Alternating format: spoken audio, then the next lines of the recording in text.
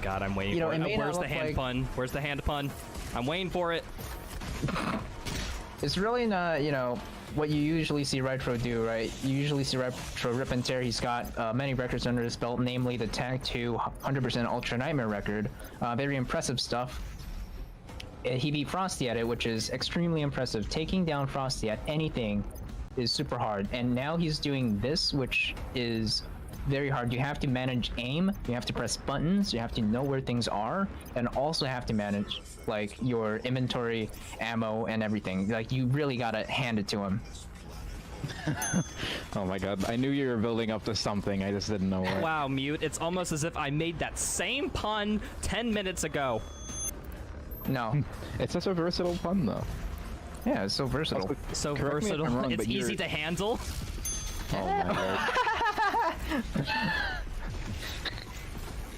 Dread Knight loves WoW. Wow. That Dread Knight loves WoW? How did you know they liked MMOs? Okay, well, please I don't. have underhanded ways of knowing it. Please, please, please. Not for my sake, because I enjoy this. I'm getting a lot of secondhand anxiety watching this tyrant right now. Oh my god. Oh, rest in peace. I blame the puns.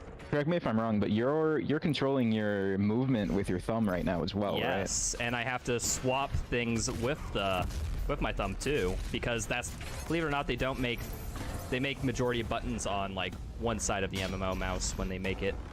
Yeah, I haven't tried to do a one-handed run like this, but I bet that the movement is probably the most disorienting part just to like think about. Oh yeah, you only move forward, right? I basically only move forward. I do have them all bound to side mouse keys. However, I don't use them all because you can picture it's hard. Yeah. Sure.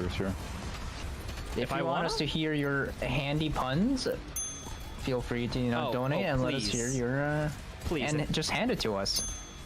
If you have any hands jokes and want the puns to be on, if you want to joke with hand puns with us, please donate to the charity and we'll have Blaine say it. And Blaine won't hate doing it because it's Blaine. Zeta Gundam ZZ Yo, Zeta gave us $100 donation. Yo, what? Yo. And they say, I made this donation. Boo. I think I'm here. I think this is working. Hi, people. What's up? It's been a while. How you been? Welcome, everybody in chat. I cut off Blaine. Yeah, I know. Blaine has the best joke in that video. But you know what you can do? You could just go to my YouTube channel and watch the fucking video. How's it been, Quarth? Sass to Vither. Oh, wait. Why the heck is Vither here? About to say, I think that's a... Didn't I time you out? Maybe I just gave you a massive time. I thought I banned you, but whatever. If you're here right now, I'm willing to bury the hatchet. You got scared, Rytro? Don't do that. Hey, listen, I exist for one purpose and one purpose only, and that's for pissing off my audience. So, as long as I'm doing that, I figured it's all good. Dax, hey, it's been a while, buddy. How you doing? Is that Rytro with an underscore? The one and only, dude. Welcome in. Watch my own video? I do watch my own videos. In fact, people, next month, there will be a special stream where I will be watching every single video that I made in 2024. Well, since I put that out, so. We're going to be sitting there. So, I think I calculated it. It's something like 3 hours of video. Or is it more like 6 hours of video? I actually don't know. I might have been a little high when I did the calculation, if I'm going to be real. It's somewhere between the 3 and 6 hour mark. Anyone here wants to do the math, they can do it. How have I been? It's just been good, Dax. It's been very good. What's up, Sniper Dolphin? My face with the streamers like, huh, I thought I banned you? Yeah. Imagine what it's like to be in that scenario. You too could be in that scenario. All you gotta do is just piss me off.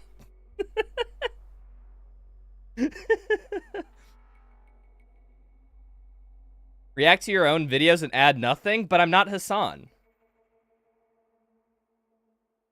Again, Eddie? Yeah, no, I do it every year, so there where I can like constantly update my catalog. So Basically, I use it as like a celebration of all the content I made in the previous year doing those types of streams. And 2, it allows people to get creator commentary and insight on the videos and whatnot. And I figure that's, you know, if you're an extra hyper mega ultimate nerd of Rytro, and you want to hear literally every single thing I have to say about everything, the creator commentaries are perfect. Those streams are like the perfect thing for them. So I figure it's a double whammy. Why not? It's both. We can assume it's higher ends then? What's higher ends?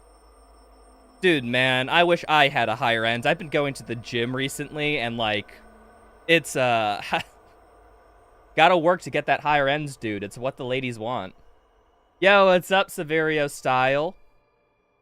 How is it going, Battle Mode Legend? And overall, just multiplayer god?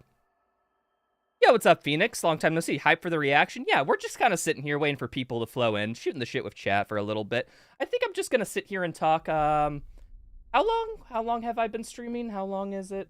We've been live for about 6 minutes. I say we just make it an even 10. We're just gonna sit here. We're just gonna chat till an even 10. So an extra 4 minutes, people, of casual conversation. I hope you can really dig in your heels into the dirt. You know, grit your teeth.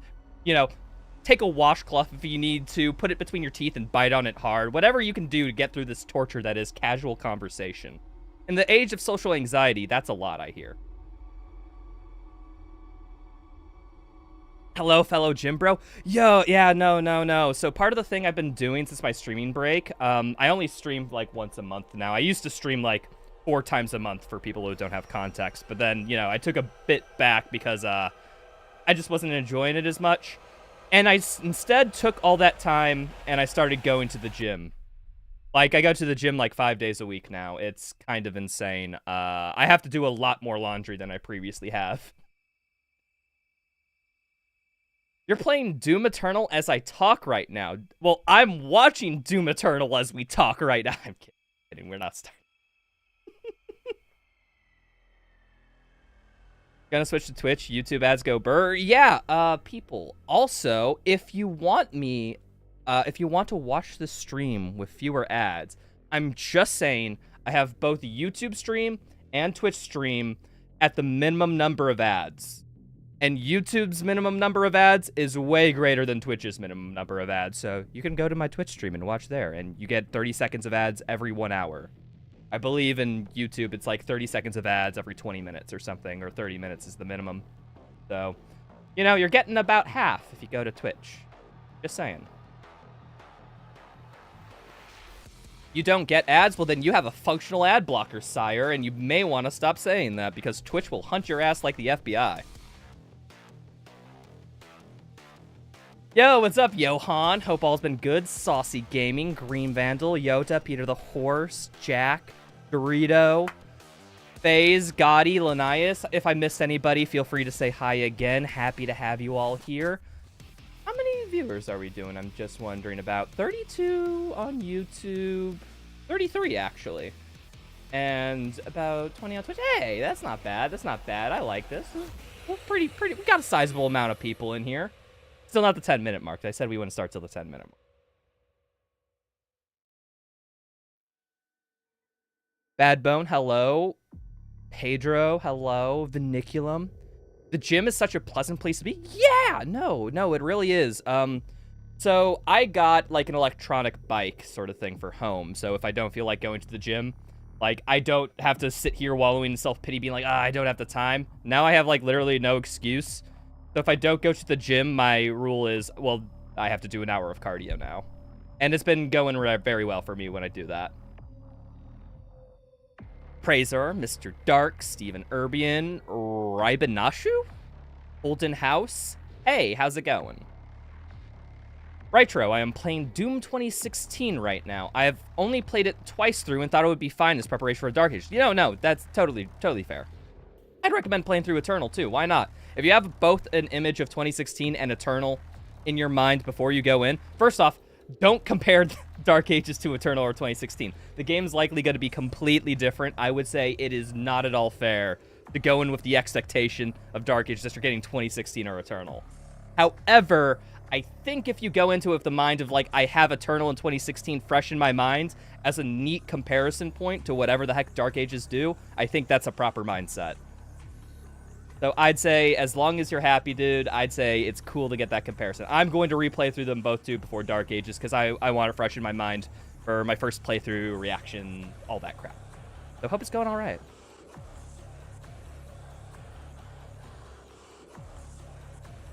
Hey, Kev, how's it going? For how many hours will the stream go? Until the video's done, until we're done reacting. If it takes 8 hours to analyze this 1 hour, 37 minutes, and 56 seconds run, it'll take 8 hours. I'm just gonna go here until it's out of content. The stream will be as long as the topic demands, not the other way around. What's up, Shock Alex, Ace Plays, Master Grievous? Do you ever think of the Slayer while lifting for motivation? Unironically, sometimes, okay, not all the time I'm like this, but at the gym, I do turn on the Doom soundtrack sometimes. Just because I think it's a little hype. I'm not necessarily a music listener at the gym, people. I'm a podcast listener at the gym. Like, I'm not joking. Unironically, it was a philosophy podcast. Does anyone know who Alex O'Connor is? He got his, like, roots in the philosophy space by basically trying to talk about the existence of God and all that crap. But then he's more generalized, like, every branch of philosophy, talks about topics and their social worth and, you know, under what moral system would you oblige these actions, blah, blah, blah, blah, blah. And I listen to his podcast at the gym because, I don't know, I'm a fucking nerd. My sisters and brothers, be thankful. They tell me the time It probably won't be as good as Eternal. If we're talking about speed game, it's pretty hard to beat Eternal because Eternal is one of the best speed runs, period. And the reason for that is you'll see through the rest of the stream. This game's just a sick as hell speedrun. If we get half of a good speed game out of Dark Ages compared to what Eternal is, Dark Ages will be a great speedrun. It's just, you know, Eternal's a behemoth of speedrunning. It could be surpassed. Don't get me wrong. There's always a possibility. It's just unlikely. What's up, Dimos? Diamond Fishin'? Zoc, hello? Can I scream all my words at the top of my lungs? No, my roommates would get mad at me. But hey, come to me some other time. Maybe I can then. Philosophy games go crazy. You're so true, bestie. Do you have any tips for Horde mode on Nightmare? Dude, if you can't get through Horde mode on Nightmare, you know how many extra lives you get in Horde mode? Over 30. Are you dying over 30 times in Horde mode? Just grab the little extra lives, man. You'll make it through fine. I believe in you. Eternal top 3 speed game next to Half-Life 2 and F-Zero GX. Oh, unincredibly based. Wait, where does Titanfall 2 fit in that scenario? Where does Titanfall 2 fit in that scenario, Johan? We gotta admit, okay, when it comes to FPS speedrunning, there are 2 options for the best FPS speedrun. Doom Eternal or Titanfall 2. I'd arguably allow Half-Life as a series on there too, just because they're so pivotal. I guess you could also say Quake. No, not Quake. Because, no, I gotta keep my metrics safe, because I'm saying all this in relation to, like, the deepness and flow of the mechanics, and Quake does have strafe movement, sure. That's kind of, like, the only thing. And also, it's not too popular. I mean, and then when you just compare it to, like, the amount of strafe movement and all that crap in, like, Titanfall, or the combat depth of Doom Eternal, it falls flat. I don't know, I just feel like Quake doesn't have that base level of complexity for like, quote-unquote, the best speedrun. It's still a great speedrun, don't get me wrong. This is like the difference between an 8 out of 10 to a 9 out of 10 we're comparing two people. These are just both insanely positive games. It's just, you know? Titanfall 2 mentioned you have been some. Yo, what's up, Scorch? Yo, Scorch, okay, I wasn't saying anything because I was lurking big time, but I didn't know you watched Zweek as well. I was lurking in one of his work streams, and I just saw your name pop up. I was like, huh, neat. It's up there, but not as good as those 3. Half-Life 2 is top 1 speed game. Dude, Half-Life 2 has backwards long jumping. It has Super Mario 64 speedrun tech. It's hard to argue that isn't great. Half-Life 2... If you say any Half-Life game, I think any Half-Life game, 1, Black Mesa, 2, etc., I think they're all about the same, so I kind of lump them together. Because it's like, if you have the #1 speed game, and you literally just release like another level pack and call that a new game, isn't that also kind of the best speed game? You'd have 2 best speed games because it's fundamentally like the same game at the mechanical level. It's just different levels or something. I'd be like, okay, that's unfair. I kind of view sequels the same way. Or, you know, any sequel that's like too similar to the original. Like Doom 2016 and Eternal are different because those games are fundamentally different despite it like having the same baseline. Duskus is right for speed. Yo, Duskus is actually a sick speedrun. I saw Clouder run that at our Modern Doom speedrunning event. He has insane movement in any Source Engine game. If you haven't checked out Clouder, people, Clouder is a world record holder in Quake, Dusk, and like any like classic Doom-esque movement game. He's super good. Do I prefer rainy days or sunny days? I like rainy days. Rainy days are always good. Except for when I have to go out for them. But like sitting on the porch and whatnot, I think they're awesome.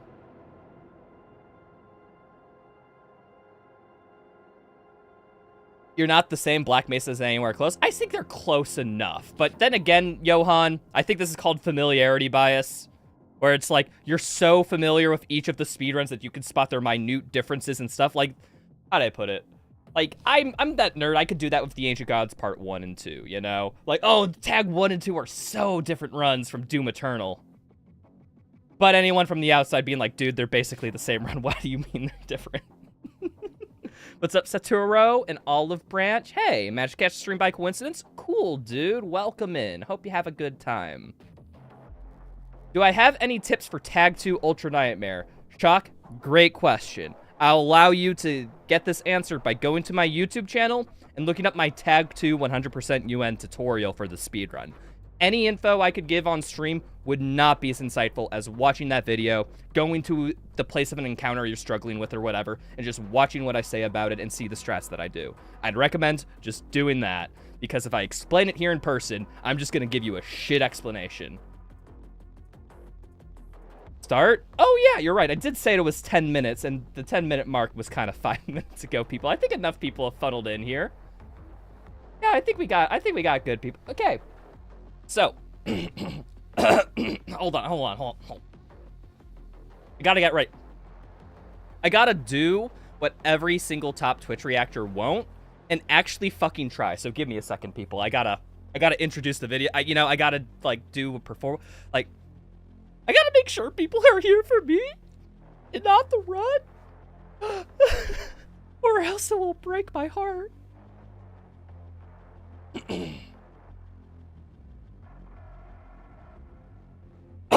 Also, I have just like a lot of phlegm in my throat, so I don't think it'll... I don't want to cough during the intro.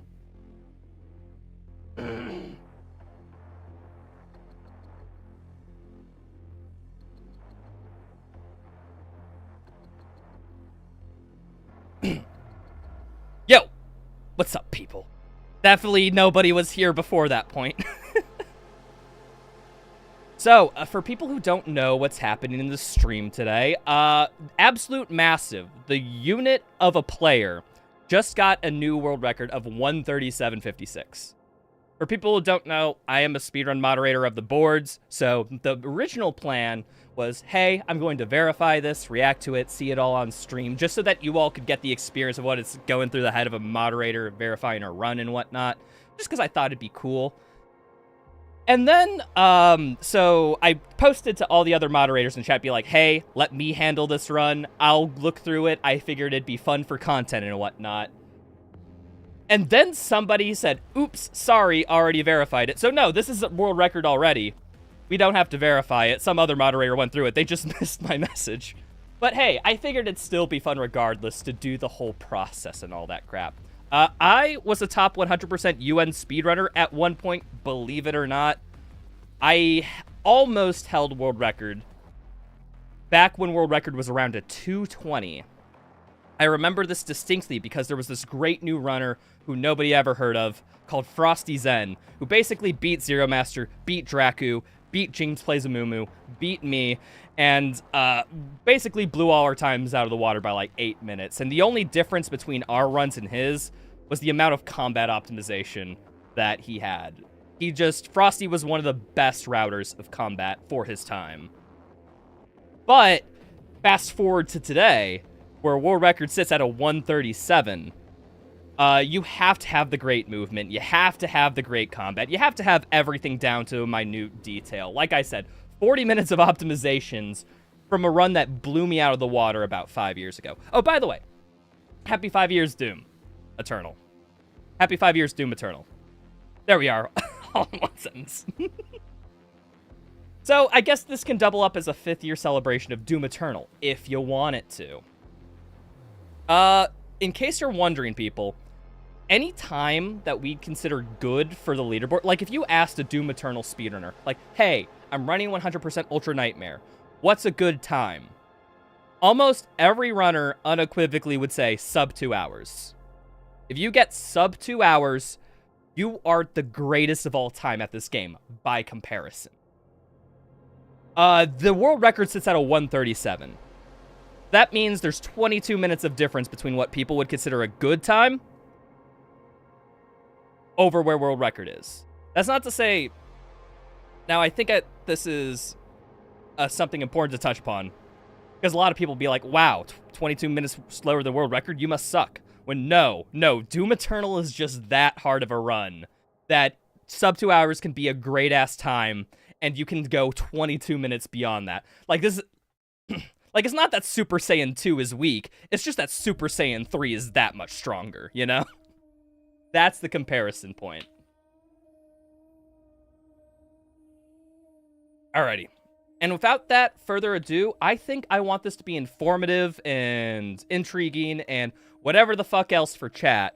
So if, as we're watching along, if something doesn't quite make sense with an explanation, if something doesn't quite pass your vibe check, or if you see something interesting in the run that you just want an explanation of, do your best to try to put it in chat. I'll try to respond to as many messages as I could, just so that we can, you know, see what happens and understand the run. Okay. So, anybody have any comments or anything before we get into hitting play on the video? Is 2 hours a good time, or are you just washed? Yes.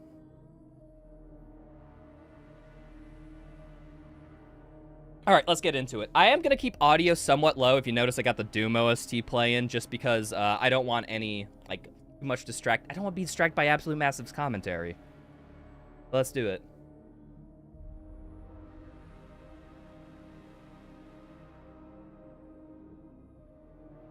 What's the runner doing here? They're loading in. Great question.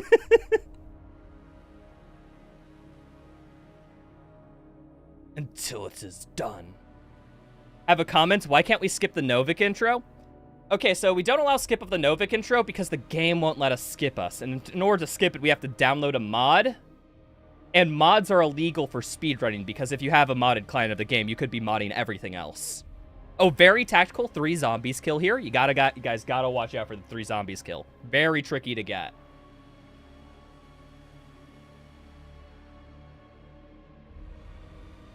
Okay, so the main thing you'll see here, when it's very simplistic at the beginning, just because we don't have everything, the main tech you see is bunny hopping, which is basically just jumping as you get the ground. In Doom Eternal, it's a little bit weird. We call it lurch hopping. Basically, you get a small increase when you bunny hop at a proper time. Any explanation beyond that is too nerd. You should watch one of my other videos. But so this encounter is a real frickin' doozy. This is basically a dice roll of the encounter. Holy crud, dude. Wait, hold on. Hold on, people. I'm sorry. I'm gonna have to stop the video. If you want, I could put Subway Surfers on the background for a split second, but my webcam's freaking up. What the hell's happening with my filter? You can see through me half the time.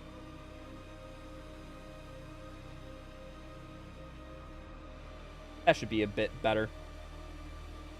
I'm sorry, I paused the video. You can get your dopamine back. How is the runner shooting the gun? Wow, my chat just has the best questions. I'm really glad that you need a top-tier speedrunner like me to explain to you how the runner shoots the gun.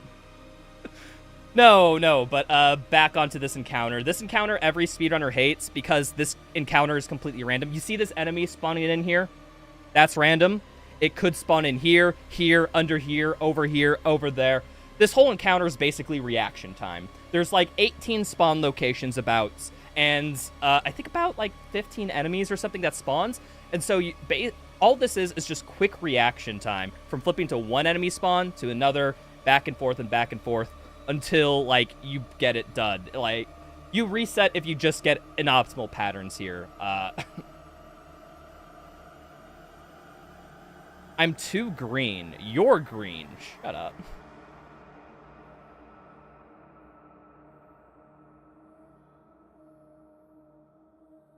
So, 157. Anything under a minute going through that door is considered a really great time, if you ask me, back when I ran this. So, again, more lurch hopping, all that crap. Yo, is that the dude Absolute Massive? What's up, man? Thank you so much for the raid. Hey, speaking of the person we're talking about, hey, do me a favor, people. Follow Absolute Massive. Hold on. How do I say it? Twitch. How do I get a copy to your channel link real quick? Flash shout out at Absolute Massive. There we go. Everyone follow Absolute Massive. He's the dude who did the world record that we're reacting to / breaking down / whatever. Give him a follow. He's a super cool dude. Top tier Doom Eternal gameplay if you're into that sort of thing. Why is the runner moving? Because you need to get to the end of the speed run. It's that simple. How's the runner double jump? Guys, quit asking basic questions. We're here to get to the nitty gritty, not the how do you press buttons. Oh, here's gonna be a punch boost. Very quickly, punch boosting. Like, you get a melee lunge to, like, make up the distance between you and the enemy. But if you interrupt that melee lunge, you can keep the speed because fuck you, that's how the game works. You know what else is massive? My chat's ego. How is the runner breathing? How do you start the game? Shut up. Shut up, people. Oh, you see, small thing. Nobody would notice this except for me. You need a top-tier brain. Like, only hundreds and thousands of hours of speedrunning can get you a very small mistake happen here that Massive could probably improve for his next time. You see, as he's bunny hopping here, he doesn't shoot the bell. Shooting the bell is a massive time save, so, like, not going for the ding really hurts it. You know what? You could probably save another... But hey, I'm pretty sure he makes up for it later.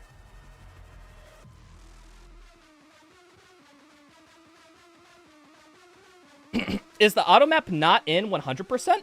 Yeah, no. Automap is not tracked in any menu or anything in this game, so that means that we don't have to pick it up. In Doom 2016, it is tracked by the menu and whatnot, so we have to pick it up there, but Doom Eternal, for whatever reason, just doesn't track it. Take that up with the id developers, not us. You can't even afford to shoot the bell anymore? Wait, I thought that was just... I was just making a joke. Are you kidding? Like, you straight up don't have the ammo for your routing necessary to shoot the bell? Oh my goodness, James. James would hate it. Ah.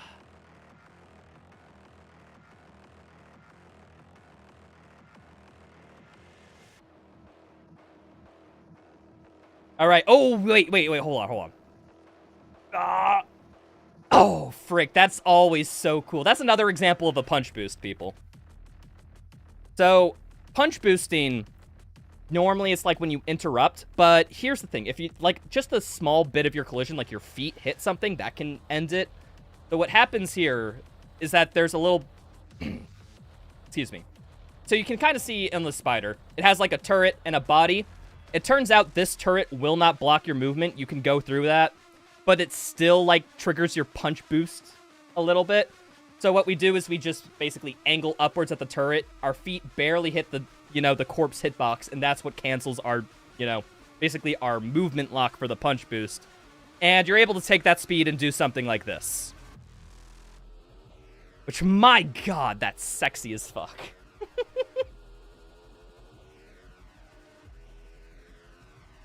If the routing can't afford the bell, the routing's wrong. You see, Sniper Dolphin, I'm convinced, is correct there. Maybe you should relook.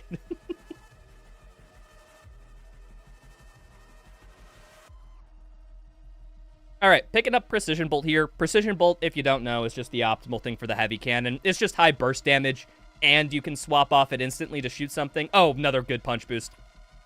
Fun fact about this little thing.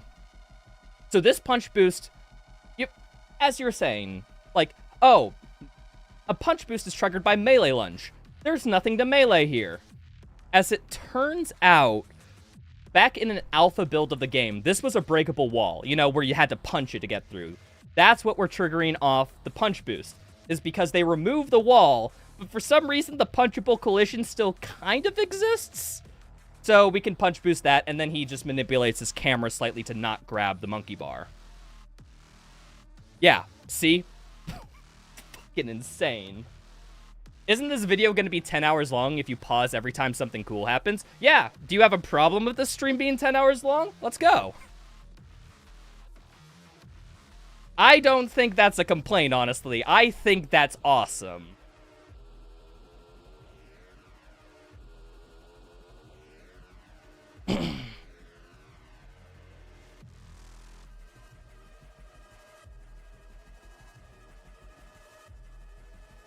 And then you see here, this is another encounter with a lot of randomness. That was all just quick reaction time, basically, to get all the enemies down while, you know, spawn capping the Erectron. Oh, this is a fun one.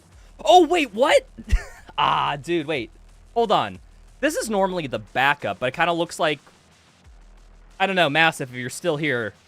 But were you trying to get on the collision there? Because if you can get a bunny hop off that, that sounds fast as hell. Because normally you're supposed to go around what? This little area to the left here.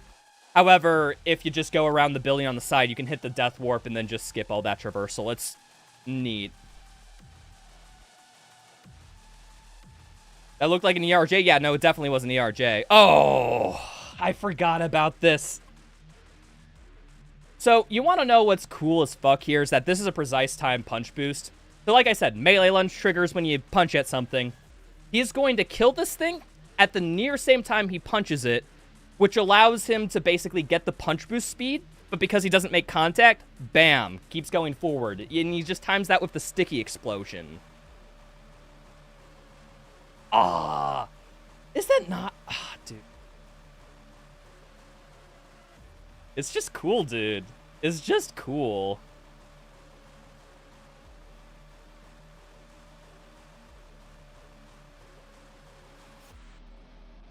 How old is this run? This run was done last week. Literally a week ago. Yeah, more bunny hopping going all the way to the end.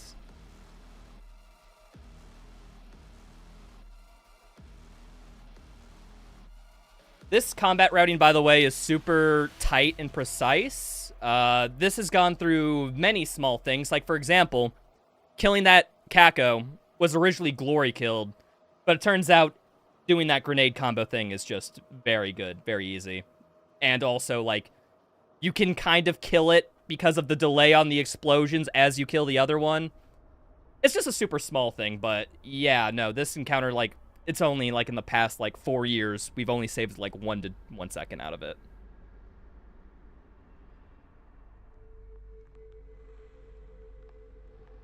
And then here, these are just, like, you need to kill, like, a specific amount of enemies to trigger the end portal to go, so he's just killing every required enemy while getting through as fast as possible. You can see, like, he goes to the end of the arena, like... like, as he's killing... you know, like, move and shoot at the same time. That's what a movement shooter is about.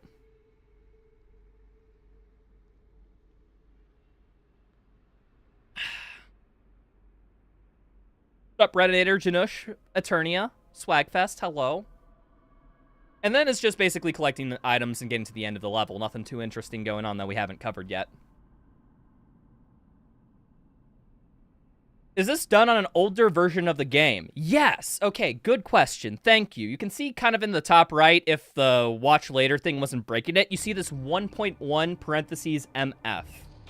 Basically, that's our speedrun utility program running in the background, making this text appear in the top right of the game. We use this for verification purposes to make sure, you know, if someone's... how do I put it? Eternal is a freaking broken game, to put it succinctly, people. It's a broken game. So we have a speedrun utility basically to help with small things such as bunny hops, FPS limiting, and other quality of life things to make sure it's a fair and even playing field for every runner who runs this on PC. And as part of that, because, you know, we are also making the game fair, why not put some verification tools in it? So this 1.1 right here tells us the current patch. Patch 1.1. This is the first patch of the game, basically. They patched out slope boost. They patched out the ice... Oh, no, they didn't patch out the Ice Bomb Marauder trick. That was 1.2. Basically, they patched out slope boosting. That's the major thing that they patched out in this thing. So this is as close to release patch as possible for the purposes of this. Now, this is just because id Software patched out some speedrun tech, some strats in later patches, so we just down-patched the game. Now, if you're like, oh, play it on current patch, it's not fair. We do have a current patch category. That's called Restricted Plus, which was pioneered by MMA Fro, which is just like, hey, do this run, but on current patch with more stuff, with more restrictions, with no FPS limiting, and other crap that people might find a little bullshit, you know? Which most people just don't run that because Restricted Plus just limits, how do I put it, some of the cooler parts of the run, in people's opinions. Like, some of the strats before they patched them out were just that cool. Why do they not run a release? It's all preference. Like, you'd have to ask the runners themselves on why they don't run a release. Everyone has a different reason for it. But if you want the quick answer, it's slower.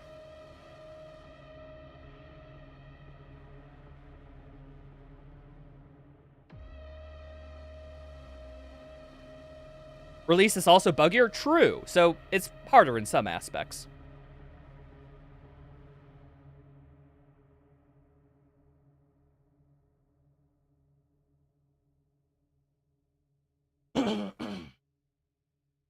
Sorry, people. I just have a lot of phlegm in my throat. Didn't mean for that.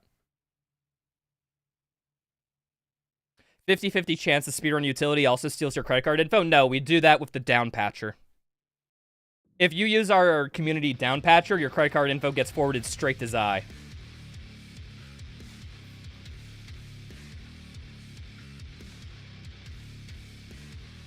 Okay, we're on to Exultia. This is basically like Hell on Earth. There's not much more movement going on that's too different. It's all literally basically bunny hopping. Bunny hopping, combat route optimization, all that shiz. Why did you just launch the grenade? For funsies, why not? Oh, this Catgo glitch, it puts a smile on my face every time. He doesn't look at it? Massive. See, like, there's the Catgo corpse. It dies out of bounds because basically we put it in a spot to where it doesn't have pathing. You know, it spawns in a spot where it's like it's destined to, like, go down. But if you're positioned somewhere where it's, like, blocks its pathing a little bit, it won't go down. And that part where it spawns, it technically has no pathing, so the game just kills it. No time? You can... Okay, isn't that hard to, as you're moving, turning your camera? Just walk backwards, dude. Come on, it's for the funny. It's kind of like how in the Marauder and Blood Swamps, how I always look at its death, even though it's slightly slower. It's like, it causes so much joy. Is the half a second really that important? I guess for a world record holder, why not? And then, well, the cool thing this here is this punch boost off this wall. And keeping all that speed. You don't realize how much of a pain was it before that punch boost was discovered, because we just had to rely on bunny hops. Thing about bunny hop gaining speed that I haven't mentioned is if you jump the first frame you hit the ground on a bunny hop, you get no additional speed. It's just not how it works. You have to jump on the second or third or fourth frame you hit, like, the ground in order to get that, you know, speed boost. So you're trying not to aim for right as you hit the ground. You're aiming for slightly after you hit the ground, which kind of fucks up your internal timer just a touch. Walking backwards 8.5 speed, while forwards is 9.5 speed. So yeah, walking backwards is time loss. You have to wait for the door to open, Quarth. It doesn't matter if you're half a second late, because you're still waiting. These freaking nerds not understanding what an auto-scroller is in my chat. I thought these were speedrun professionals. Chat, I thought you were supposed to be smarter than me. All right, first rune, pickup. Obviously, it's air control. Air control just gives you increased air acceleration, which makes everything just easier movement-wise. You're able to round corners faster. You're able to conserve momentum better. It's just quick. It's just quick, dude.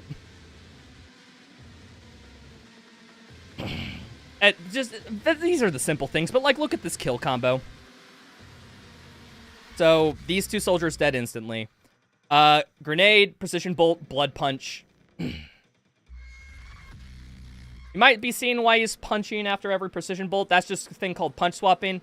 Think of it this way. This game resets your weapon cooldown when you swap to another weapon. And the game considers your fist another weapon. So if you basically swap to a weapon while your fist is out, it counts as, like, a hot swap. It's one of the most niche things that we use just to fire a precision bolt just slightly faster.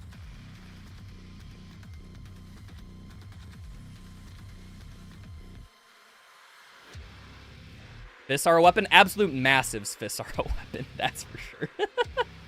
Oh, dude! Ah, that is... Just appreciate this. Punch boost. Bunny hop. Look at this precise air control. Grabbing the battery to grab the... Dude.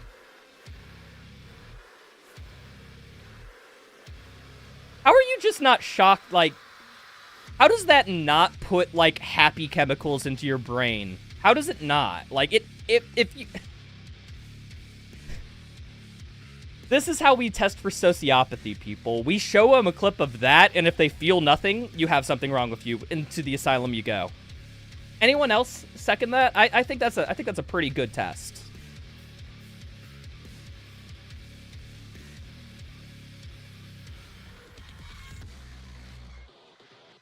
See, like, and you can see a part, like, from just small movement sections like this, where this is why Doom Eternal is, like, the best game, or one of the best games for speedrunning or whatnot. You get that satisfying, like, you can always continue your movement and chain it into something else. Even for small movement sections like that. See, like, look at that dash boost into bunny hops, monkey bar grab. I have a different setup for that, but my goodness. It's still sick. Oh, does he do the punch boost here? Oh, please do the punch boost here. Punch boost off the corpse of the Kako. Straight in. Ah, man. It's just clean, man. It's just clean. Yo, it's the Umbra Penumbra _ What's up, Umbra?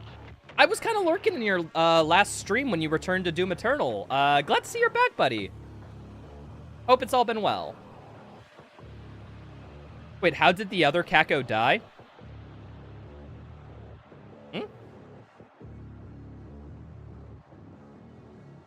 I think you're referring to the Exultia one?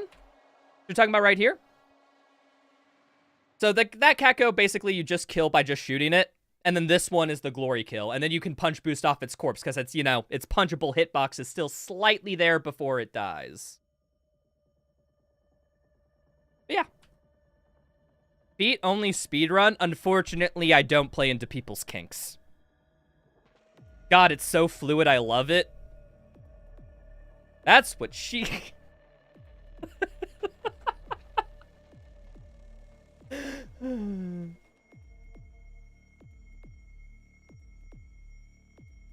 So I guess I don't mention dash boost. Dash boosting kind of works the same way as punch boosting, where if you interrupt it midway, you basically get to keep your dash speed in the same way of punch boost. It's just, you gotta hit like a type of collision and it's fine.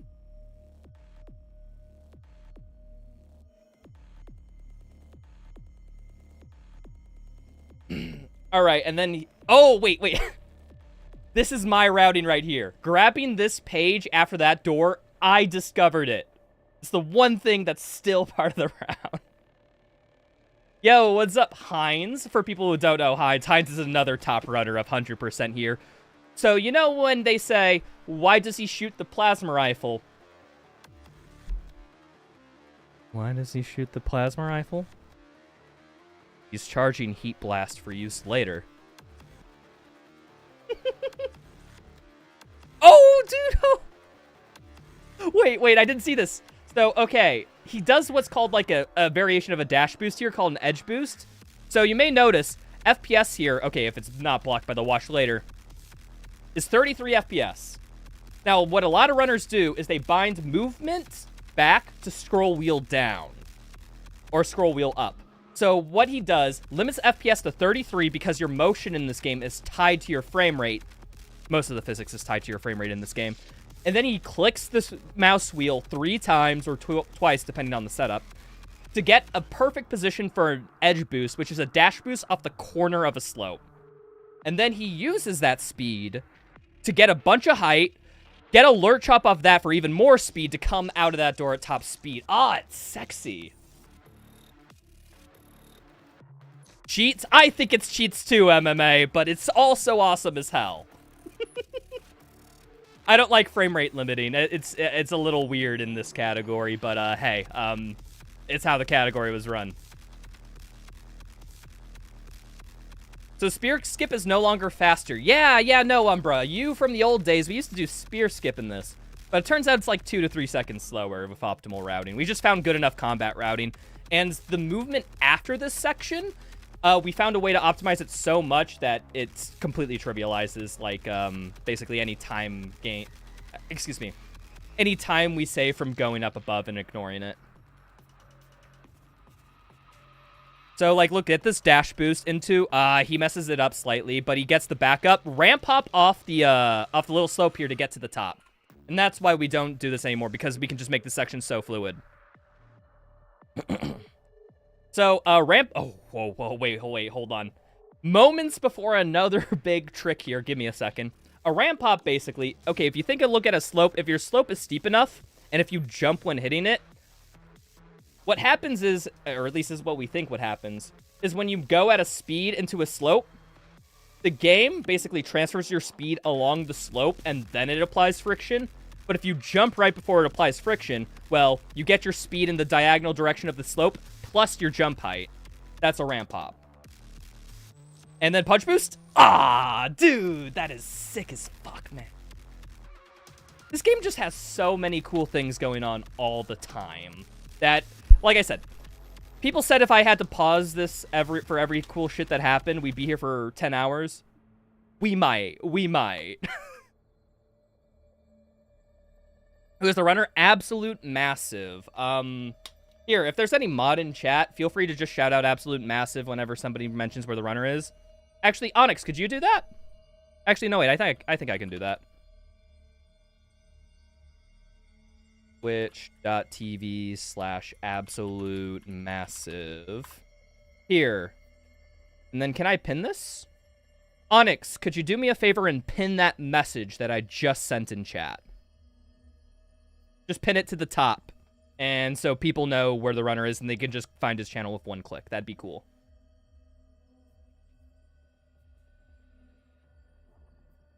Hi, YouTube as well, Retro. He is insane. I am insane too, but also so is Absolute Massive. Anyone who speedruns this game is a little insane.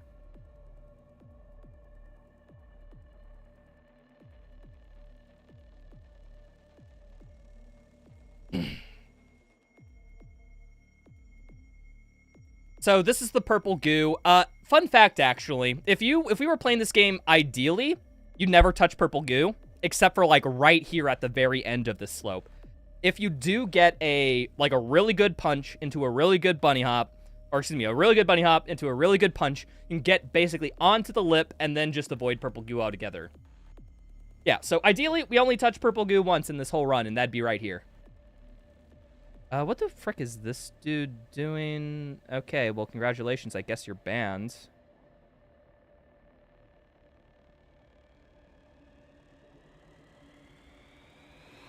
Wait, hold on. Sorry, I was banning some noob in chat. I need to see this again.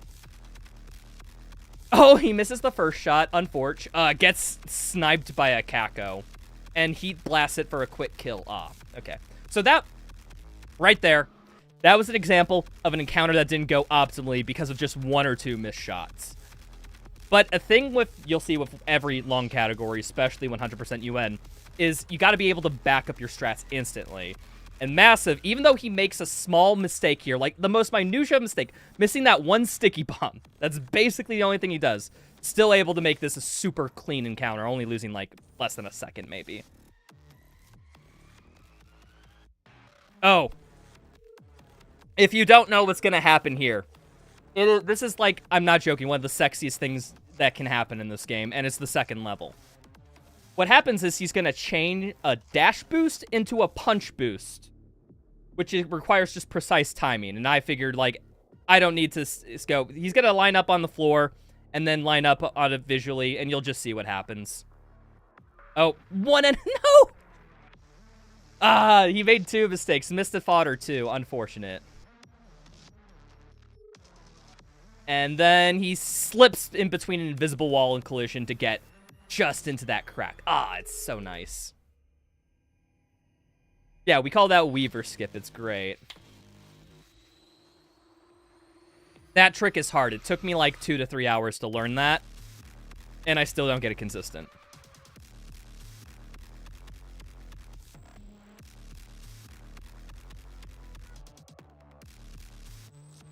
Oh. I say oh as if something that's just... Oh, see right there, he scrolled a bit too much, so he was just constantly ramp hopping and wasn't able to get to the spot where he could dash boost to get that key.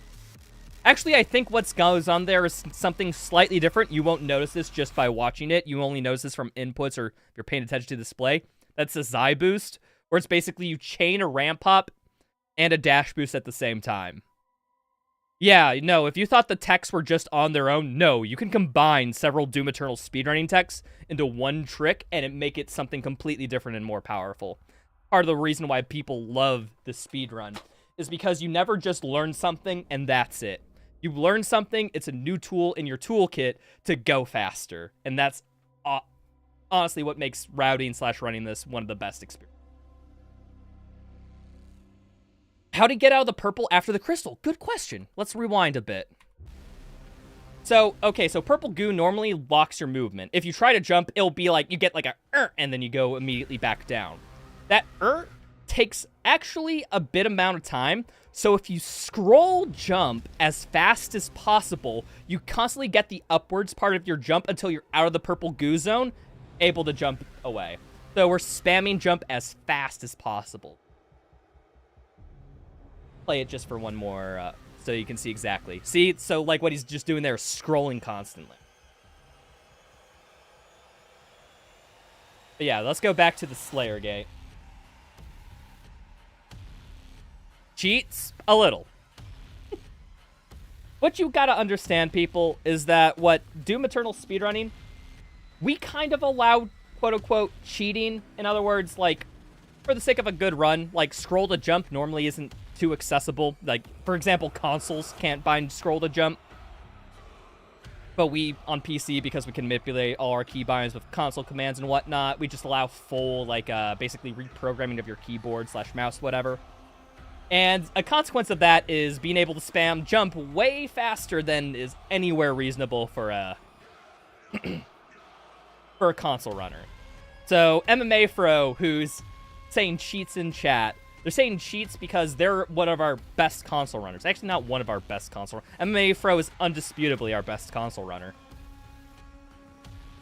So, like, they can't do strats like these.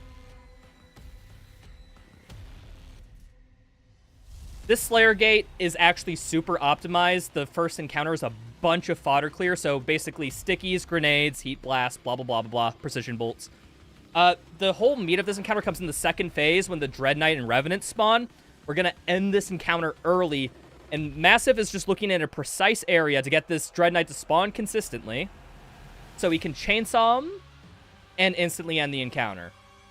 Now, the clear condition from that encounter, for those who don't know, is that all demons are dead, and since this encounter is structured in waves, there's a first, a second, and a third wave, and there's a brief period in between the second and third wave where there's a delay in spawns. So, if we kill all the enemies in the second wave before the third wave spawns, we met the clear condition for the encounter. All enemies are dead. It doesn't matter that more are about to spawn. The clear condition's met. We're out of here.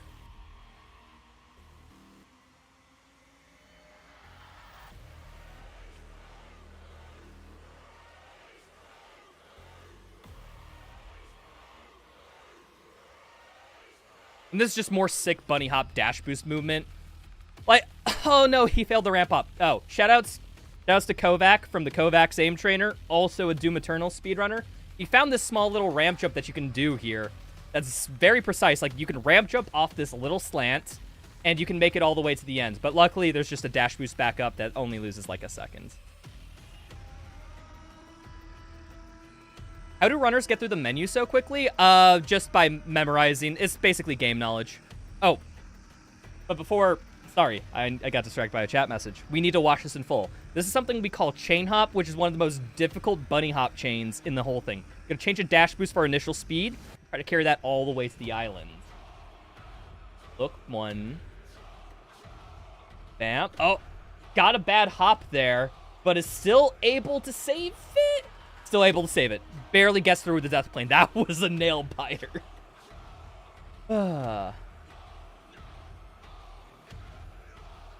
Was it Kovac or Undeceiver? I'm pretty sure it was Kovac. If it's Undeceiver, well, Undeceiver discovered a lot too. It's hard to keep it all in track. Apologies if I got it wrong. And that's just a precise, how to put it, kill things as they spawn. That's the strategy there. Some of the menu can be done with your eyes closed. Yeah, no, if you play this game enough, unironically, I can menu in my dreams.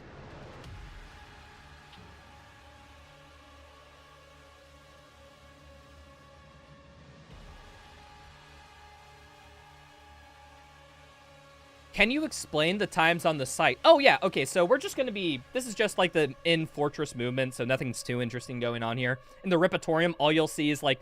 Kind of like how the first encounter in Hell on Earth, there's a lot of randomness with the spawns, so he'll just stand at a spot with the sight lines of the most spawns and try to kill things as quick as he can.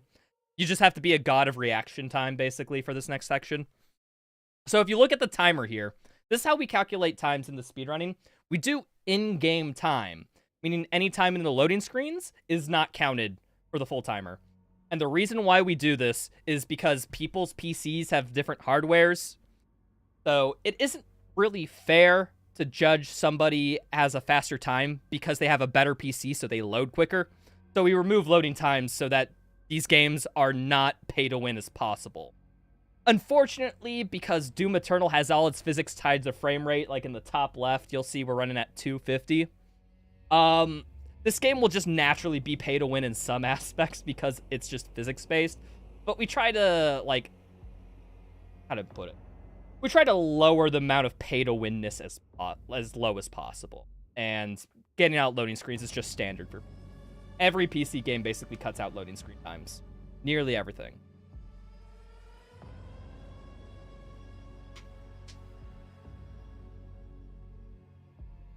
Does Doom Eternal have a max frame rate cap for smears? Yeah, it's the 250, as I said. However, if you ask me, this is before my time. The moderators before me decided the 250 frame rate. Unironically, I think I would have, if I was moderator, if I was speedrunning God and could dictate what every speedrunner has to do by my arbitrary rule set, I'd say we probably should have limited the FPS to 200. It'd be a little bit more fair on people's PCs. Be even the playing field just a little bit across people. Because this game, there are some sections that are so unoptimized, like you'd be lucky to get 120 FPS. Regardless, 250. So, it's one of our many regrets of Doom Eternal speedrunning, but it's kind of like the history exists so, how to put it? We have so much history that exists with that previous cap, it doesn't make sense to lower it now. So, it's just something to keep in mind for Dark Ages if we get that again. We're on to Cultist Base. Cultist Base is the most hated level in any Doom speedrun, just letting you all know. It's super hated. Now, basically this level is like the definition of micro-optimization after micro-optimization after micro-optimization. Like, look at that. Ramp hop into the, into the Skull Secret. Little stuff like that. And if you miss, like, a little micro-optimization, you'd be surprised how much time loss it loses. So much. But you see, Absolute Massive is just a master of hitting those dash boosts, hitting those ramp hops, which you just kind of gotta be.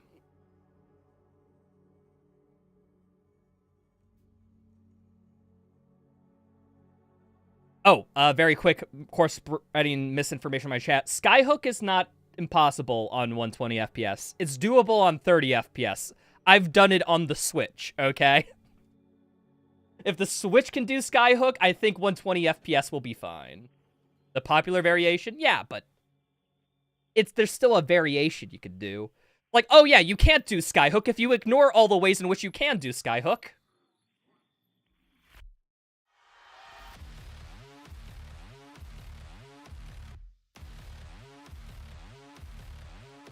And then, because there's insta-kill traps in Cultist space, it's just optimal to use them whenever possible. Like, you see that taking out a Macubus. Plus, you also have to wait for a timer to count down for that arena to end, so killing that Macubus faster actually doesn't matter.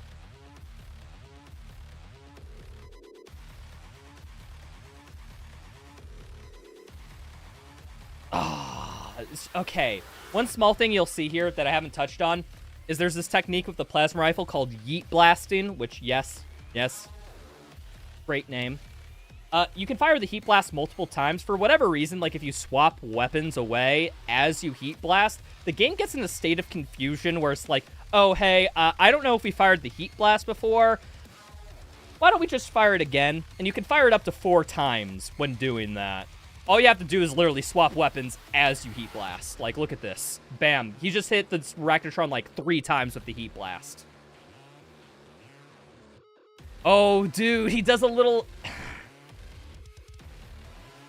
quick manipulation of the frame rate to like 31 FPS, scrolls back a little, sets up an edge boost so that he can just go through this door at top speed as it's like the top of the gate. And bam. Straight to there, avoiding all that parkour. It's just the small things like that where you think...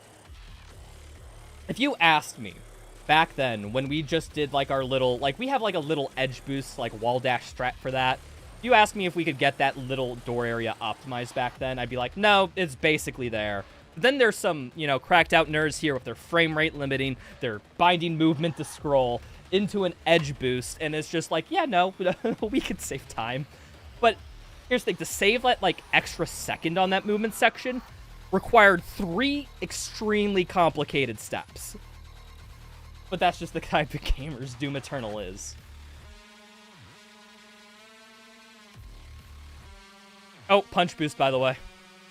Into there, nice. In case you're wondering, that punch boost strat saves no time. It's about equivalent to bunny hopping through it. It's just runners do that because it's more consistent than bunny hopping. Rocket Launcher, our best friend. Rocket Launcher is like the highest source of burst damage in this game. And you'll see PB Rocket. Irina would be proud. PB Rocket is just our best form of DPS with the Rocket Launcher. Basically, swap out burst damage precision bolt for burst damage rocket, burst damage precision bolt. It's so good.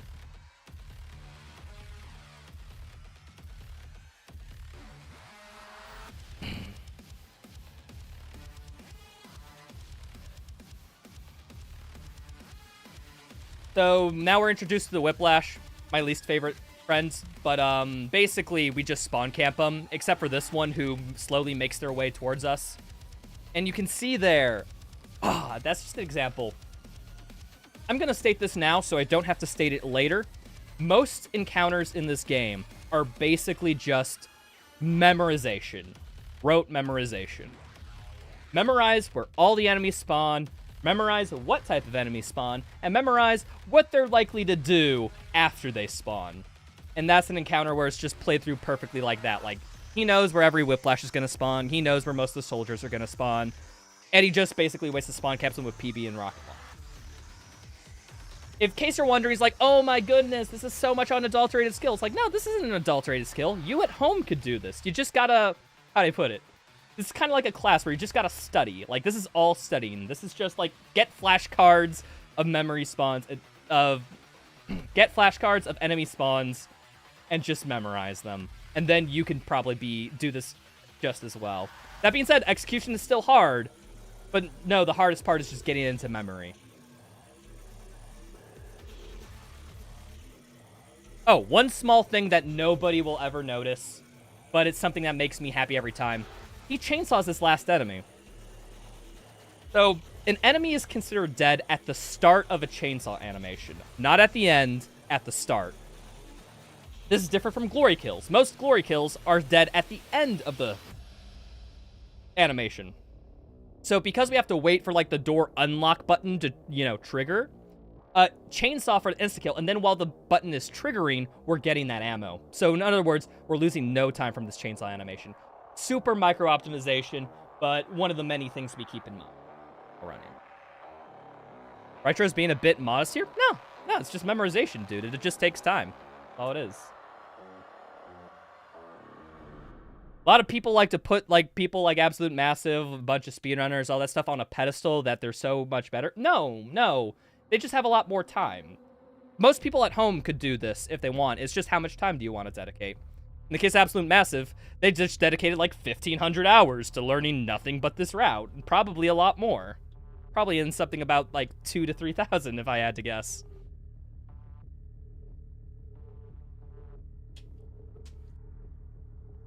So this encounter, okay. One thing you'll see here, lock-on burst. Lock-on burst is the most OP thing for the early part of the game, because 3 rockets kills nearly everything in one shot. Well, in one burst. So this encounter, and for example, is just spawn camping as many things as possible with lock-on burst. Like that Kako, this Revenant, that Arachnotron, this Whiplash. Freeze it so that we don't have to rocket it so we can serve for this Hell Knight. Eat Blast to kill those soldiers. Oh, the Whiplash lived. Unfortunate. Get a chainsaw while a Mancubus is spawning and a Revenant is spawning, just so that we can lock on them instantly. And just like that, the encounter's over. Oh, the edge. Are you fucking me? That is so cool. Okay, so after all the required enemies are dead here, we're trying to get to that door because it will just about open. So normally the strat is that we would set up on top of this fence where my mouse is, and we would dash as the cutscene ends. This triggers a strat known as cut speed. It's another way of interrupting your dash. Basically, the cutscene interrupts the dash mid-dash, so we get to keep that speed afterwards. But Absolute Massive says fuck this, and instead does an edge boost to get as close to the door as possible and have as much height as possible, and then dash boost as the cutscene's happening at the door.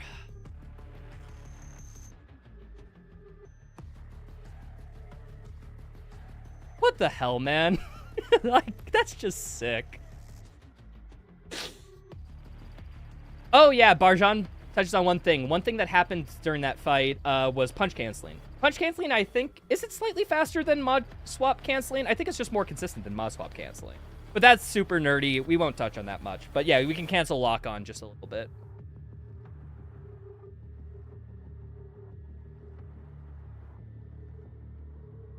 Oh, yes! That's another example of a punch boost. This week, okay.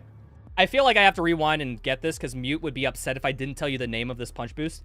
This punch boost is called Moroccan Spice Chicken with Toasted Vegetables.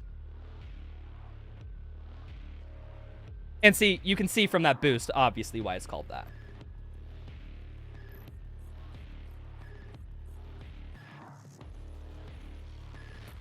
Yo, Zetter, thank you so much for the 100 bits.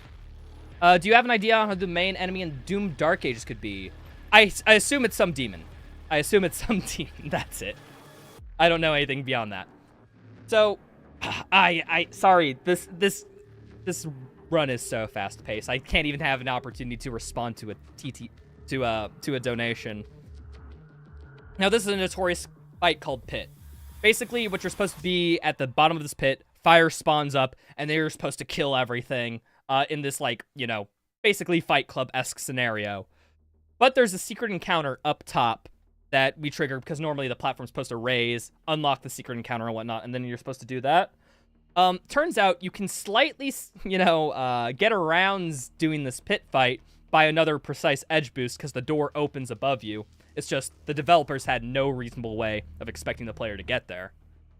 So he's going to do this precise movement, out of order, like, fight routing to get these two encounters spawned at once so that he can overlap them and thus save time because there's less waiting. Okay, now that that's explained, we can watch it unabated. So see, gate lowers.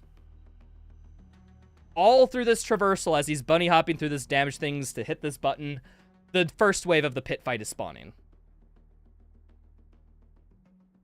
See, secret encounter, and then instantly drop back down. See, you can... The game even assumes that the floor will spawn there for a little bit, as you can see from those soldier animations. It's just super cool. And then yeet blast to kill most of the secret encounter. Ah. It's just so sick, dude. Wow, why isn't there a glitchless category, streamer? What? That whole encounter, that doubling up of encounter was possible because of a glitch. And you're telling me you want to do glitchless where they do that one encounter at a time? Or would you rather them double up encounters and make it even harder with better routing? I don't know, dude. That is... I wouldn't change it. Did I make up a chatter to get that reply? Yes, I did. Did I make up a chatter for that reply? Yes, I did. Sometimes I just chat to myself. I don't need to respond.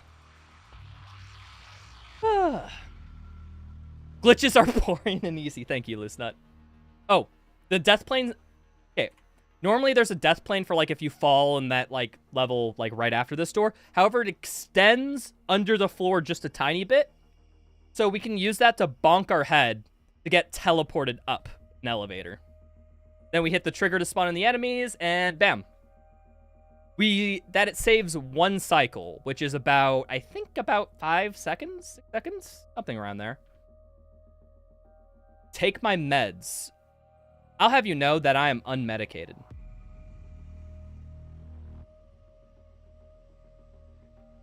Oh, someone had asked a question on chainsaw routing. I'll do that right before we get to this routing section. Chainsaw routing depends on a wide variety of factors. We do sometimes 3-pip chainsaw a lot of enemies, and other times we just 1 chainsaw pip for the ammo refill on a zombie or something. It's heavily dependent on situation and context, whether we go for the 1 chainsaw pip or the 3 chainsaw pips. So unfortunately, that's the most concise answer I can give you. It depends on a fucking lot of factors. How good you are at speedrunning is really dependent if you're unemployed or not. Hey, Joey, how about this? It's some people's employment to speedrun. Have you ever considered that? I mean, people like Massive. If you know Massive, he's killing it on Twitch and YouTube and whatnot. His runs get tens of thousands, hundreds of thousands of views. That correlates to hundreds of dollars. And when he streams, he regularly gets over 100 viewers with subs, donations, and all that crap. Speedrunning is kind of his job. It's at least a part-time job in terms of income. So,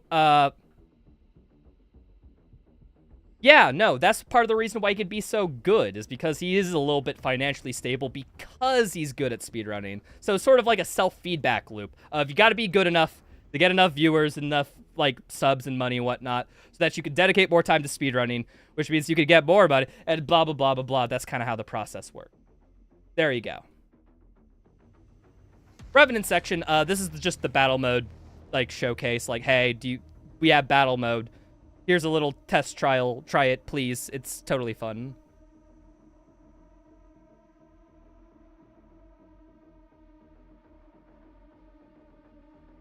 How do any of these glitches get found?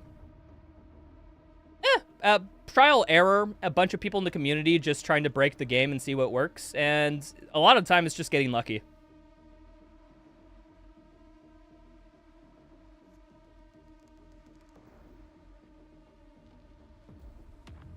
Oh, wait, sorry. Bulb Slayer, you subscribed to me 40 minutes ago. Apologies, I'm just too locked in trying to analyze the run, but thank you very much. I hope you're still here.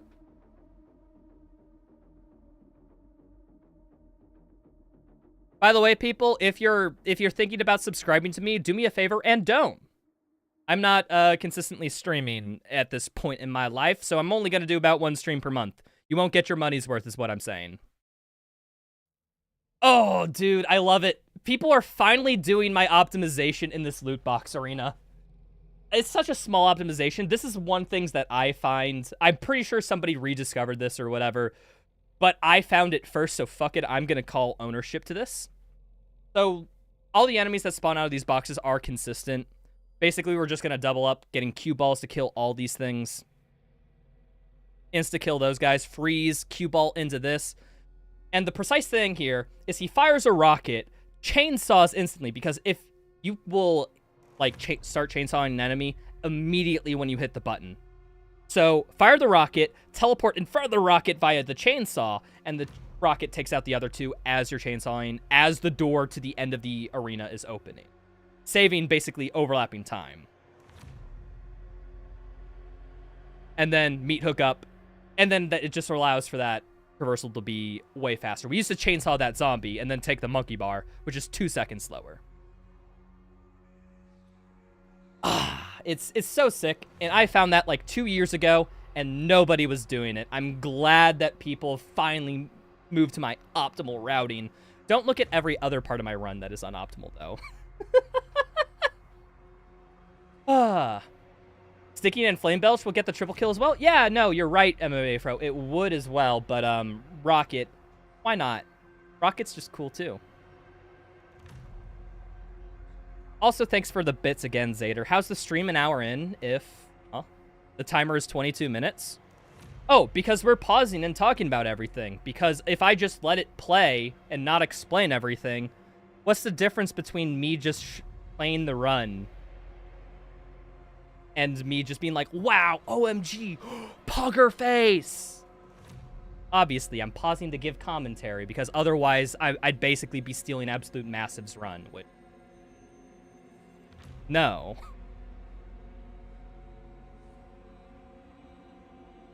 I'm not XQC. I won't be doing XQC. No, we're gonna actually give a shit.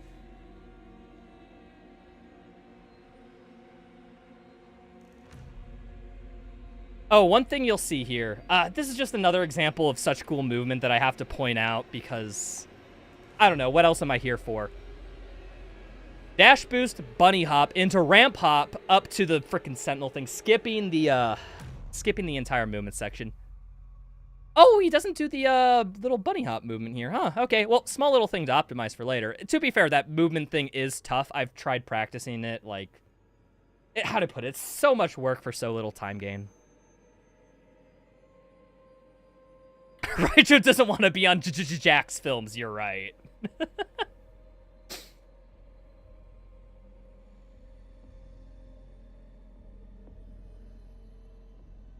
See, oh, dude, this routing is so... Okay, hold on. I have to... Brace yourselves. This whole encounter got a new reroute, and it's sick as hell. I hope Massive gets it. So, Revenant dead. Oh, just use the cue ball. The cue ball's an insta-kill on the Rev. No, you'll see why we use it later. Meat hook down. Bunny hop. Okay, a little bit of slow movement. I still think they got it, though. It's a tight cycle, but there is a little wiggle room. And then, cue ball into the Kako. Fucking hell, dude. As you solve the puzzle right as it gets, like, green-lit right at the end.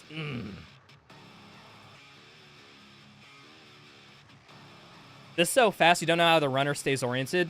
Yeah, no, I kind of... Okay, this is the comparison I make in my mind of everything complicated and the lights and the flashes and everything going on here. It's kind of equivalent to, like, an Overwatch match where everyone spams their ultimate at the same time, and it's just a bunch of bright colors coming, and it's just mental stimulation of, like, what the frick is even happening. This game just has that in a single-player speedrun environment.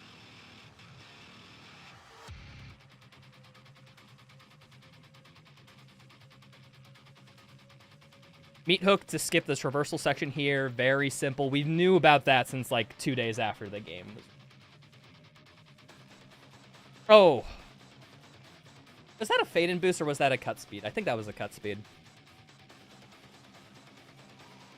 All right, Slayer Gate Key, just quick traversal onto that. Oh, one small thing that you won't see, that you'll blink and you'll miss it. If you dash off an edge, what happens is the ground has like a little bit of magnetism to the player model, which will actually drag it down. That's how, partially, like, you know, how the game keeps you on the ground when you're moving and whatnot, casually.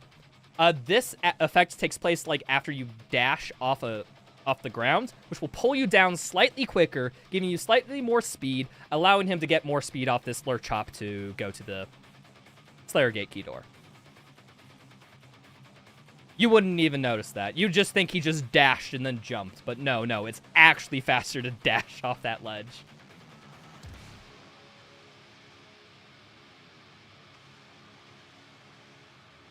This combat, I feel like I've described most of the things you need to understand this combat. Basically, spawn camping every single Mancubus. There's a little bit of randomness with Prowlers that spawn in here, but the idea is you kill the Prowlers during the phase where you're waiting. So, instantly killed Mancubus, 3 rockets. Yeet Heat Blast to kill 3 soldiers, which will spawn in a Mancubus. Chainsaw while the Mancubus is spawning. We're waiting on the next wave, so this Mancubus is just going to be killed in the interim. Kako needs to die. This Kako needs to die. And now we're waiting for the 3rd phase. Prowler's around. He's looking to kill the Prowlers. Gets both of them on top of him. Good luck, actually. And then it's just 2 more Arachnotrons, but they spawn kind of delayed, so he can spawn camp all of them.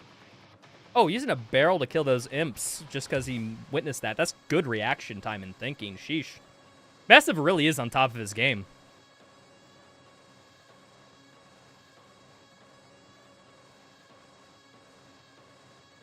And then after the Slayer Gate, it's just... Oh, that's a good ramp hop. Nice.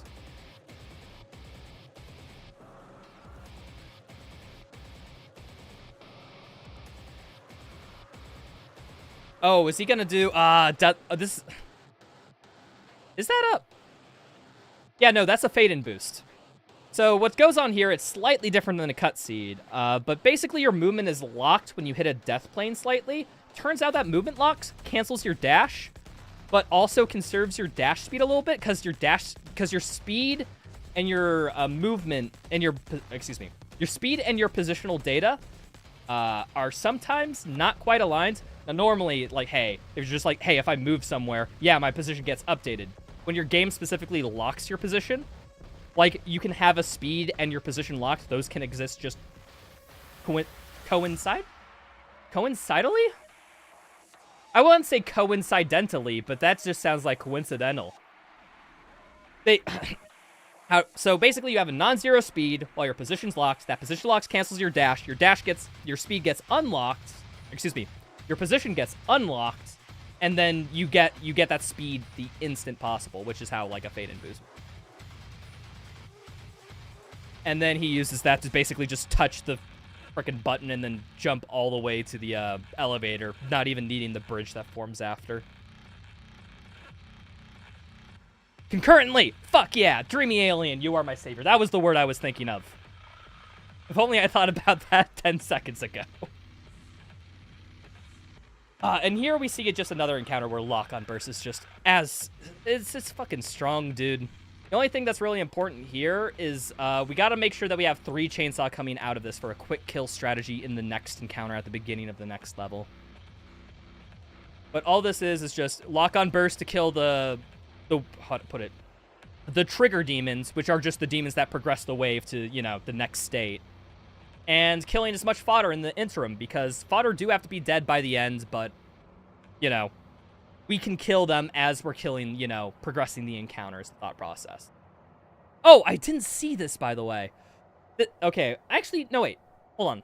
Faulting my memory banks. No, this was known about. I just was never able to get this consistent. There's another boost. There's another slope that I like getting the dash boost off of. But this one is harder. I think that's actually a Zai boost, actually. Huh. Gets to a top speed during the cutscene. Cut speed into the button press. End of the level. Zai boost equals cheats. Yo, hi, Scythe. Doom Hunter base speed. Alright, so let's take a quick check-in, people. How long am I into analyzing the run? An hour, 23 minutes. We are 28 minutes into the run. For every second in this game I've analyzed, I had to pause for twice as long to explain it. That's just how much shit is going on.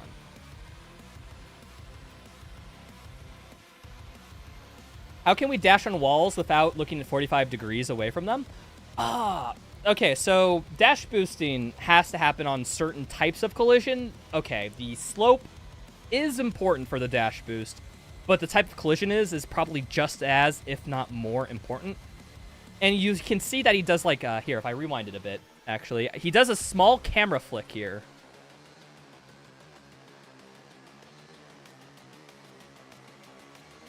Oh, one thing to note, you say not at 45 degrees. 45 degrees is the maximum angle you can wall dash at. Any angle, like, more than that, you can also dash boost on. You just won't get as much speed. That's the TLDR. But you can see here, like, dash into that because he's trying to get the upwards height from that little bit of a ledge, and then he just turns and then uses his natural movement to make up the difference here, because you don't want to go too fast. Otherwise, you'll bonk the gate. And, well, you can want to be just in front of the gate so that you can time a cut speed just as it opens. I hope that clarifies.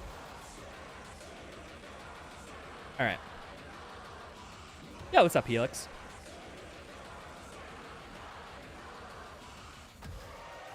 Okay, we're on to the train level. I wish... Dude. Alright. I hope people in chat... I hope Doom the Dark Ages has a train level. That's my only hope. If it doesn't have a train level, I will be disappointed. So that's why we wanted 3 Chainsaw. Because killing that Mancubus is just, like, almost instantaneous when you have a Chainsaw. It's just super clean combat optimization, and then it also refills ammo. This will actually be an 8-hour stream? You think I was fucking joking?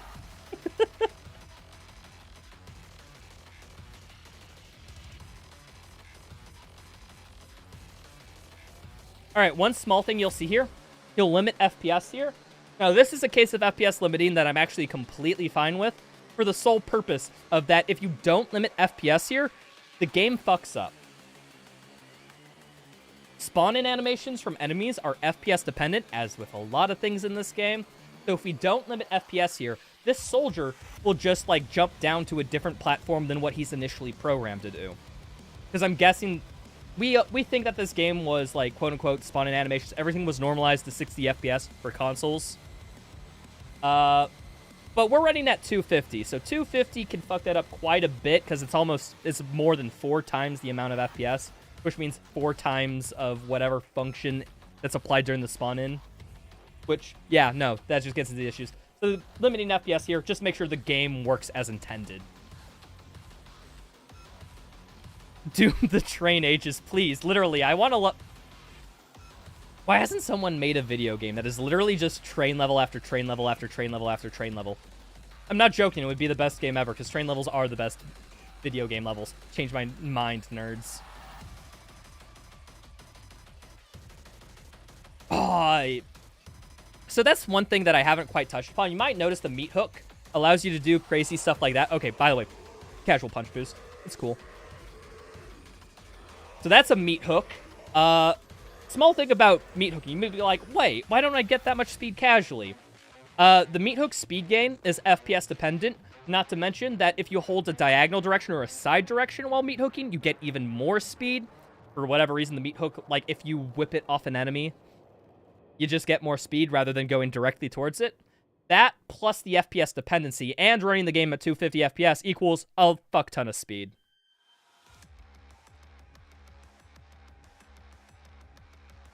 This game gets harder on 250 FPS. You bring up a great point, Swagfest. It gets harder and it gets easier. It's a double-edged sword. It has its advantages, it has its disadvantages. Some enemy attack animations are directly tied to FPS. Enemies like the Doom Hunter, Dread Knight, Zombie have some attacks that if you have at 250 FPS, they will teleport from 10 feet away to smack you nearly instantly. So, for as much FPS helps out with meat hooking, as much as it helps out with bunny hopping, as much as it helps out with just general game fuel and all that stuff, it's not like it doesn't come with some serious drawbacks. Like, unironically, casually if you're playing this game, if you do it at 250 FPS, it's actually harder. If you play at 120 FPS, it's more manageable. But for a speedrunner, it's a give and take.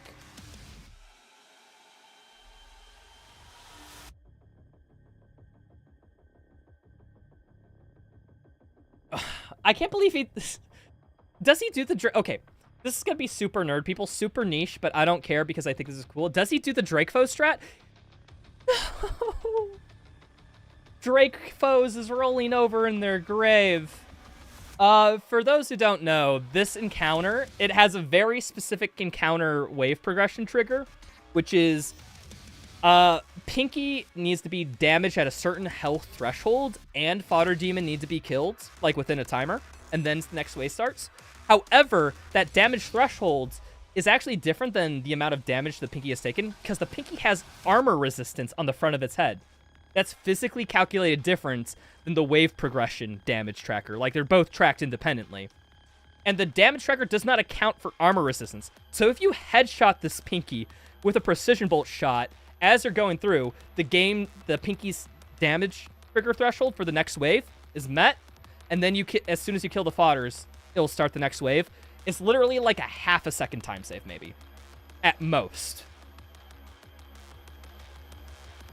But yeah, no, that's just how this game is. I thought that was... If you want to know how funny that some of the wave triggers can be, that's one of them. It's based on its hits actual damage. No, it is dependent on its damage. It's just the damage for the wave trigger just doesn't account for armor reduction. That's the TLDR.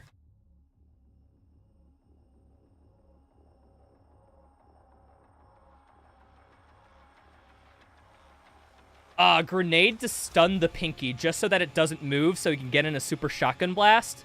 You prepping? So lock onto the Hell Knight and then it instantly... Oh, this up movement a little bit. It's okay. Mancubus is easy to kill. SSG, PB, SSG is all it takes. And that's just the Whiplash, which chainsawing at the end. Was it? I remember I used to chainsaw the Mancubus for the longest time, but I guess Whiplash is just as annoying. Gotta keep in mind that sometimes Whiplash, it's just harder to hit because it's a skinnier model, but the Mancubus is like... So we sometimes just, you know, you gotta account for, like, yeah, it is faster to kill the Whiplash theoretically, but it's also so evasive that I'm likely gonna miss the shot, so for consistency's sakes, just chainsaw the Whiplash instead.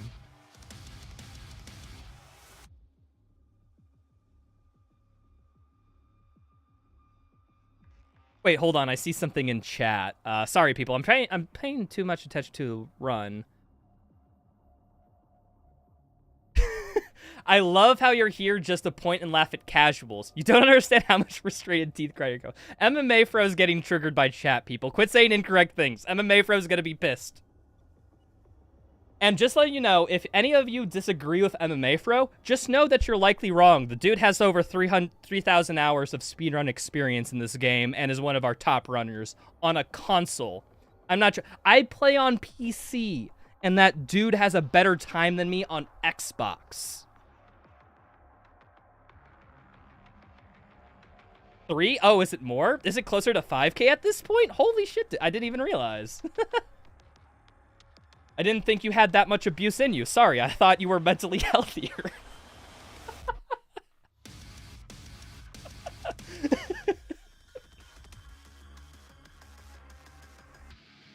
Only auto map required to be picked up in the game, by the way, because this is the only one that's tracked. It's a level challenge to pick this up. There is no other map, like, requirement in the game.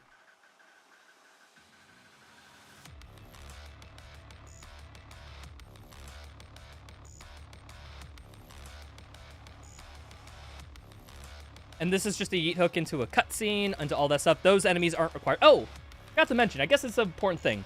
Combat rating. In the top right. You may be noticing that he's ignoring demons. That's just because not every demon is tracked by the game. Now, you may be wondering, like, oh, where's the all demons killed run? To where I would say, there is somebody who runs that. His name is Dax Nerd. I don't know if you've uploaded the run, Dax, if you're still here.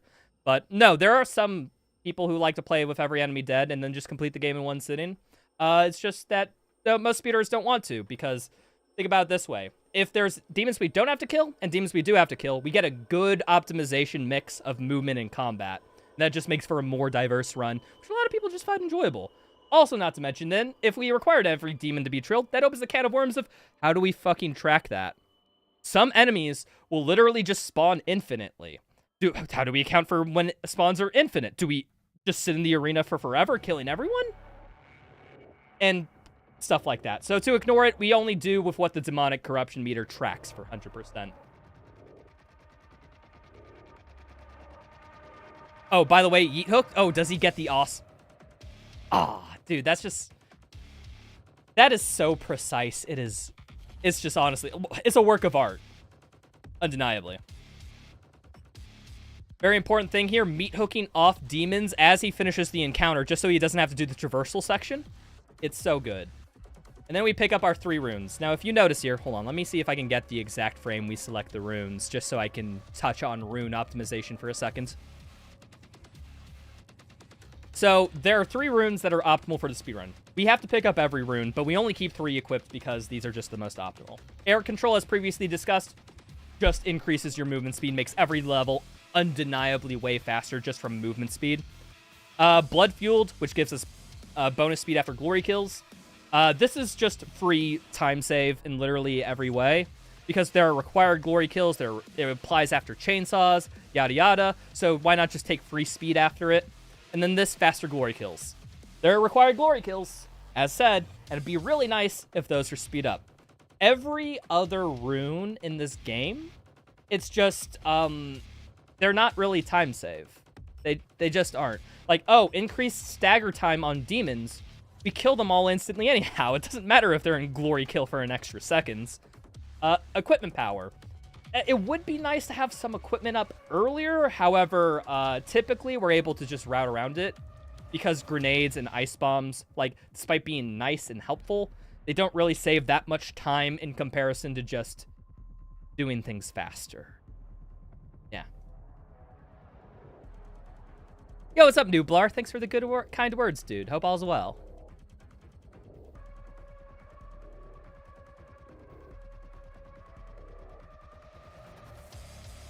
Alrighty, moving on. Yeah, basically this is just, you gotta kill everything in this hallway in order to continue. Oh, doesn't chainsaw there. Oh yeah, that's...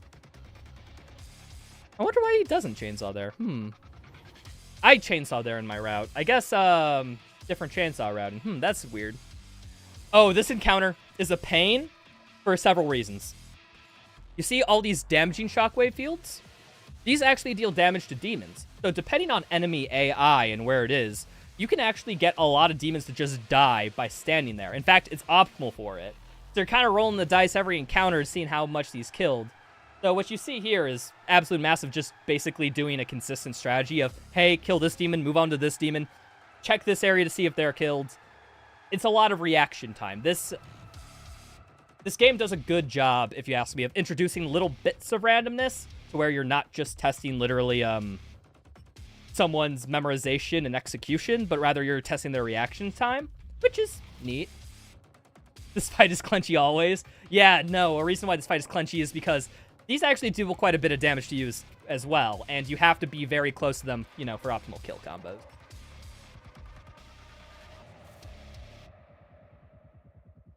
And yeah, relatively clean.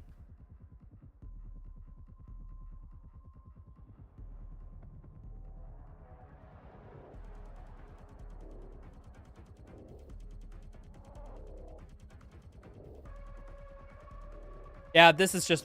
Okay, fun fact about this cutscene. This cutscene is so demonstrably long that we've actually tried to reroute Doom Hunter base to try to get rid of this cutscene. There's this old thing where basically we go to the end of the level as fast as possible, unlock fast travel, then fast travel back for everything. And the reason we did that is because we could fast travel the same instance that we triggered this cutscene to skip it. Or at least, you know, double up some time somewhat. But it turns out the extra movement that routing required was just slower than watching the cutscene. So here we are, watching it. It's just unfortunate. Isn't there a despawn trigger route too? Yeah, you bring up a good thing, Zeus. Here, let me, I'll rewind. I'll move it to a time where I can talk about that. Here. Move past this cutscene. I want to get to a certain visual so I can point something out. Alrighty. So this game normally has despawn triggers. Now, if I go back... Okay, I missed the frame I was looking for. No!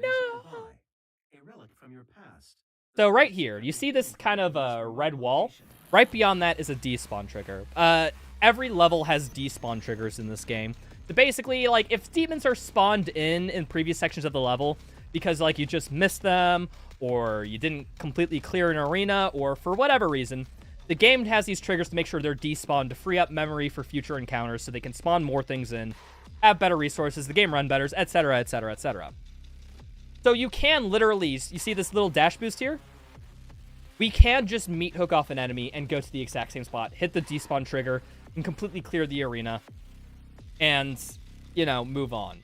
However, this category restricted here, that's Doom Eternal's equivalent of no major glitches. We don't allow any game-breaking stuff. One of those glitches that we say is that if you despawn any encounter that gives you combat rating, we consider that a major glitch as per purposes of this rule set. So we ban that, so they can't do that. So in case you're wondering, we would despawn them because it's faster and makes that encounter more consistent, but we ban them because we held a vote a long time ago, and runners just didn't find that fun. Like, hey, let me do the combat. I kind of play this category for the combat. I don't want to despawn everything. I just answered right after you said, yeah, it turns out some encounters, if you despawn them, will not award combat rating. But some encounters, if you despawn them, do award combat rating. It's dependent. Undeceiver explains this well, I think, in some of his task videos, if you were looking for more.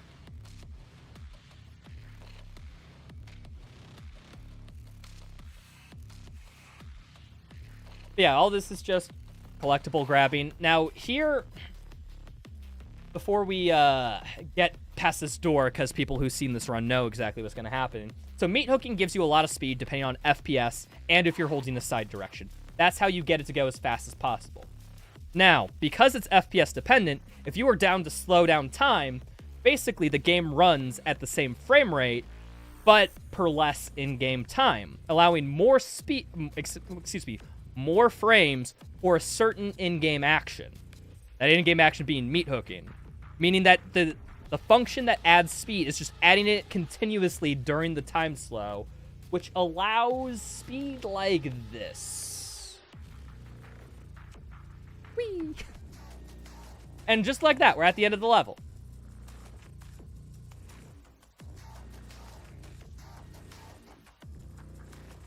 And then we go back to here, and then we go right back. Because turns out, it doesn't matter if we're going more distance by doing these hooks. We're going more distance at a faster speed, which means it's quick as hell. Those both hooks save about 7 seconds. We traverse the entire map twice at insane speeds for 7 seconds of time save. It's cool as fuck.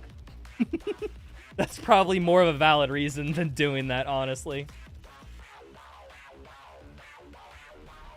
Getting speed is easy, going the right place is hard? Yeah, nah.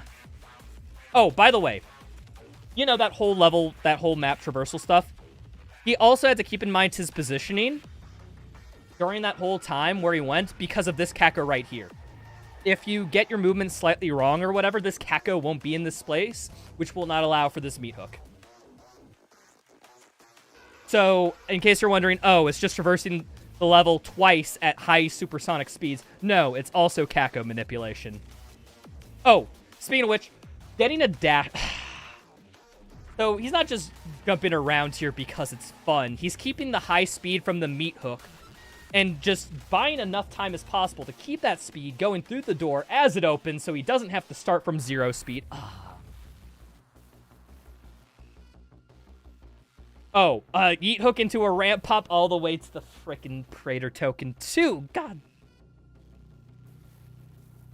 Like, you want to know, like, how all that complex movement, like, how much time that saves? It's on the order of, like, 1 to 2 seconds. Those two big things, the hard keeping those high speeds, yeet hooks into ramp pops, blah, blah, blah, blah, blah. It saves so little time. But you got to keep in mind, every level has a section like that. Every level, every part has, like, something where it's like, okay, I could just dash through it. I could just, like, bunny hop through it and, you know, not lose too much time. But if you do that every single time in every level, you are losing on literal tens of minutes in the run because there's so much in there.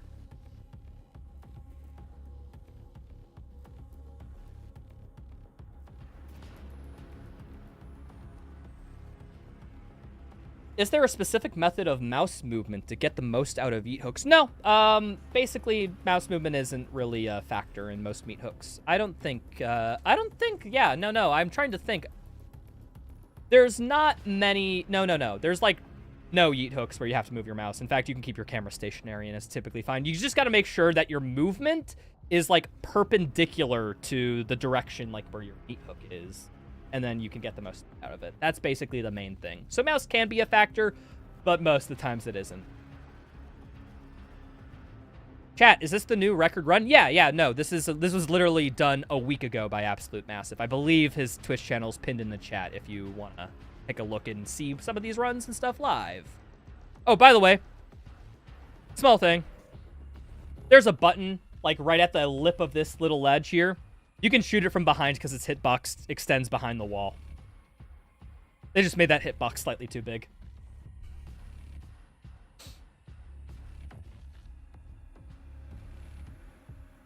So, dash boost into a lurch chop to get a little bit. Okay, this boss fight is going to be quick. Now, the thing that's difficult with this boss fight is it isn't if you do it optimally, but if you make one mistake, it could get risky. What Massive is going to do here is cycle Grenade, Blood Punch, Heat Blast, all three of those to get 3 free stuns on the Doom Hunter, getting it out of its first phase. And then, like, it won't be able to react, is what I'm saying. So, look at that. Blood Punch, and first phase is done. Now, you may be wondering how you deal with the second phase. Lock-on rocket launcher is really strong, as we said. Just unload all your rockets. And just like that, that's basically a perfect fight. You can't get much better than that.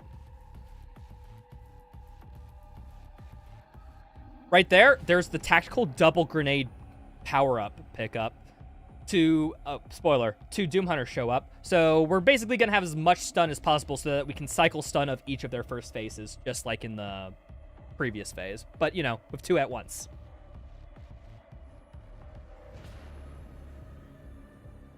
So, see there. Unfortunately, I'm guessing just didn't get, like, max damage on one of those shots. And Doom Hunter instantly dead. Onto the second one. Grenade, Heat Blast stun, Blood Punch stun. By glory killing that first Doom Hunter, by the way, we get our Blood Punch back. So, it's part of the reason why that's good. Because these glory kills on the Doom Hunters are required. You literally cannot continue the fight without glory killing them. This is part of why we picked up faster glory kills. Because it makes this boss fight slightly faster. I believe it saves 4 seconds. Which is just free. Oh, but he's taking a lot of damage. See, that's one of the risky parts about this encounter specifically, is that there's so many enemies firing at you from every direction, and you just have to ignore them, because any second you're trying to do to make the arena safer is a second that you're not spending killing the boss. You'll be editing this VOD a bit for YouTube. If I do upload this to YouTube, yeah, I'm going to be editing it down a lot. But hey, no, I'm just content here to sit here and shoot the shit with chat. Maybe keep the VOD unlisted or something so people can watch it. But I'm having a fun time.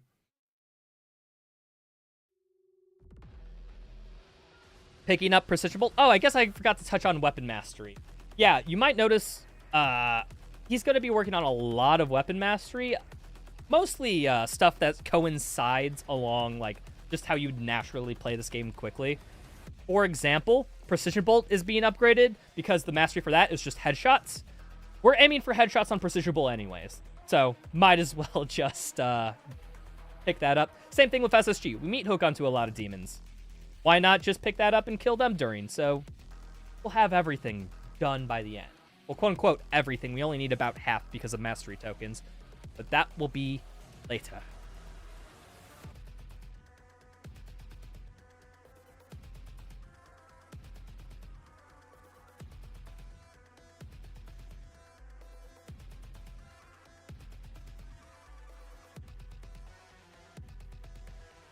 Does Doom Hunter take less damage when introduced? Yeah, no. The boss fight has slightly more HP than regular Doom Hunters that are not a part of the boss fight. That is true. So that's why we have to do more combos, more stuns, because it just has more HP.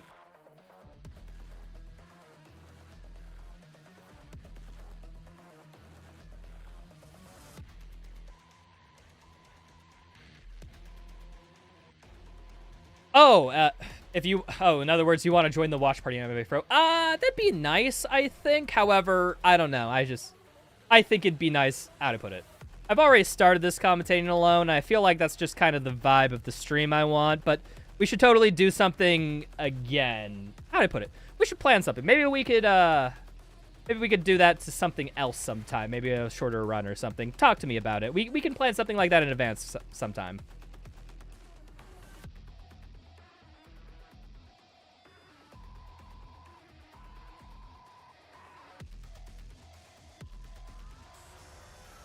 So this encounter, Super Gornest, it's just, Super Gornest is the king of combat optimization.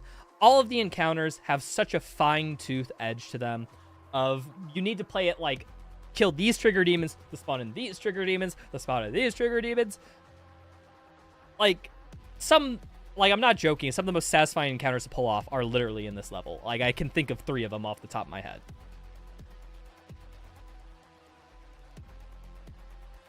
So, like, right there, those fodder demons killed. That's all to trigger this next wave as soon as possible. And then killing these. Oh, we do so...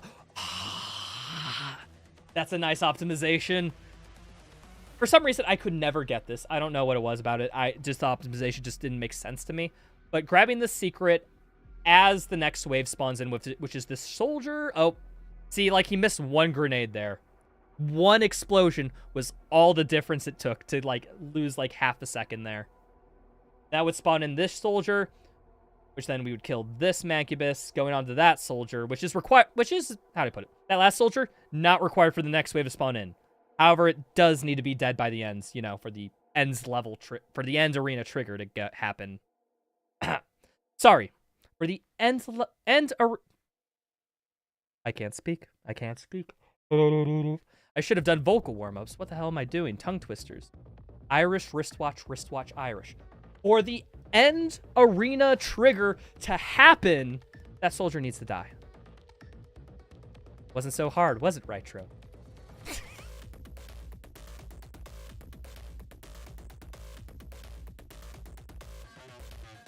But yeah, goes into the chainsaw right at the end for that whiplash. If you're wondering why we chainsaw that whiplash, 1, whiplashes are annoying. 2, we need the ammo. Like, they're unironically, we could chainsaw 3 separate demons there, and it'd be the same time save, no time loss, no time save. But, you know, whenever you can say fuck you to a whiplash, take the opportunity, folks.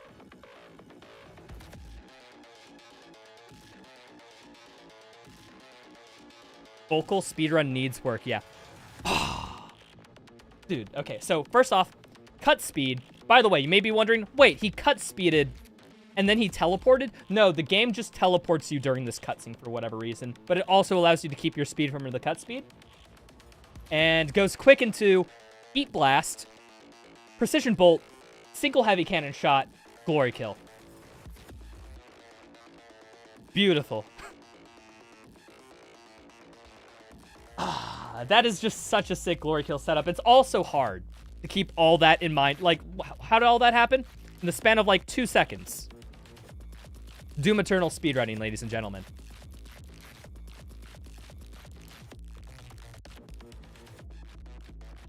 We're picking up Destroyer Blade here. Destroyer Blade is the best mod attachment in the game, unequivocally. Mainly just because, 1, Destroyer Blade pierces enemies. 2, Destroyer Blade does a fuck ton of damage. And 3,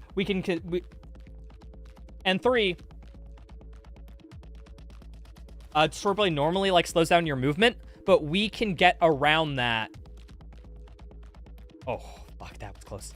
We can get around that by bunny hopping.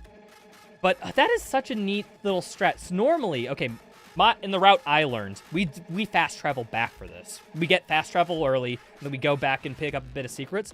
But he combines the encounter of the Crusher and this little side encounter, and then just Destroyer Blades down to kill them both at the same time. See? 5 HP there. That was one-shot protection. There is a mechanic in this game where if you are at a high enough damage health thresholds, the game will not insta-kill you with 1 attack. It just won't. Mainly just because, like, hey, think about it. I'm sure if you play the classic Dooms, this happens a lot. Like, for example, the Cyber Demons, they have attacks that can sometimes do, like, I'm not joking, 120 damage. Now, when your max health is 100 health, well, without getting over health and all that crap, it can just instantly kill you. And everyone, I think unequivocally, I think will have the gut reaction of, I'm full health, how did that kill me? So in order to, you know, mitigate situations where people think that, if you're like above, I think it's like 65 HP or something or higher, or have some amount of armor, the game will not kill you with one hit. It'll instead drop you down to some range between like 1 and 10 HP, somewhere around there. So that's what saved him there. Literally the game stopping and being like, no, you're fine. Don't worry about it.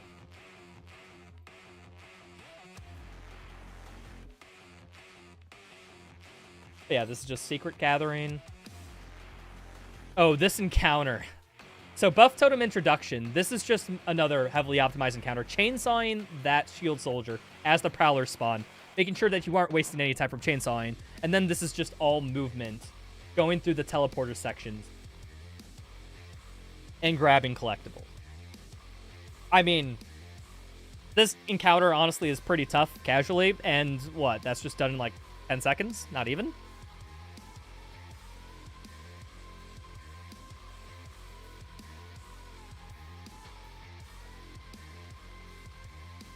Are the slow sentinel battery animations required for 100%? Spoilers! Gosh, Eddie. Calm down a ton.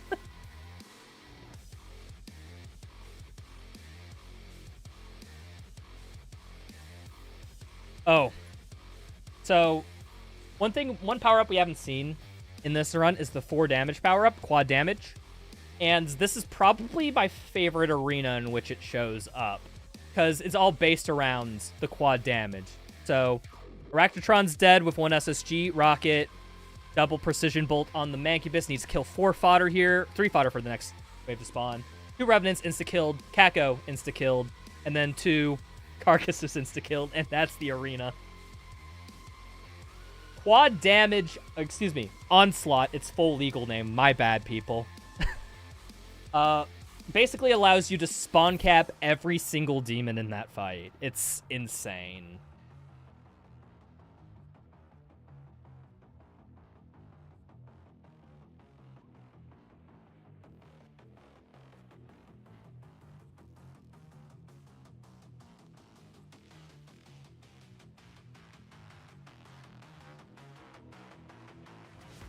Spawn cap? Yeah, I think I'll touch on spawn cap in Art Complex. So but yeah, no, I'll keep that in mind. It's just not too relevant for any of these sections. But yeah, as you can see there, Meat Hook Mastery gets mastered as we're doing combat. Because, like, Prowlers die in 1 Meat Hook shot.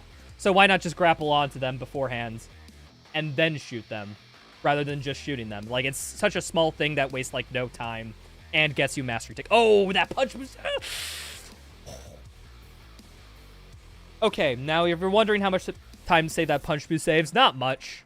But at the same time,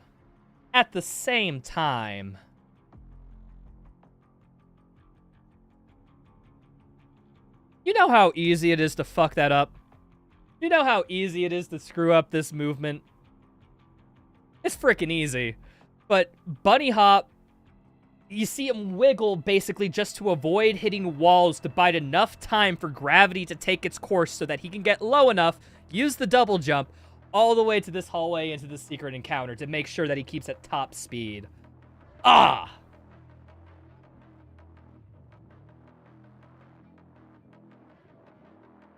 Like, if you... Again, I think a lot of the movement in this run is could literally be a test for sociopathy. Did you feel anything from that movement? If no, there must be something wrong with you.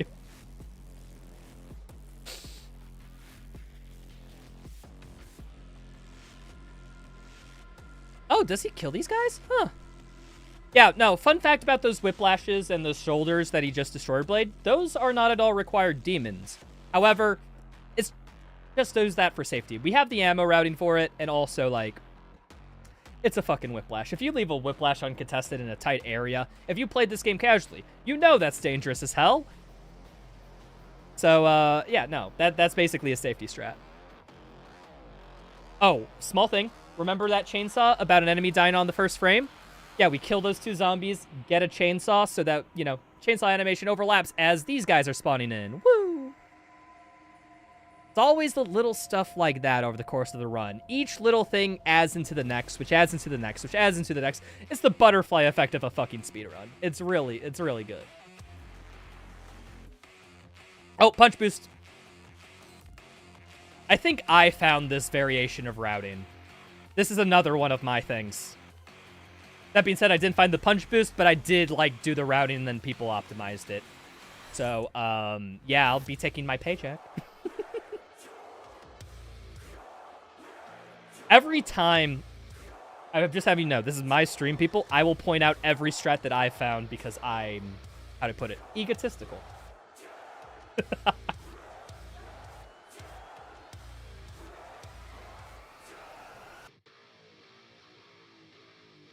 See? Heat Blast into Precision Bolt into Super... That is just such a quick Glory Kill setup. If you don't know, the original Glory Kill setup is PB Rocket, PB Rocket, PB Rocket in the head. And that with armor reduction is enough for Glory Kill. We did that mainly just because we found that shooting him in the tail is inconsistent. Sometimes you can completely bypass the HP window for Glory Kill state and just kill him instantly. And that, I put it, that Heat Blast into Precision Bolt into single heavy cannon shot, I guess I just never knew about that, but it's cool. Here's your paycheck for 15 seconds. Thank you, thank you, thank you. How important is the crystal update order and suit upgrades? Suit upgrades, very much. Crystal order, remind me when we get to a crystal next and I'll go into it. But yeah, no, there's too much to talk about while the run itself is going on.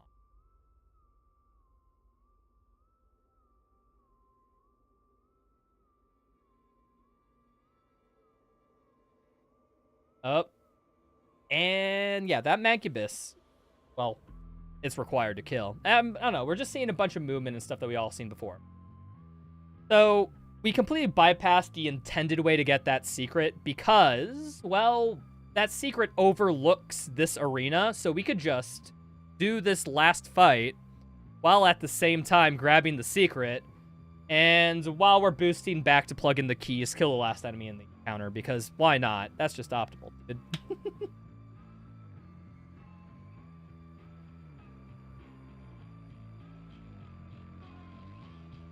How does he flick 180? He just optimizes his mouse for that, or does he do a hospital flick with his wrist? Okay, so every 180 boost you see is just muscle memory. Basically, he's done enough 180 boosts in the past. He knows how much to flick his mouse in order to get about a 180, and then he can course correct because we picked up air control as the first rune. So if you're slightly off or slightly misaligned, you can slowly redirect yourself into the path you want because you have increased air control. So it's a bit of air control, a lot of it unadulterated skill.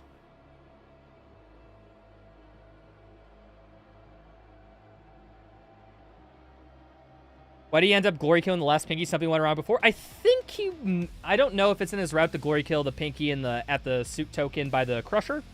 But regardless, he froze bomb it and destroyer bladed. I don't know too much about the routing. Your man should play Valorant.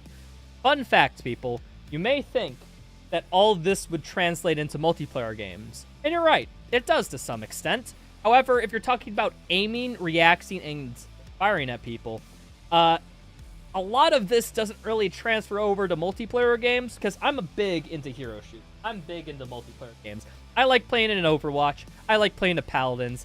I like playing a Deadlock. And what I find is, like, yeah, my fundamentals of, like, tracking, movement, stuff like that are typically fine.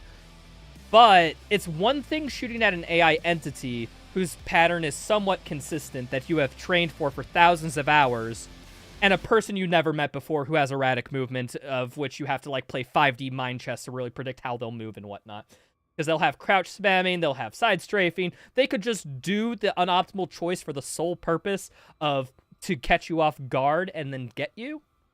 So what I'm saying is, shooting against a player character and shooting against an NPC, completely different. You wouldn't think that the skills don't quite transfer over one-to-one.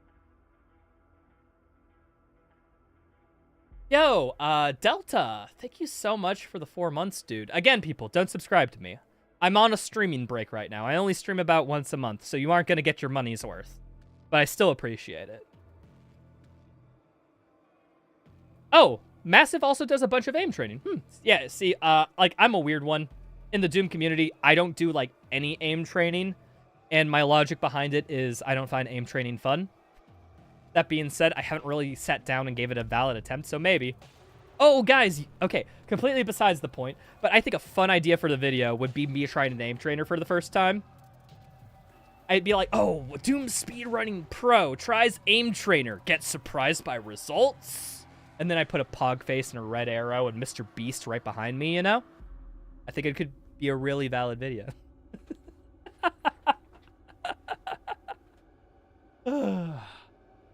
But hey, something to keep in mind for the future. That's besides. Let's continue.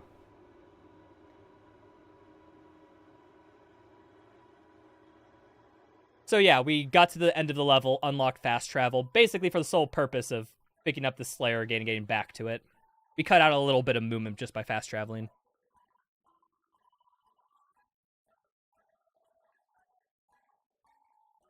So this is another Slayer gate that can be cut early. There's a bunch of fodder in the first phase, kind of like the last one, and a bunch of carcasses. The goal is basically to kill the carcasses as fast as possible and keep the fodder at a manageable level where you can easily see them for the fight so that you can quickly kill them when the next wave progresses to, like, get that, you know, killed all demons condition met before wave 3 spawns.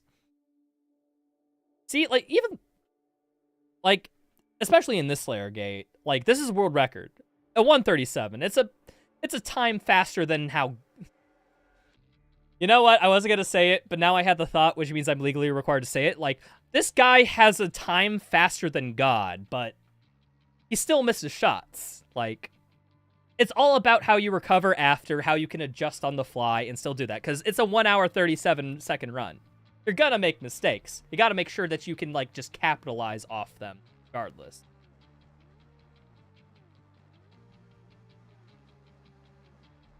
So that Shield Soldier spawns in. That means that the next wave is ready to spawn. So he kind of lines himself right next to a Dread Knight location. Insta-kills that. Hell Knight, Soldier, Prowler. And if everything is done correctly...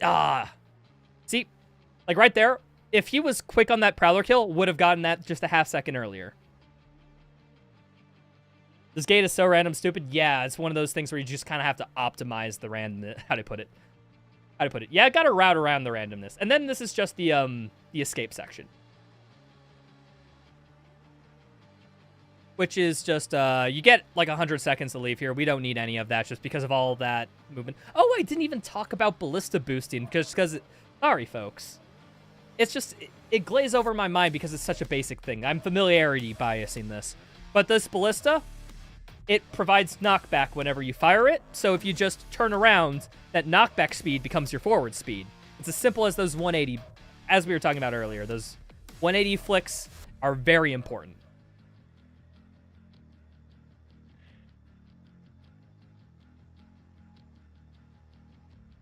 And then, yeah, so just bunny hopping, ballista boosting, a bunch of frickin' tech later, and we can get out of this at 20-second mark about.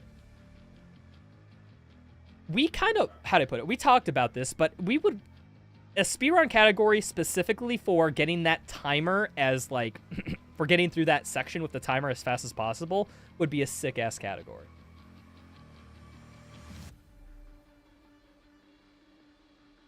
How do people train for specific sections of the run?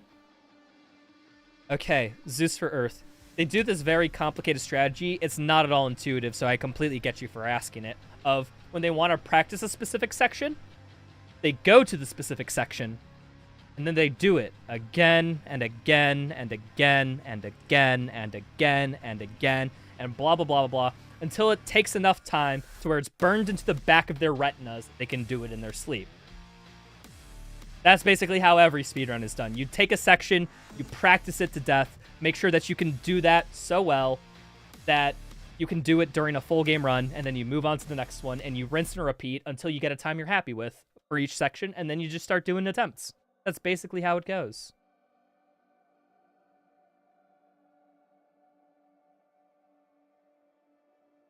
But yeah, no, we have programs like save file managers that can load save files for instance sections quite quickly on PC. It makes practice super simple.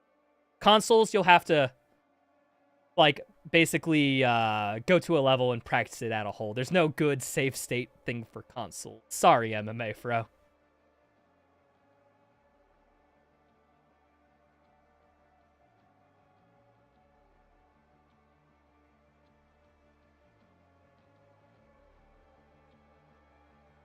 And then this is just plugging in batteries. People were asking earlier about, do we have to watch all these slow battery animations? Yeah. Yeah, you do. We actually have a bounty, like, currently going, like, a few people. We have pitched in a few money, or say that we would pitch in a few money. If anyone finds a skip for skipping these battery sections to get these collectibles beyond it, basically we'll give you a bit of money. So if anyone wants to glitch hunt, go ahead. You can maybe earn a few dollary dues. Reset mission also resets progression IRC, so you can use Nightmare practice to specific levels for UN. Yeah, no. Reset mission is very good when you're doing individual mission attempts. That is another good strategy. So look at that. So you'll see here, chains a dash boost into a ballista boost into a ramp hop. But he barely clips the stairs. Otherwise, it would have been sick movement. But, like, that's the type of stuff, like, you have to do, like, to break down the amount of interactions in that small moment. Let me rewind a bit. So, 1 has to diagonal dash boost. 2 has to 180 the camera quickly to ballista boost. 180 it backwards. And then nail a bunny hop chain to get a ramp hop. All in the span of what? Half a second? What I'm saying is the amount of APM that this speedrun requires is ungodly compared to a lot of runs. And with that, we go into Art Complex. However, I have been streaming for a little over 2 hours, people. So I'm going to take a quick break. I'll be back in like 5 minutes, and we'll continue on with the analysis and the run, okay?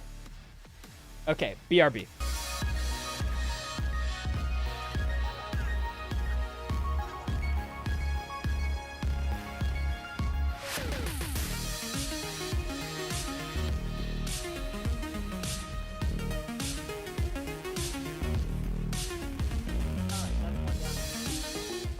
I think your opinion's crap, and you should feel that. Hi there. Oh! Great game, great game.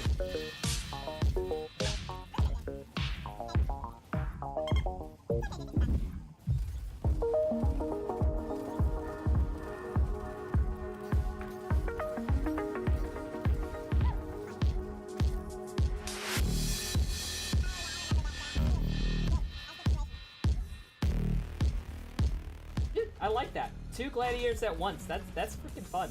Okay, yeah. Very good. I like that, Delta. That was Mimi. In the great way. In the good way. That may or may not be a good thing, but it's definitely more enjoyable. Oh, hi, Sammer. How you doing?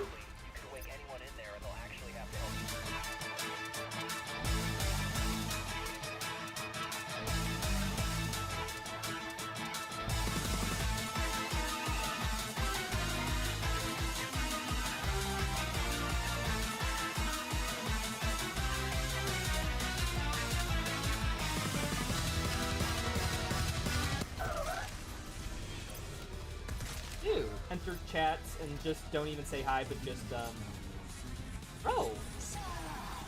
Why is the Con Maker here? How are you doing, Con Maker?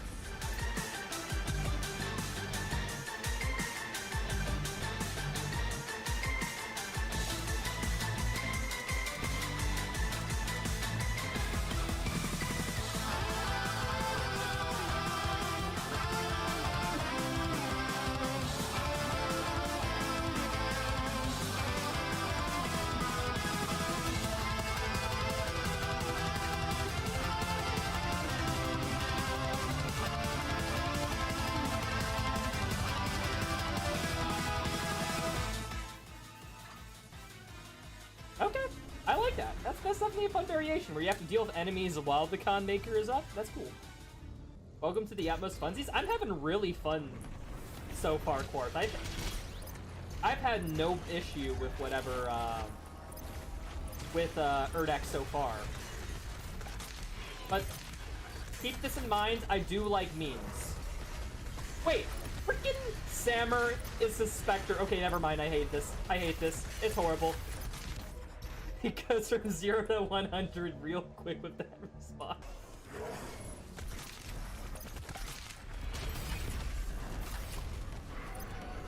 Where is this buff totem, I wonder? Wait. There was a Spectre? Was a Spectre possessing Sammer or something? What?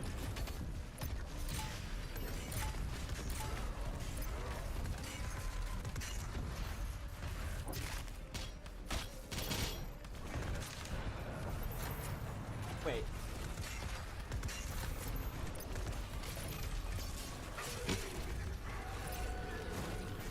Okay, you can. It's just, it's way higher because it's in the chest hitbox and it's ginormous.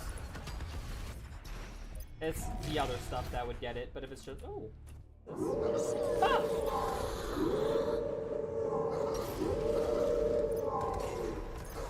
Hi there.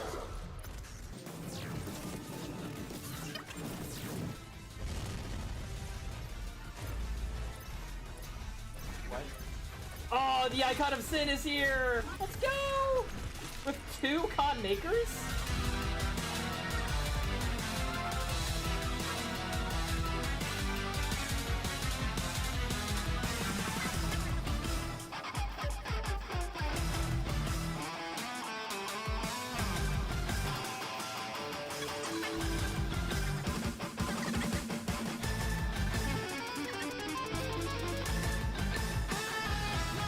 Oh wait, it's the health bar. Health bar at the top is his health. Okay.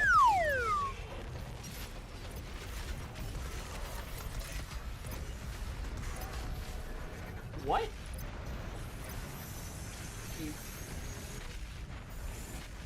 The frick is this? I don't know what the frick that is, but thank goodness it's dead.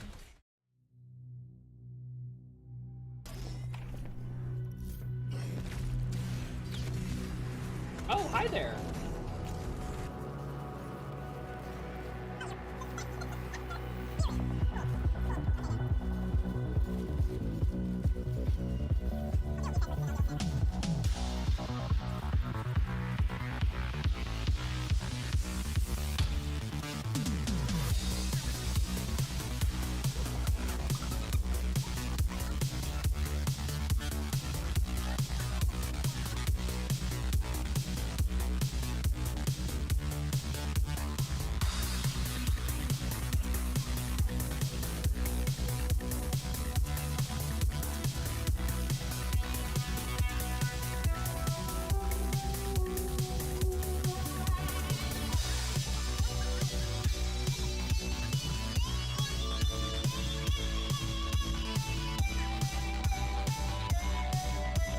Boo, I'm back. Hello, people.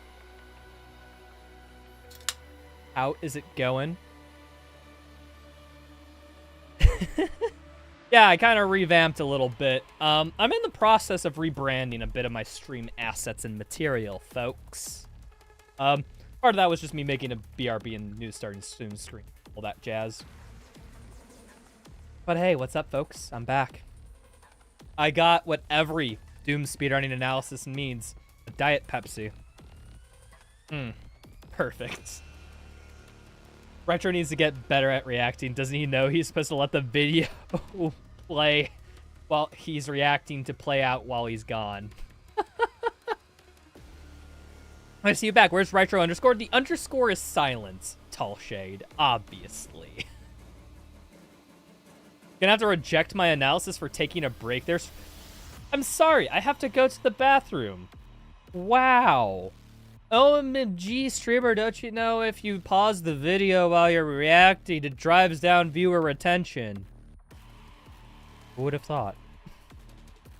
Wait, when there's minimal stuff going on in his live stream, some people find that boring? What? Sound the alarms. Alright. Let's hit play. Let's get to Art Complex. Art Complex is personally my favorite level in the run. And there is new routing to it, which I have not learned because it was after I stopped running. But holy shit, this level is good. I only have 15 minutes of total breaks. Yep. Wait, do all my pauses count as a break course? I think I'm already bad. Oh, by the way, ladies and gentlemen, Raph, one of our speedrun moderators. Or, excuse me, verifiers. I believe he looked over this run slightly before I did.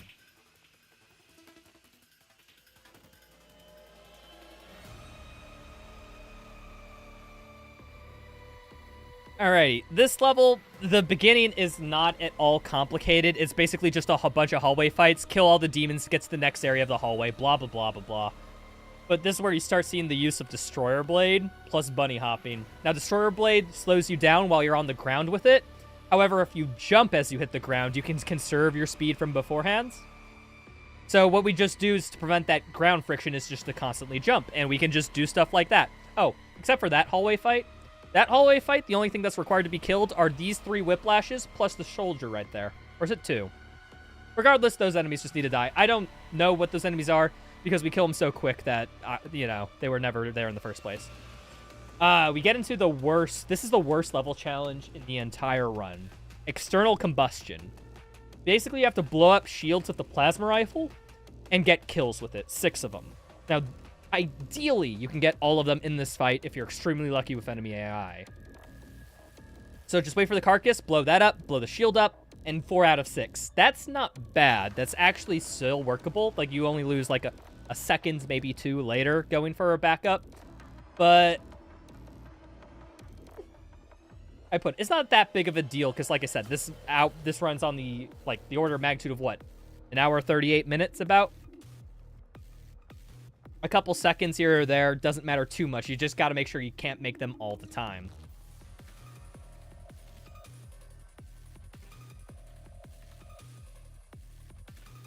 Oh, see, like, one of the best things about Destroyer Blade 2 is that we can charge it while going into a fight. So as soon as we get by this door, we start charging it, and look, it's fully charged as we get into position and kill, like, 3 things instantly. Then we can spawn cap the second wave, get a chainsaw while another Kako is spawning.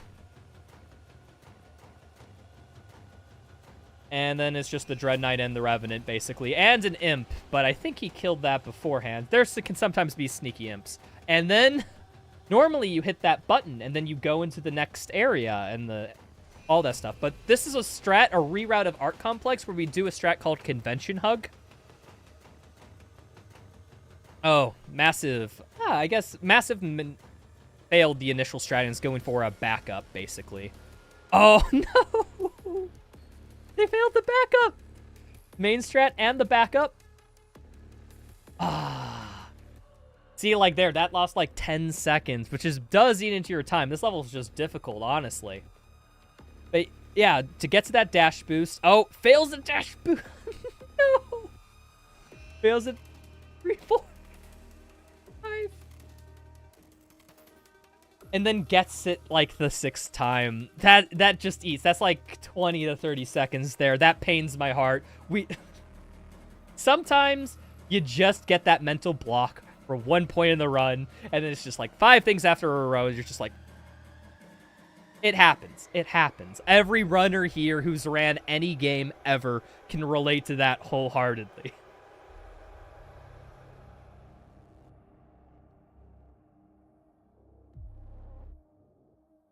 Whole level has only 1 single shield soldier? No, there's more shield soldiers. It's just, wait, is there? I'm trying to think. Oh, and wait, sorry. I got so distracted by failing to skip, I forgot to explain it. Okay. Rewind. So, right here, this is a strat called Convention Hug, which is basically a precise dash boost into a death plane. We are halfway through the level now. So we went from just getting outside to getting to halfway through the level to jumping all the way to the bridge, which skips the last half of the level. We now completed the whole level, basically. So all that's left after here is the boss fights. You see here, we only have 1 out of 10 combat rating, and we're at the end.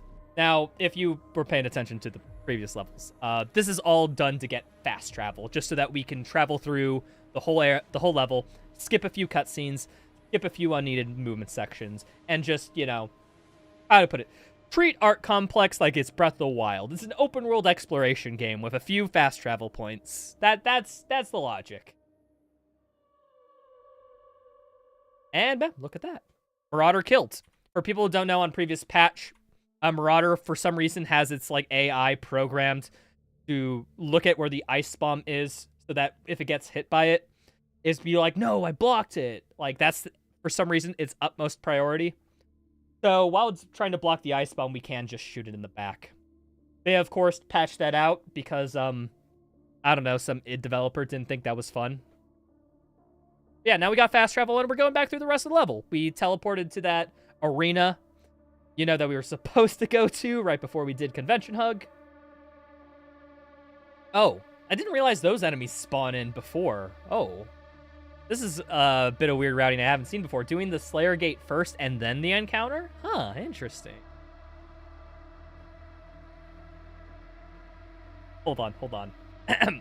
Mods. Is this considered a task? Because there's an on-screen timer, allowing the speedrunner to know if they are on pace, and thus what strats they may or may not have to do. I think this run should be considered invalid, and the runner banned for hacking and chats. Yeah, and honestly, I'll deny it right after this, no worries.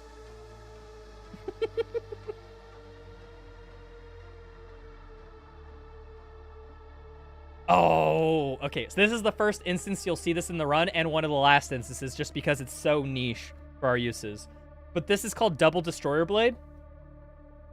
So what Absolute Massive does here is fire the Destroyer Blade, opens the weapon wheel, and then you see this heavy cannon thing? He'll swap that from micro missiles to precision bolt, mid-firing animation, and look at the consequences of doing that. A second Destroyer Blade. If you're wondering why that happens, we don't fucking know. The best guess we have is that when you're in the firing animation of the Destroyer Blade, it runs a check to see if it's fired, and when you swap mods, that resets kind of the function to think like, oh frick, the Destroyer Blade didn't fire, but it's in a firing animation. Whatever shall we do? And then it fires it as a failsafe. That's our best logic. That's our best guess, but we don't have access to the game code. I would love to see some nerd break it down, especially now that we have a bunch of modding tools and assets. Like, literally, all the game files, like for the ballista, the mod attachments, etc., are in the new modded client on Steam. So, theoretically, someone can dig into the code and figure out how that works. It's just nobody has done it yet. If anyone has the knowledge of game programming or anything and wants to figure that out and explain it to me, I'm just saying, DMs are open, so modders, look out.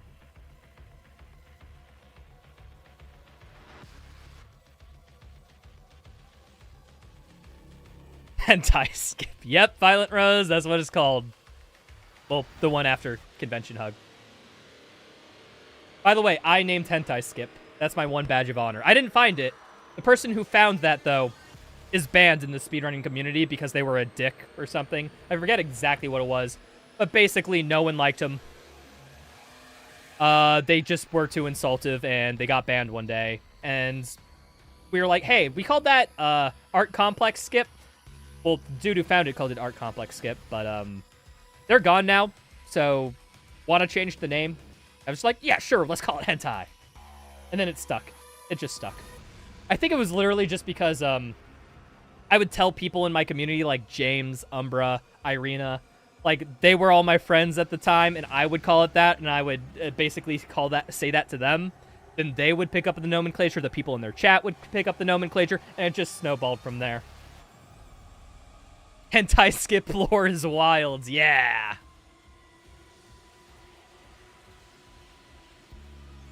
Dick. What's up, Kev? On point, Kev. On point chat message, I'll say. When you have to do it on big stream, it's anime skip. Yeah, because believe it or not, like, events don't like swearing or allusions to provocative stuff once in a while. Like, they just don't like that. So, yeah, we call it anime because that's the PG friendly. I put it. It's as close as you can get to hentai without saying hentai. How'd I put it? It's enough to give it, like, just a little bit of, like... How'd I put it? The veil of ambiguity, I'll call it, to where it's just like, yeah, no, you can come up with other interpretations, but it's definitely the dirty one. Kind of like, how'd I put it? I have a YouTube short where I go over explaining this. It's kind of like how sausage skip was originally Big sausage skip was originally called a big dick skip. But but that was discovered around the era of Break the Record Live when we had a Doom Eternal event going for that. That was found like right before it. So we're like, oh, the commentators need to explain this, but not call it big dick skip because it's ESA. They don't like too much provocative commentary. So people kind of met it in the middle and say, okay, we'll call it big sausage skip. Or just sausage skip. Because, and I think, honestly, the dick metaphor for sausage is what caused inspiration for many runners after to just name skips after food. Like, we got pineapple skip. We got Moroccan spice chicken with toasted vegetables. We got 8-ounce ribeye with a pack of Marlboro Reds. Like, we got a bunch of food names, I think, all becomes of that one dick metaphor. Yeah, so you can think BTRL for our food name-based skips. Banana skip? No, banana skip was found way beforehand. That was before the food name trend. But I like where you're thinking. You're getting onto the right process. How many eternal skips are inappropriate? Some would argue all of them, because this game has blood.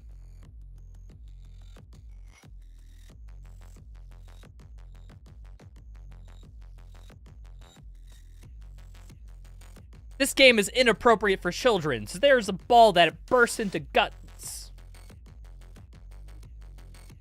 It's okay, though. I'll let my child shoot, like, actual humans in Fortnite, though. That seems appropriate for their age. But, God forbid, a red ball has a bit of a particle effect when it gets cut in half.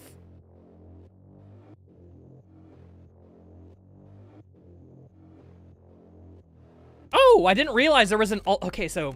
This strat's called airplane skip because there's like a fuselage of an airplane here.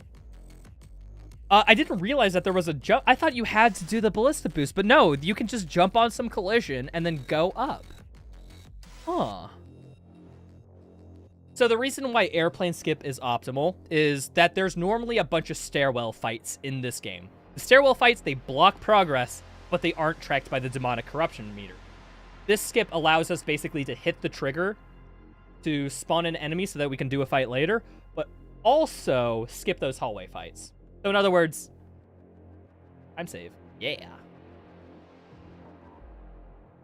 Doom is the most Christian game ever. You're killing demons? Yeah, that's what I'm saying. You're like Jesus with a shotgun here.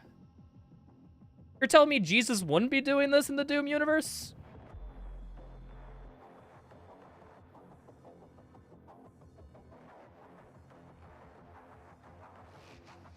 That variation of airplane skip is really only possible when you fast travel here. Really? So that's why it wasn't found for the longest time. Thanks, Quarth, with the knowledge.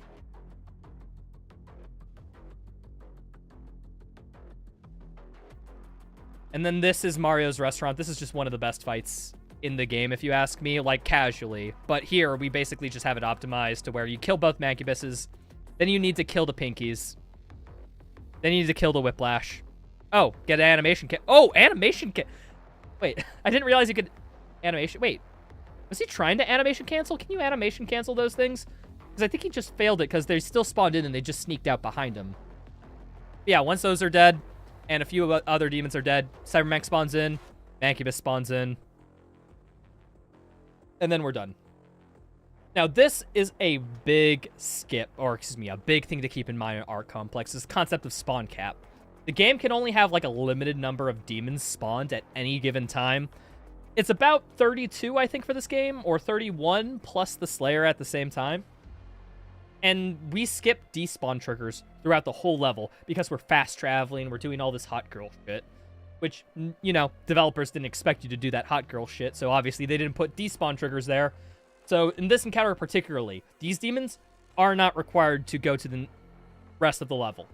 However, if these guys spawned in, they'll be taking on future spawn locations because they'll keep spawned in. Or excuse me. They're taking in spawnable slots in future combat encounters, though. So we gotta kill them so that the next encounters are actually faster. Sidewalking into the Whipsaw melee on current is easier. Just use geo/angles to break berserk animation. Oh, okay, so he is going for an animation cancel. Thank you.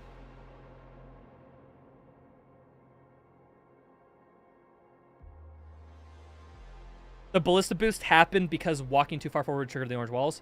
Fast traveling here makes it so that the game never gets that trigger ready. Because you never walked up the actual air. Oh, because you fast travel, basically the trigger never initiates. Ah, that's neat. Didn't realize there was a trigger for the trigger. Huh.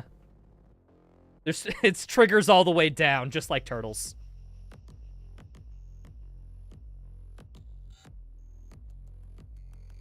So yeah, now Massive fast traveled back from airplane skip to do this encounter because the encounter at the bottom of the stairs is required. Just none of the fights in the stairwell are required.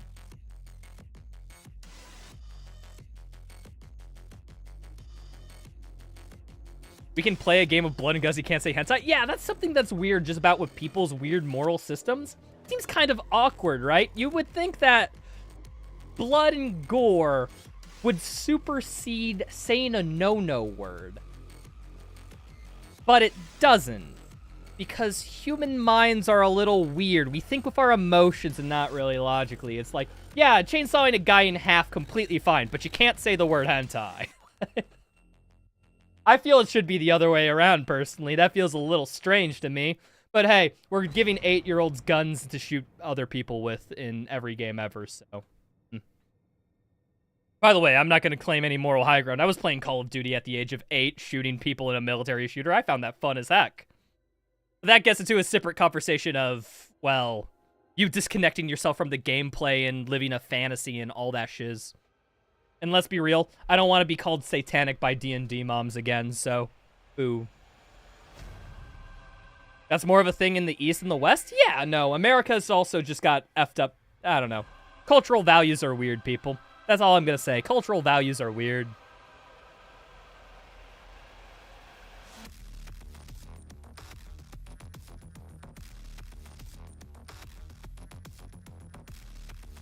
Or picking up the Arba and just basically fast traveling everywhere back. That secret encounter previously. Oh, wait, hold on. I guess I was too busy in conversation, folks. Sorry, let me go back and actually give some transformative commentary. But yeah. This secret encounter is very, I think, neat. I like it a lot. We grab the secret encounter, grab this token, because the secret encounter doesn't spawn in everything at once. It actually takes a few seconds for a pain elemental to spawn in, so grabbing this is free, but also we're getting enemies shooting our back as soon as we stop this animation. And then, Kako, Arachnotron, we save the chainsaw for the pain elemental because the pain elemental is one of the tankiest enemies in the game, and 3 chainsaw pips will insta-kill it. We love saying chainsaw pips, like 3 chainsaw pip, like executions and chainsaw kills, for pain elementals and cybermanx specifically, because those are the tankiest enemies that we can chainsaw. So anything under that is kind of less optimal. You want to think about it that way. Why was I getting chastised by D&D moms all my life? I'm a big D&D addict. I was playing the game since I was young. I don't know, D&D Satanic Panic, anyone? Like, I kind of, like, there wasn't, it was, okay, like, growing up in the 2000s, like, it was mostly gone. But I still saw remnants of it, especially because I lived in a very, and I mean a very, like, conservative, white, small town. Where exactly where you expect those type of suburban moms existed. Like, I'm not joking. My best friend in high school, I was into D&D, some of my friends were into D&D, and we figured he really liked to get into D&D. So when we tried to get him to play with us, his mom would literally call my mom and was like, hey, my son can't be playing that. Like, she wouldn't let him join our D&D sessions as soon as she found out.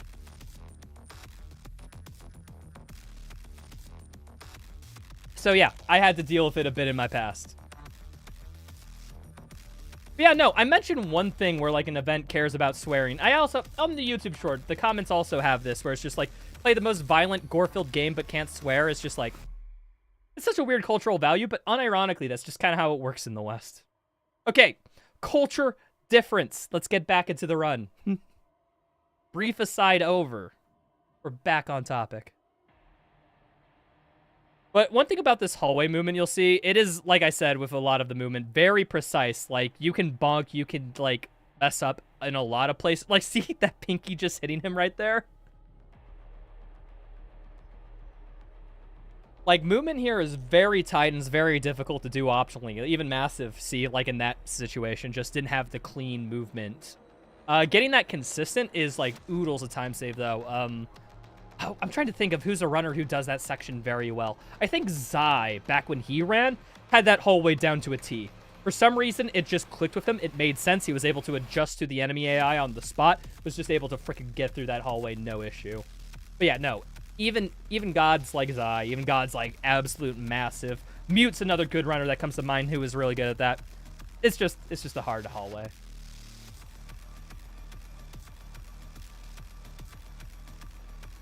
It's all about whether parents think they're going to have to explain something and be uncomfortable doing it. Oh, God. So true. Eat your meat hook above them all is solid. I like the energy shield bash strat, personally. But yeah, in case you're wondering why he's ignoring all the fodder here, it's because the fodder aren't required to... Well, how to put it? They are required to be dead by the end of the encounter. However, they'll infinitely respawn till the end of the encounter, so it's just not worth it to kill them because they'll just spawn anyways. That's just a waste of ammo, in other words. That being said, there is a strat, which I found, by the way, where you can short-circuit this fight, same way with the Exultia Slayer Gate, same way with the Super Gornet Slayer Gate, where if you kill every... You can... Oh, excuse me. You can kill every enemy here before the final wave of Raktatron spawn in and cause the arena to end early. Only issue with that is that there's so much RNG when it comes to fodder spawns in this arena that it's super inconsistent. When I mean super inconsistent, I mean the odds of getting that skip, like when you do everything perfectly, are like less than 1 than 20. Like 5% chance at best, maybe. So that's why you see no runners go for it. It's just because it's...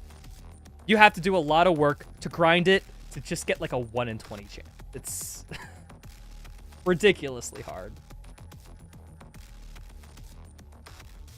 Wait, I found Spiderless? Yeah, by complete accident one day. I was just trying to find out, I was testing routing for this encounter one day, and I just got that situation by happenstance. And I was like, what the fuck happened? And I immediately shared it. Yo, what's up, Lecco? How's it going, dude?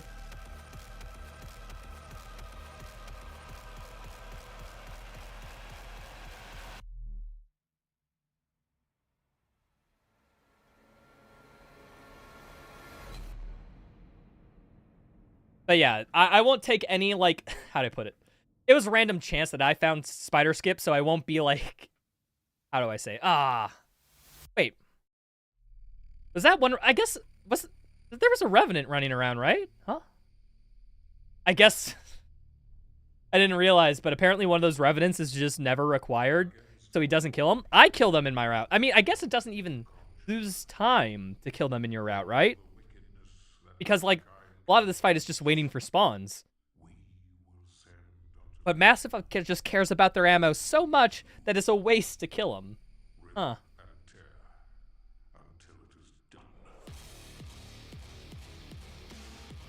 Technically, you can wait a second or two killing off the Wiveless, getting overview imps, but still imp behavior makes it early finish hard. Yeah, no, MMA Fro's exactly right. If you had to, like, you know, pause between that wave to get a bearing on where all the fodder is so that you can set it up, that loses more time than just killing the 2 Arachnatrons.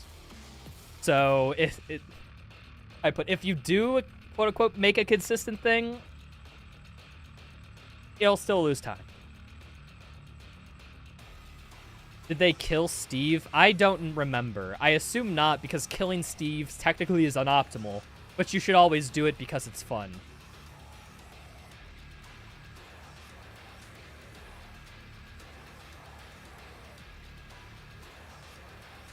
Oh, he skipped over the Kako trigger here. I mean, yeah, I guess that kind of makes sense. It does take time to kill the Kako. However, I always like grabbing it because it's a free Arbitic. Or, quote-unquote, a free-ish Arbitic. So you can see the power of Destroyer Blade encounters like that, where one Destroyer Blade and then like a couple extra shots is all you need to beat it. And then we get to the final encounter, the parking lot. Oh, it doesn't kill the Arachnotron here. Or maybe waits a little bit? Oh, one small thing you may have seen all throughout Art Complex. We have to pick up the Elena Richardson VODs, which are not tracked in the end-of-level trigger, but they are tracked in the Codex. So if we don't pick these up, we'll basically get a bunch of question marks in our Codex, meaning that we won't have 100%. So these are the only non-tracked collectibles in like the levels that we have to get, and they're all in Art Complex.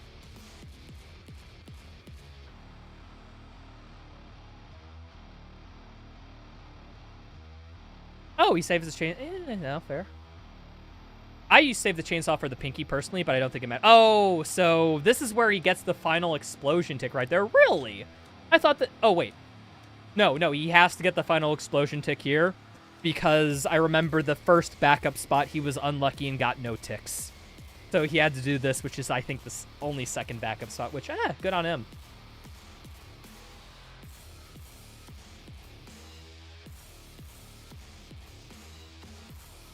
And like that, the level is done. I think. Yeah. Could be. And how long did we spend on that? We spent about 30 minutes on that level. Sounds about right.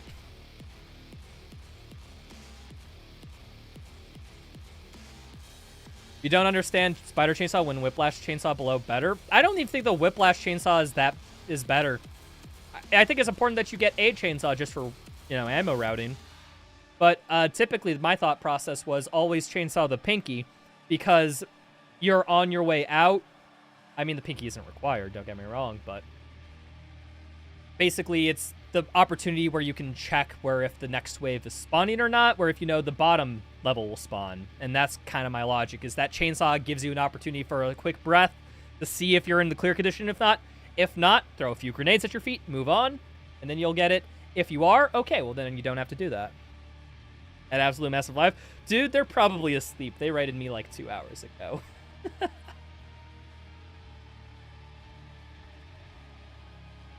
Does this route include all masteries? Yes. Anything that the menu tracks, you are required to do. However, you won't have to do all the masteries because they're mastery tokens. So you can automatically master. We basically spend mastery tokens to master all the masteries that are super slow and bad. Cough, cough, full auto, cough, cough, mobile turret, stuff like that.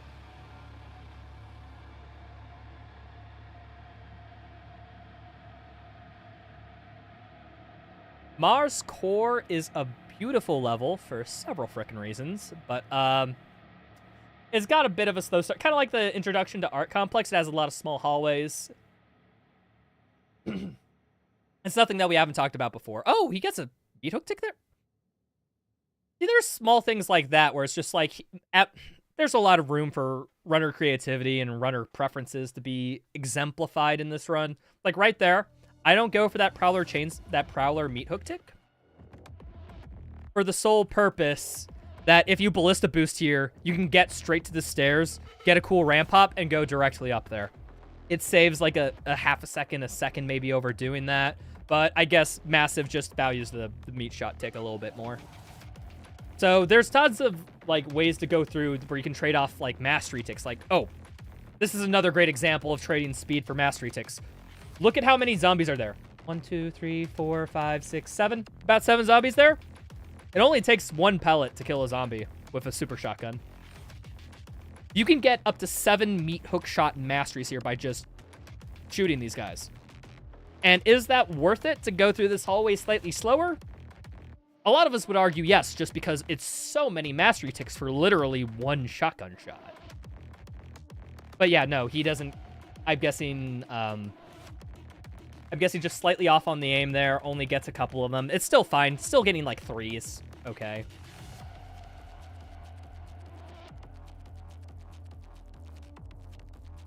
And then quick kill on the Baron by just shooting the frick out of it. You know, everything we've talked about. Lock on, precision bolt, super shotgun, super strong.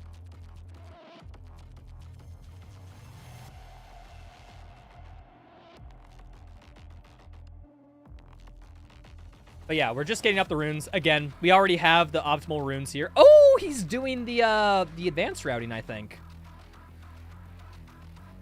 But yeah, this encounter is super, and I mean super weird, because it depends on the amount of imp spawns you killed, but the imps at the beginning aren't tracked. However, you can confuse the imps at the beginning or imps that are tracked later, so most runners just opt to kill them, but Mass is just like, no, it's okay. I know what imps aren't those, and we'll just meat hook past them anyways. All for like the few seconds of time save, even if you have to deal with the confusion. I guess if you just play this encounter enough, you know by instinct what imps to shoot and which not.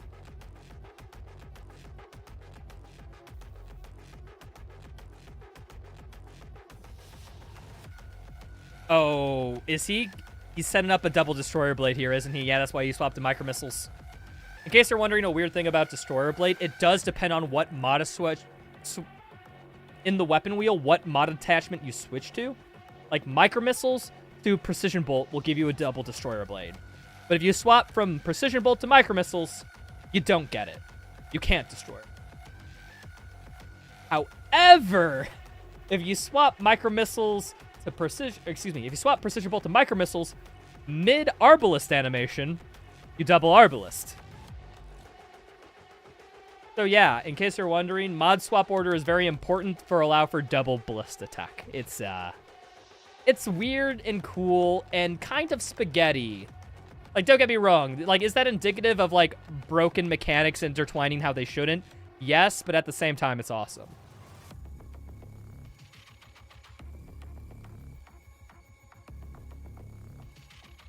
Ah, he doesn't do the mutes.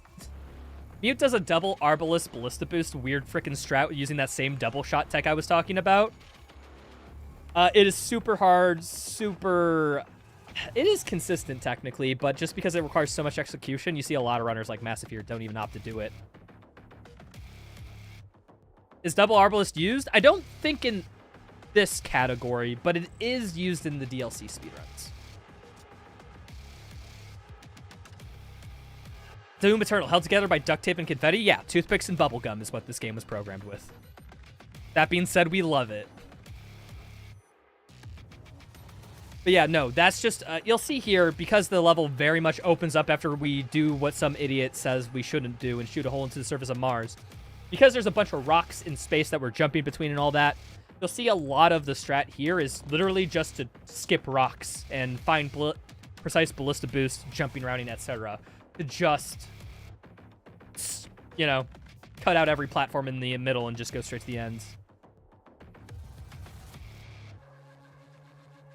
This encounter, oh, I forgot to mention, because we just shot a hole into the surface of Mars, we have the BFG now. And the BFG, when you fire it, it'll basically just kill the whole room outside of the tankiest of enemies. So this encounter, which is almost entirely timer dependent, as in the only difference between wave 1, or excuse me, wave 2 and wave 3 spawning is just a timer that counts down. So what Massive is doing here is getting some mastery ticks, killing some enemies, getting some chainsaws to make sure ammo is filled for the next area. And then when the last wave begins to spawn, BFG jumps off the side of the arena because there's a hole into a secret area behind it. And when the arena dies, the invisible wall despawns. So, as the little cutscene being like, oh, here's the exit of the arena, get there, he uses this to cut speed straight to the secret encounter. And then, of course, the secret encounter just doesn't spawn in all the enemies right away, because why the fuck would it? So, while the timer is counting down to spawn in all the enemies for the secret encounter, grabs a Praetor token, kills the Revenant, those enemies, blah, blah, blah, blah, and the Spectre at the end of the hallway.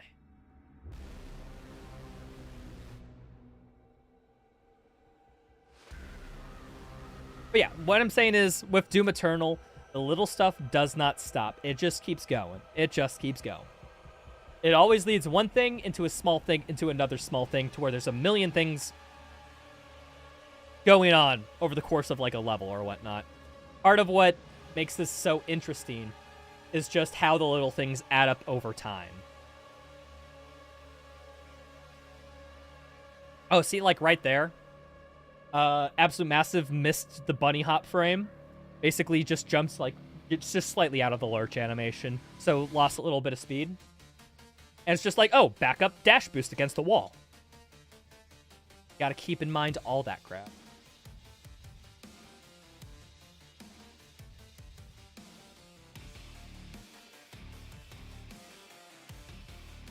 So now we're just moving on to the next floating rock section, grabbing some collectibles. Again, this is just all bunny hop, lurch hop movement, all stuff that we discussed before.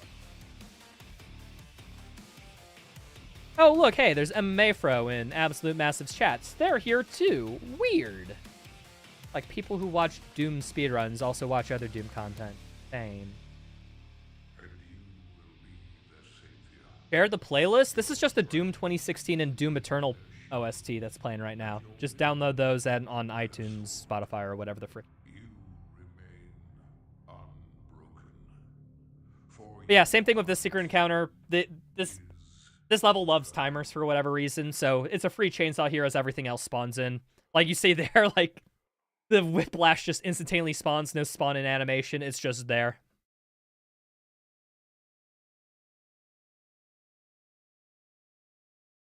And see, like, that section there, you could speed up the movement by not getting those headshots. At the end of the day, we still have to master stuff, so some people take these as safety, you know, just to, ensure that they, you know, they get 100% by the end. Wait, hold on. My activity. Weird. Okay, I fixed the tweet. Good. 100% world record then. I already have 100% world record in Doom 2016. See? Already accomplished. You're welcome. Oh, this is another thing of the optimized movement between the rocks. Just like, it's so good. Is this another double destroyer blade? Okay, one thing you'll notice here. Absolute Massive has 80 ammo in the destroyer. In order to destroy a blade, you need 50 ammo. 50. He only has 80 here. So that implies that if he wants the double destroyer blade, he'd have to have 100 ammo. What? No, that's 2 fully charged destroyer blades. For some reason, the game like doesn't require you to have both ammo necessary for a double destroyer blade. It requires you to have, like, I think 75, which is, if you're wondering why, we think it has something to do with the mastery of the destroyer blade, because the lowest charge ammo is what, about, is it about, like, 68, 75, something around there? Basically, you need to have enough charge for a double destroyer blade for a fully charged blade, plus the minimum destroyer blade in the mastery. 66. Thank you, Quarth. So, as long as you have 66 ammo, double destroyer blade, 2 full charge, we're basically getting 2/3 of a charge for free, if we wanted to. So yeah, double destroyer blade plus a BFG, because Barons are one of the only enemies in the game that can consistently, like, survive from a BFG. So we have to do just a little bit of extra damage before them. That being said, some Barons will die to 1 BFG and all that stuff, and if you're wondering exactly why,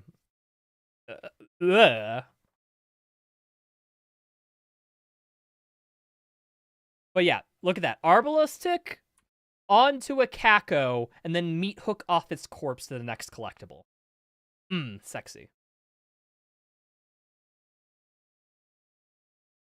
So we're grabbing the BFG into a ramp hop all the way to the next collectible, and then while we're moving off a jump pad, just because we can't really speed it up, just get an Arbitic while doing it. See, there's so much... When people say, like... Well, when I say that this is one of the best speedruns of all time, it's because of downtime optimization. You can always do something to help you progress your goal to getting the 100% criteria and beating the game as fast as possible. If you can't beat the game faster, well, you can probably make progress to 100% at that time. And if you need to make progress to 100% at that time, you could probably also make it faster. There's, like...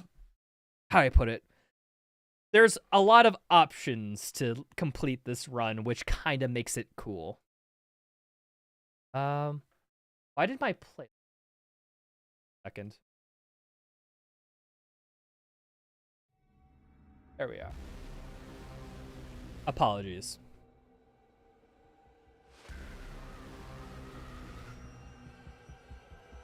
So, one thing about here, this is gonna be the, a little bit weird.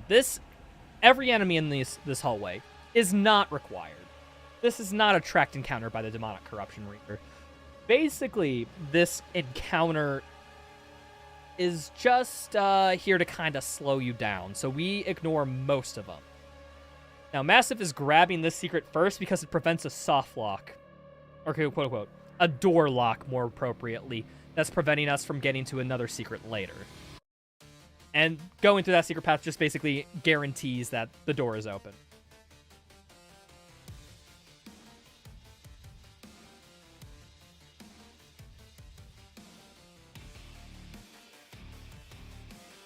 So this is a Slayer game. Marauder, this is called a fun zone.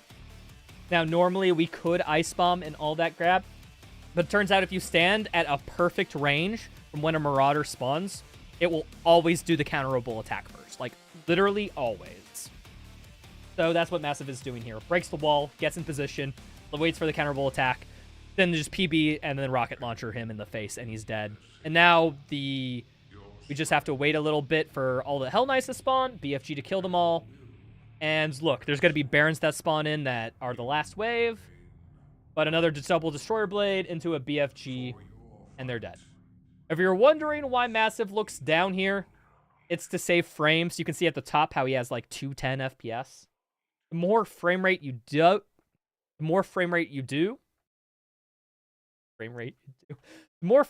have, the more damage the BFG does. However, time slow is kind of an exception. The time slow rule for yeet hooking doesn't apply to the BFG. They kind of hard-coded the fix into that game, to this game. So the best we can do to get the max damage out of BFG is just look down or try to lower that FPS, or higher that FPS as much as possible. Yo, what's up, Hippo? How's it going, dude?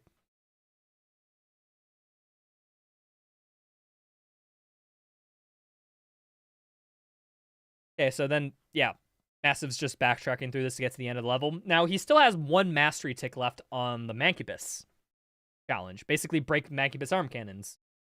And this is the last encounter coming up here, but luckily there's a Mancubus right at the beginning. So, quick BFG into a Baron kill, and then all these enemies will just spawn one at a time. It makes killing them very simple to get to the last wave. And Doom Hunter into BFG. It's over. BFG kind of just makes some encounters like that trivial as fuck. Oh, by the way, I want to point it out. Cut speed into Arbalest Tick, into Yeet Hook, into a Ramp Hop, into another Arbalest Tick, into the exit portal. In case you're wondering, you don't have to do that. That is actually unoptimal. Mute D6, I think, is a pioneer of working, I think it's called Pineapple Skip into the 100% route, where you can skip all those Kako Mastery ticks and still have enough to, you know, finish the run. But it's just it's so hard. It requires a lot of execution that this is just the more consistent strategy. Plus, Mute did all that effort for working in Pineapple Skip and skipping that cutscene of the door exiting and all that crap for, like, I think that saves like 5, 6 seconds, 7, 8, something like that. Regardless, it's not that. It's not that much to where some runners just don't do it. You were distracted? Did you talk about getting ammo upgrade refills, BNG? Ah, good point, actually. Let me rewind a little. Let me go here. Hold on. I'll back up to the ammo crystal area. So, the reason why we go back to grab this Sentinel Crystal after the Slayer Gate is because we pick up this ammo upgrade. When you're out of BFG ammo, picking up an ammo crystal, this little upgrade right here, will refill your BFG ammo, as well as the rest of your ammo. That's why we don't get ammo upgrades early, even though that means we'd have to chainsaw less. It's just that getting free BFG shots later in the run saves more time than those ammo refills and ammo extensions later. Good point, Olive Branch. Thanks for bringing that up. Let's get back to Sentinel Prime. Boss battle. Boss fight. Woo. Now, this is the story level, so basically we just need to go through the story, get Conmaker monologue at us, blah, blah, blah, blah, blah, pick up secrets, and then all 10 combat points are tracked by the nth level boss. Why is my music stopping? Give me 1 second.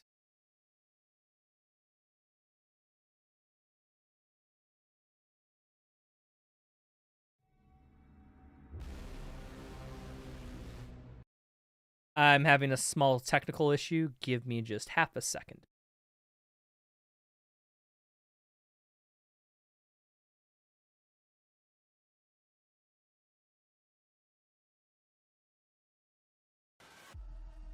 There we are. Got the background music going. We're good.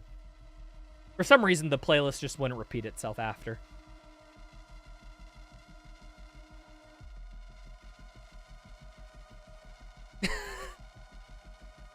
Pleasure to see you, sir. Would like to personally thank you for your awesome YouTube videos. Your last second misdirects are always chef kiss. Oh, you like how I just changed tone at the drop of a hat, Hippo? That's just my personality. I don't know. I have quick changing thoughts all the time. Oh, by the way. Remember how you have to take an elevator up here? No. What you got to do is limit your FPS to 31, 33 FPS. Scroll back 3 separate times. And then edge boost into a ballista boost. It's just that much more simpler than an elevator, dude. Why take the elevator when you can...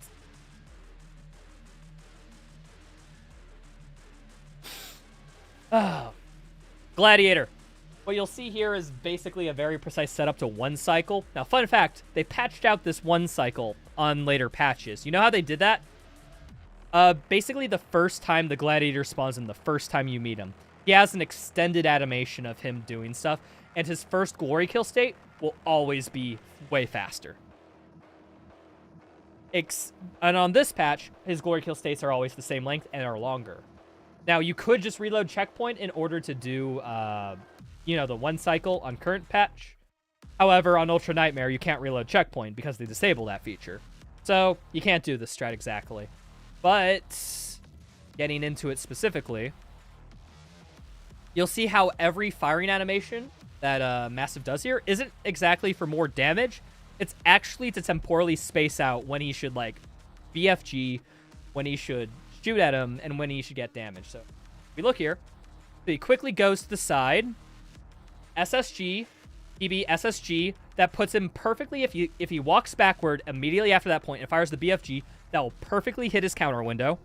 Chainsaw cancels to cancel the BFG animation, SSG, PB, SSG, SSG, PB, and then... Oh, he fails the slob a little bit.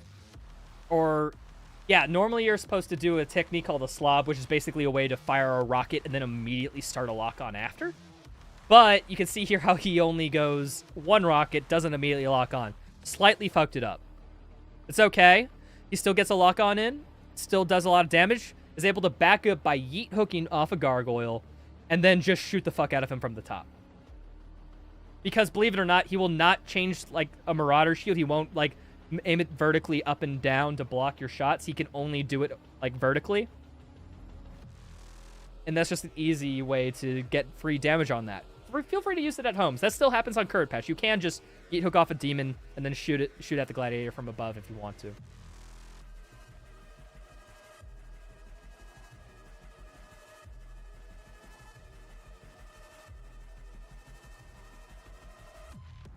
And then this phase.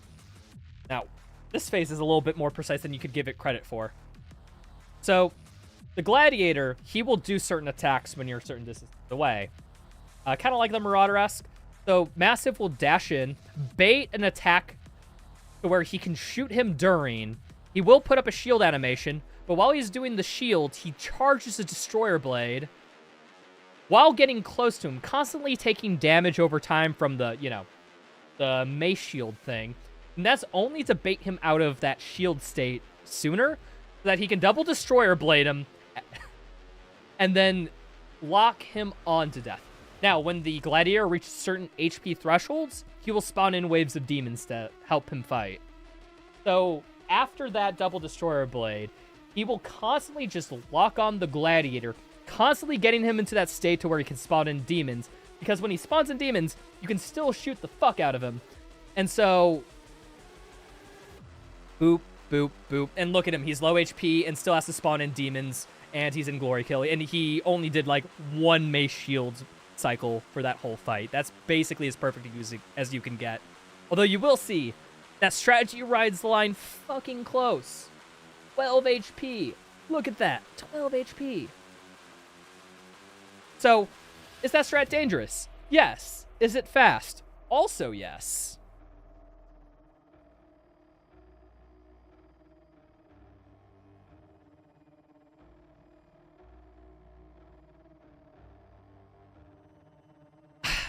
I just want to point out one message. No way. I came back 3 hours later and you were only on the gladiator fight. Oh, wait. People say no way. I'm sorry. I'm sorry. Do you guys, are you used to the type of reactors who, when they watch a video, they just let it play and then talk over it? Is that like... Not every reactor is XQC, okay? And we're dealing with a run with as dense as speed tech, with as dense as complicated things, with so much under the hood happening as the game is going on. I'm sorry, I'm gonna have to pause and explain a bit. That's just saying how complicated the run is. Like what? We're 3 hours into this analysis, including breaks. And I'm only, what, an hour of the way? Hour and 8 minutes? Yeah, no, that's just indicative of how much crap is going on in this run. It's complicated, man.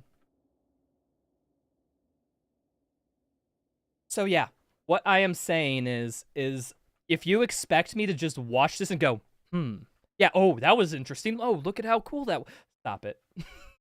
I'm here to pause. You're here for me, not the run. You're not XQC. We can understand you. Based chat message. Based chat message. You don't like the teacher rant right now? You know what, Dimitri?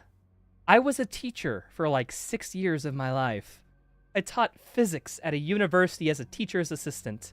I am teacher right now. That's kind of my whole shtick, is trying to educate people on completely weird game mechanics that nobody knows about. So if you aren't down for that, you can fucking leave. There's the door.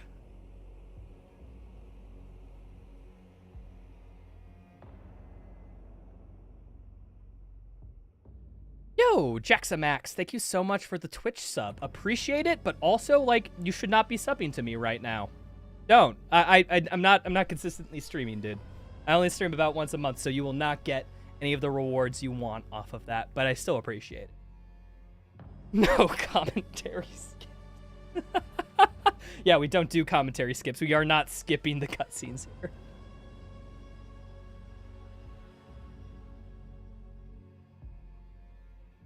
So this is the, you know, this fight, nothing too interesting. It's just fodder. Just PB rocket, PB stickies, PB something, and, like, ill dead. First time chatting, little nervous? Wow. Don't be so nervous. All you gotta do is not say something stupid and I won't make fun of you. Unfortunately, you'd be surprised how many people fail that. So, hey.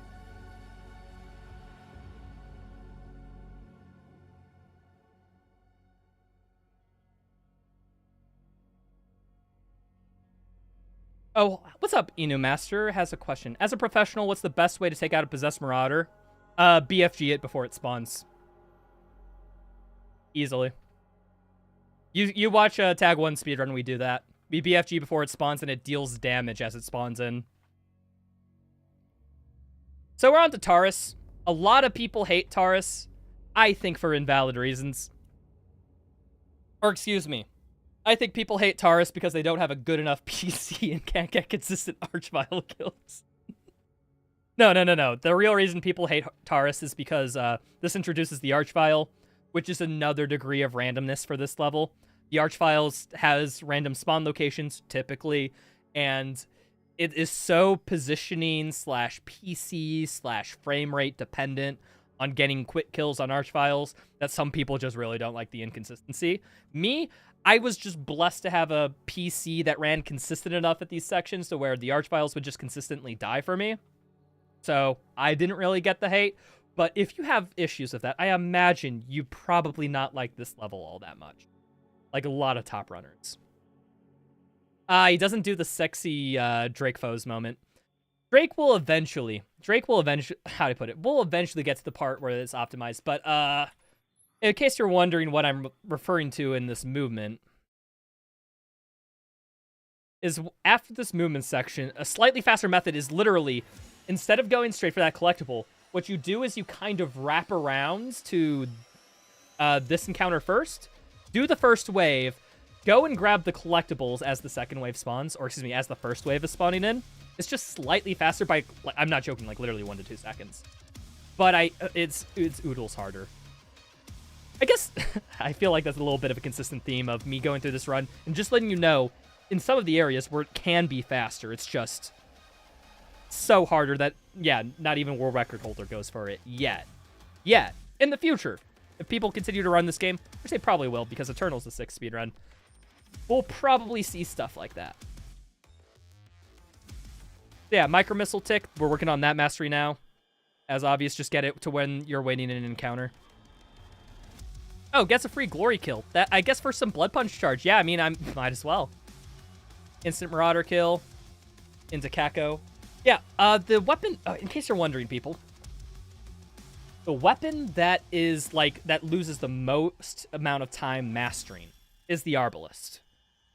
Because Arbalist is actually slow, all things considered, like, if you include, like, Arbalist charge-up time and whatnot. Because why would we charge up the Arbalist when we could just, like, rocket SSG insta-kill a Kako?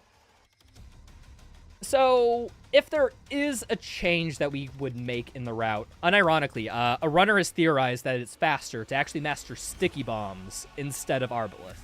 It's just, no runner uses that route, technically. Shoutouts to an OG runner, Chocolate Vanille, who was the pioneer of that, and nobody still runs his route because it's just too different to how we were doing it, I think. But hey, just know it could be faster. We just need more testing it.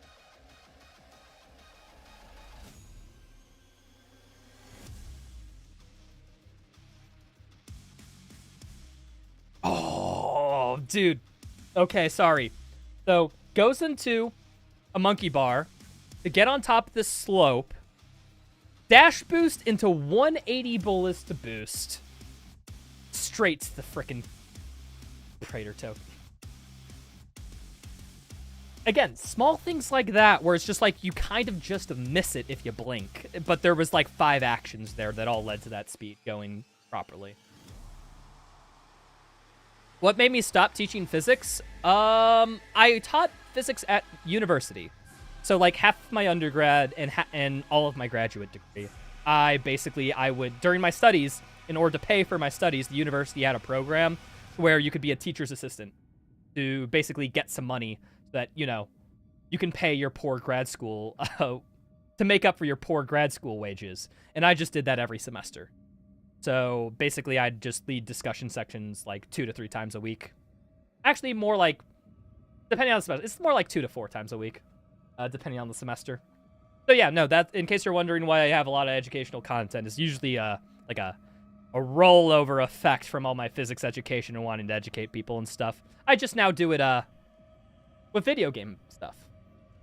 And yeah, since I'm no longer in grad school and YouTube's kind of my full-time job, I just kind of stopped it. But hey, people can still get tutor on physics. I do have like a Twitch point reward redemption to break out a random physics lesson, if you're curious. One small thing you'll see. This was discovered back in the days of Zero Master and Draku by I don't know who, but this where you can basically just double up this Archvile encounter and the secret encounter, and because we have a BFG that kills most everything in an encounter, we just double them up and then BFG. And if all's done accordingly... Oh, Archvile? No, there's one Prowler that lives. It was just outside range of the BFG tendrils. That sometimes happens. Okay, one small thing. Nobody will remember this, but I remember this vividly because I lived through it. The mindset of Ultra Nightmare speedrunners back in the day when Doom Eternal came out was dog shit. Allow me to explain.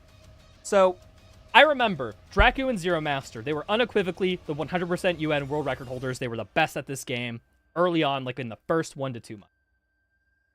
I remember distinctly in one run Dracu was doing that he was at this encounter and he's like, oh, man, should I go for that secret counter Kako double up strat? Nah, man, it's too risky.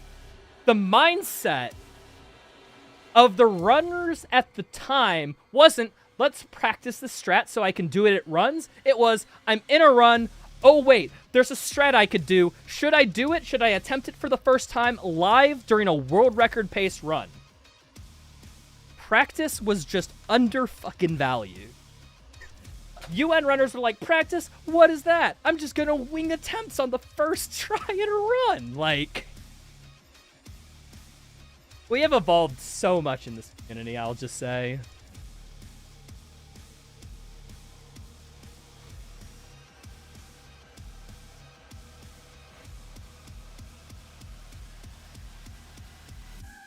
But yeah, no, this is just all collectible gathering at this point. Nothing we haven't touched on before. Oh, he goes outside. That's a little bit wonky of a route. I guess, I don't know if that's faster or not. I guess it's about the same. How do eigenvalues and eigenvectors affect slope boosting in Doom Eternal? Don't get me started on the eigen stuff because it's probably not relevant here, honestly. Very important thing. People may be like, oh, why is he mastering dual lock there? Dual lock, it does allow you to lock onto other demons while locking onto one demon, which we never use. That's just honestly, the purpose of lock on burst is high single target burst damage.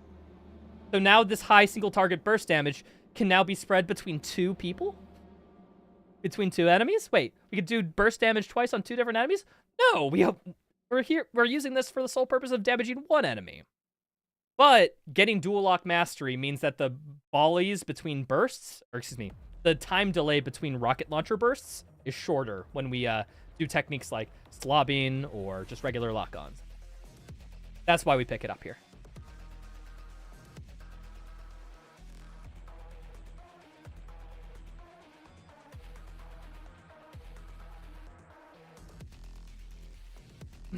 But yeah, getting the secret based on the on the way to there, that's nothing. It's just collectible picking. I mean, I'm gonna be real, people. I don't think there will be much to talk about in terms of basics and fundamentals going on from here, because that's what the first like 3 hours of the stream were. We're talking about fundamentals and basics, and then all these levels, all they do is kind of build off them. So I'll break out. I'll try to touch on all the things that I think are stylistic, that are cool, that are all that shiz. But come on. You know what lurch chopping is. You know what cut speed is. You know what dash boosts are. We're just kind of coasting at this point now with all this knowledge.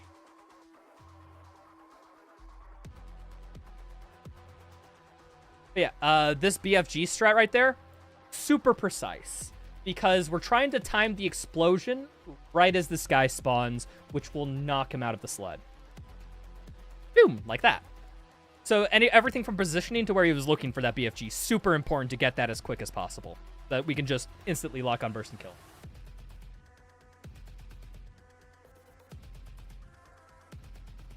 Oh, you see that elevator? It takes time going down. So trigger the elevator, kill 2 enemies to farm ticks, and then jump down it when it's about to get to the ends. That's just time efficiency, baby.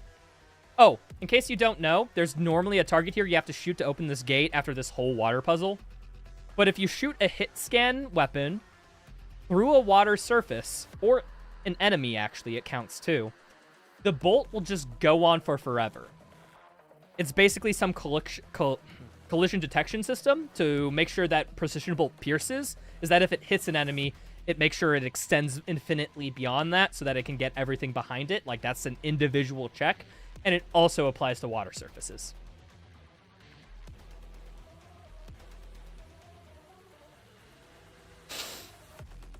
The more you know, huh?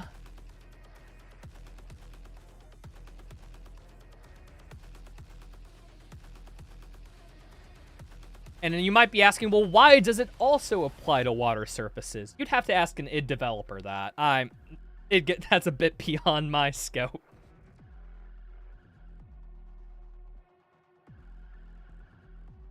But you saw there another instance of double destroyer blade, because that Baron, the only thing that really needs to be killed after that point. And as soon as we see the Archvile spawn, BFG where it spawns, just so that we can get the insta-kill and take down the arena once.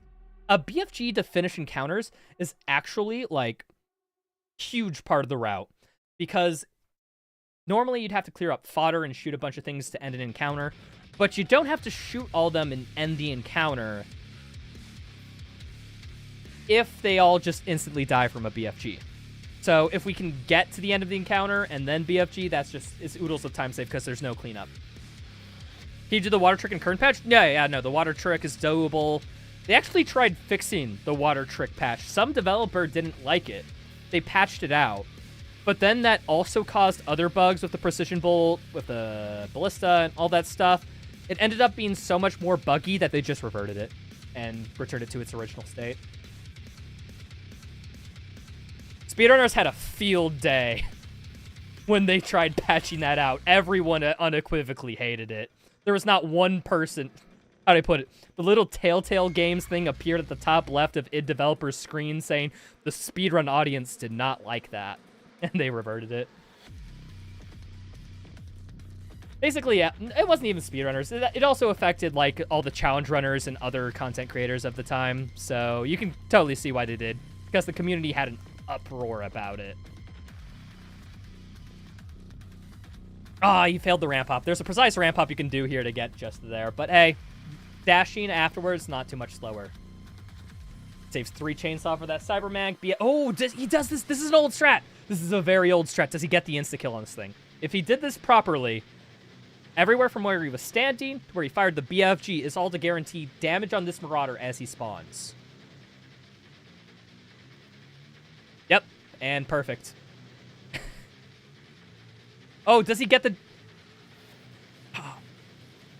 Yes, good movement.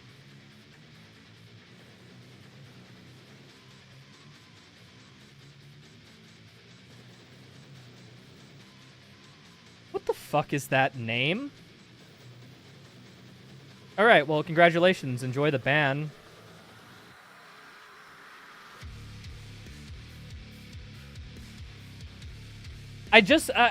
Sorry, there's somebody who, I deeply apologize to people in chat, because there was somebody with an offensive name, and I didn't realize that for like 5 minutes. That's on me.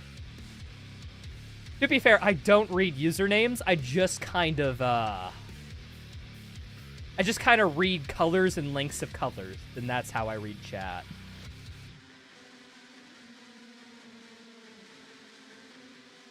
How hard is it not be cringe? A lot. In case you're wondering why I'm not talking about too much what's going on, it's just because this section is literally just movement and traversal. Nothing we haven't covered before.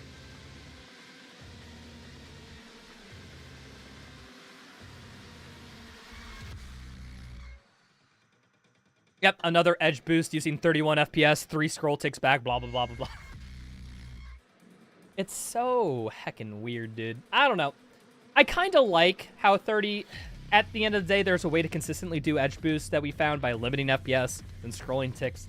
But at the same time, like, if all these tricks require frame rate manipulation, require us to use these outside programs to do that, at that point, aren't we kind of just playing the physics engine, not the game? I don't know. It feels like we're breaching closer to that territory. That's why I'm not a fan of this, is because it's just like a... I feel like what you should do for a speedrun is just boot the game, have it all in one go, and have, you know, as little as outside stuff as possible. Of course, you know, asterisks on that point, that we should always have a... Hold on a second. Positioning mic a second. That if we can use an outside program or utility or something to make the game more fair for the running audience, I'm all for it. But it's just when that motto gets in the way of, like, skill and progression, because you can set up edge boosts from a precise tap, from using your knowledge and all that stuff. Like, that stuff is cool because it all depends on, like, your muscle memory and whatnot. But now you just take that skill away from that. You gain consistency, but you lose kind of skill expression, you know? I guess that's in the summary of why I don't value that.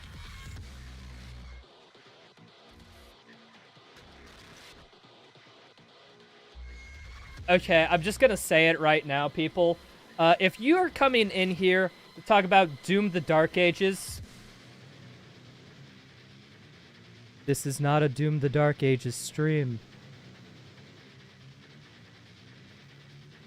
How can I comment on a game that isn't even released yet, people? Think about it. This is a Doom Eternal focused stream. Do you randomly go into someone's Skyrim first playthrough and just be like, what do you think of Doom the Dark Ages? Like, come on, man. Try to keep it on topic a little bit.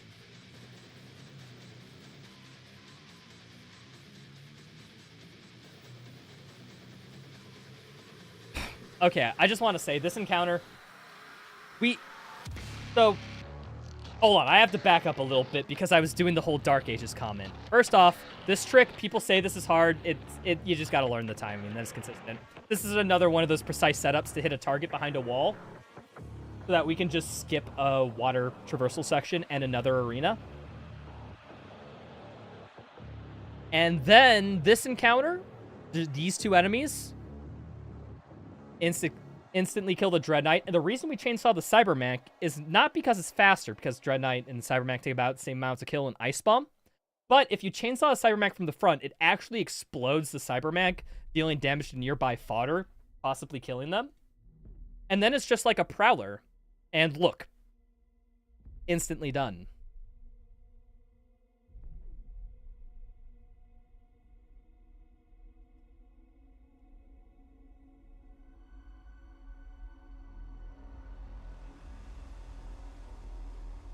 Okay. Oh, by the way, double Arbalest. Double Arbalest is in this route. Frick, I forgot.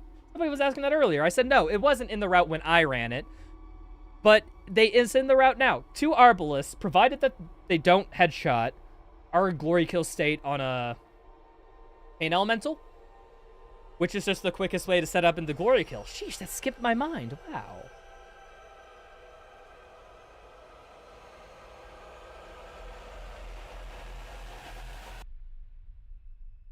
Guys, people are like, oh, did you say Skyrim? That's a different genre. Did my point depend on the genre of game, or did it depend on solely that it was different? If you want to go to a Dark Ages channel and talk about Dark Ages, you should probably go to some place that has a Dark Ages in the title, or Dark Ages hype, or something like that. My point is, if you want a conversation about something, you go to a place where the purpose is to have a conversation about it. The purpose of this place is to have a conversation about Doom Eternal speedrunning and how sick as fuck it is.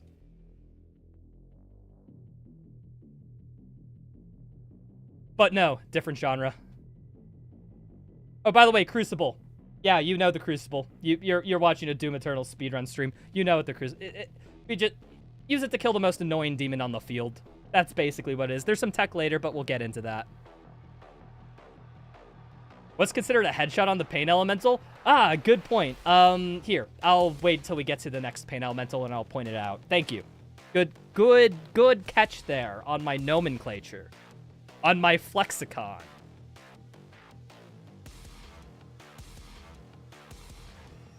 I always find it funny that section is faster with mostly the regular weapons than it is with a sword. Yeah, no, that's a good point, Sunshine. Let me rewind a little bit. I know I'm rewinding a lot, but there's a lot to touch on and a lot to talk about. You guys are doing a good job of keeping me on the explanation train.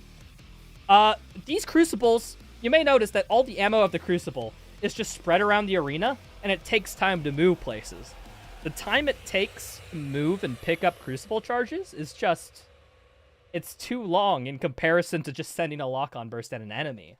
That's basically how it goes. So yeah, we only use it when something's like basically directly in our path. So the Pain Elemental. A headshot on the Pain Elemental. You see the eye that we stab it in? This eye is its headshot hitbox. You do critical damage whenever you hit the eye specific. That's the quote-unquote headshot. Alright, let's go back to the Slayer Gate.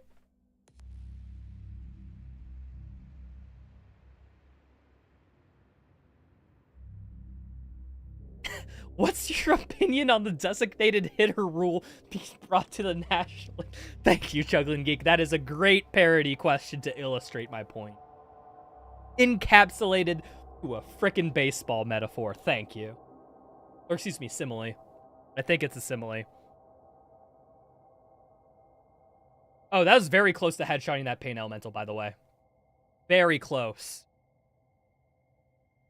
Like, I'm not gonna lie, like, him, like, aiming directly at the face of the Pain Elemental makes me a little scared, because it's just like, oh, dude, if you accidentally shoot the eye, like, you just don't get that glory kill challenge. That's a 99% run. Your run's no longer leaderboard official. Get the frick out of here, dude. Same with the Kako? Yeah, Branch. Yeah, Kako's headshot hitbox is also the eye. Oh, I should also mention that this is, like, one of the hardest, like, Slayer gates in the run. But because you pick up the BFG and we do this slightly out of order, you know, with grabbing the Crucible and everything, we can just insta-kill. Like, look, bunch of Whiplashes, instantly dead. There's going to be a Cyber Demon that spawns, instantly dead because of Crucible. Then it's just 2 max. Yeah, it's just that simple.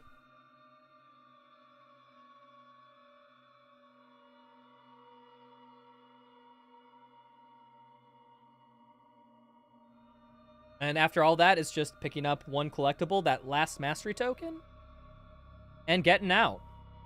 Why does nobody do my Crucible routing here? I'm sorry, but, like, nobody does, like, if you move, like, the same way throughout the previous arena, you can always have, like, the 3 closest Crucible ticks just ready for pickup, which is there, and there. And you can just do a quick loop, but instead it's a bigger loop. Come on! Big circle equals more time loss. Do small circle.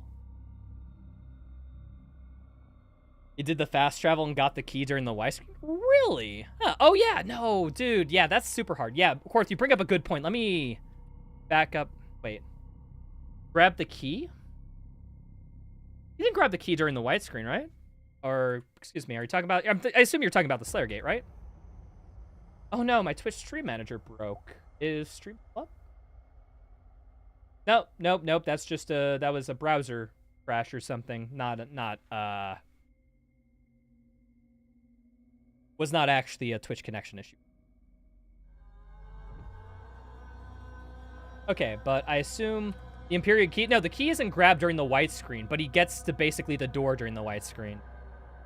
Or very close to the door, which is impressive. Because you pick up the key... oodles before, like right before the, right before that big interior encounter with the Baron and the Archvile in the suit. That's when you get the key. You don't grab it during the white screen. The one after the gate? There's a key after the gate? What the frick do you mean, dude? Period and key? Oh, yeah, no. Okay, excuse me. I was misinterpreting what you were saying. It now makes sense with context. So he's basically, quickly, Borness breaks. He actually grabs the key right there. It's still there. And then he fast travels before even the pop-up shows up. So he did grab it before, but that was just super quick reaction timing. So I still think you're wrong, Quarth, buddy, but just slightly. So close, so close. You were so close to being correct. You were 2 frames difference.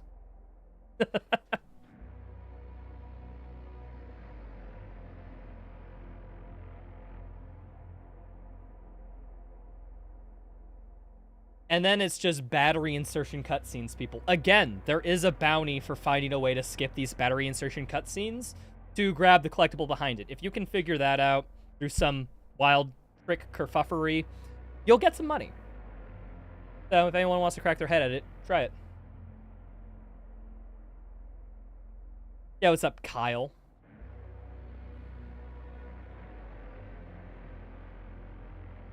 Yeah, I'm not skipping these people. This is riveting content. Riveting content. Are you telling me you aren't on the edge of your seat right now watching all these batteries gone? Oh, dude, it's so good. There's so much magical speed tech going on here that I really need to break it down, soak it in, and just experience.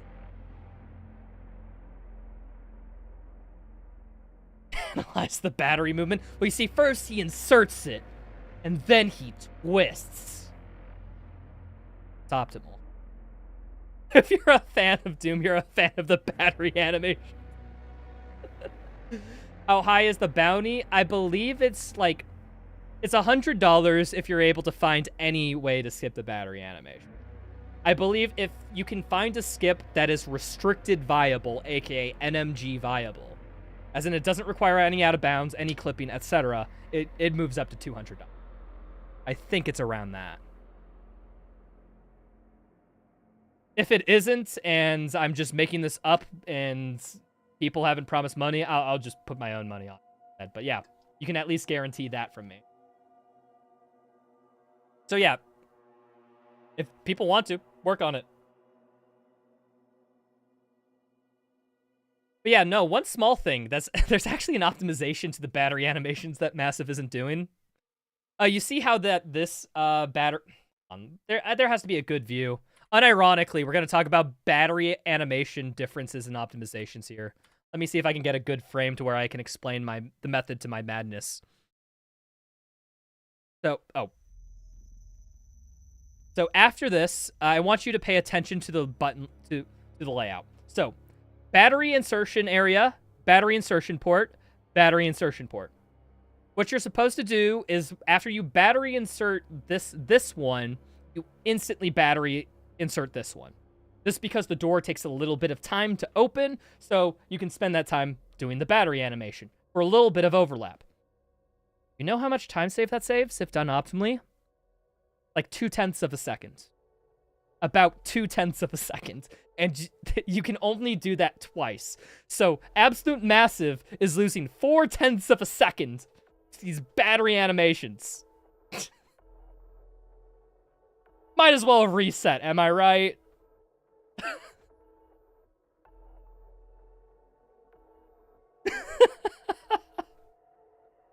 But yeah, no, see, it's like such a minor optimization that people just don't even do it, because, like, why? It's so low.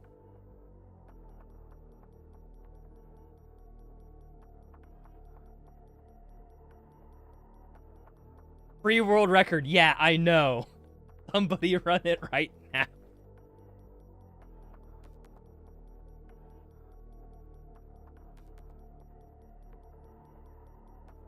Yeah, super minimal time save. Oh, by the way, Unmaker time. Fun fact, grabbing the Unmaker does refresh your BFG ammo, so we make sure we're 0 coming into.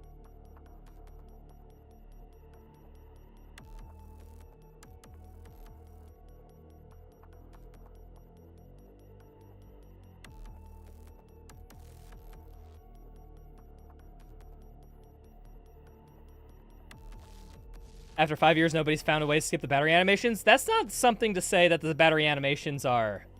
Dude, it's just... Dude, this game is like... It's built together by hopes and dreams. It's honestly, it only works by the miracles of people's thoughts and prayers. But why the fuck is the battery animation unskippable? Why is that the one well-programmed area of the game? We got death planes clipping through floors. We got death planes clipping through walls. We have just straight up no invisible wall blocking progress to the end of the level at points. But the battery animations, god damn it, they just have to be watched. They're too integral to the story, man.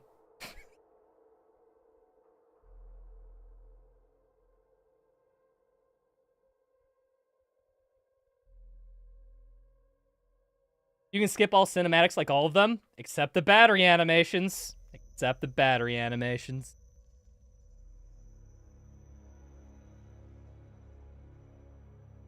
All right, Necroval. So, this section, these last 4 levels, are arguably some of the best in the game, mainly just because the pacing is breakneck. Like, we have every single weapon, every single tool, and most upgrades that we need that are optimal for the end of the run.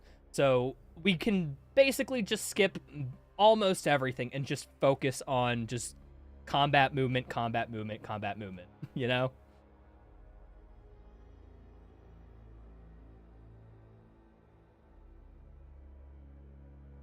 Yeah, exactly. Secret pickups can be skipped. But that's just because of animation override. We don't know exactly how to animation override in on the batteries. If we can figure out the way to animation override, that'd be great.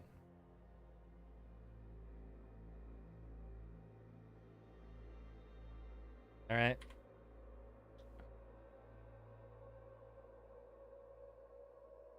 On to Necravioli. Oh, he does a slightly different route for that. He grabs a meat hook. I do a ramp hop there. I guess that's just preference. I really like the ramp hop. I guess the meat hook's just easier. Oh, wait. Wait, was that a ramp hop? A ramp hop off the little plane there? Yeah, no, that was. I didn't even realize you could ramp hop off that. Damn. That's sick. Quad damage. Just easy tick.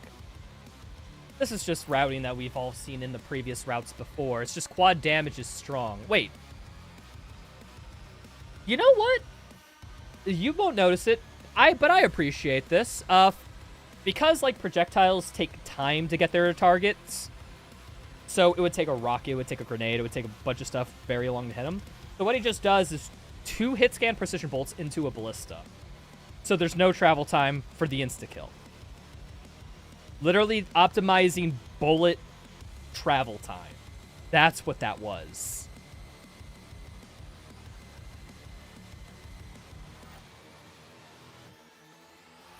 It's the small things like that, man.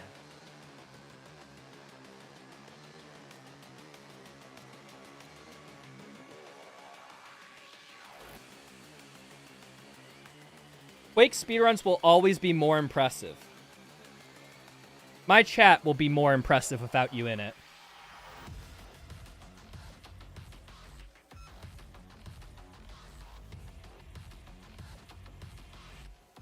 Get fucked.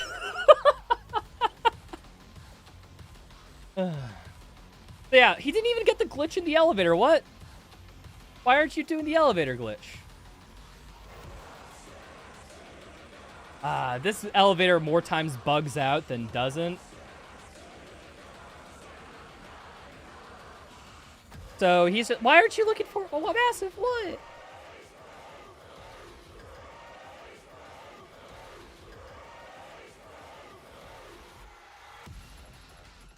But yeah, no, it's kind of going on to what we said earlier. It's just like this is a chat, this is a stream focused around Doom Eternal explanation, breaking down, and all that crap. Why the frick is this Subway being like, yeah, but Quake's a better speedrun, though? Okay, dude. Didn't realize you were from the department of Who Asked. Under investigation for Nobody Cares.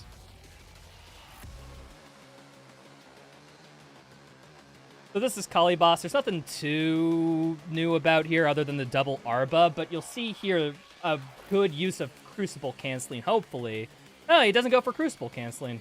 I guess it's just because he got bad RNG. The amount of the eyes that open in terms in what order is just random. So there's 4 possible eyes. I think that means there's like 8 different combinations, quick maths. Something like that. So ideally, you want the 2 outer ones and then the 2 inner ones. But he got, you know, just unoptimal order, so Arbalist, Rocket.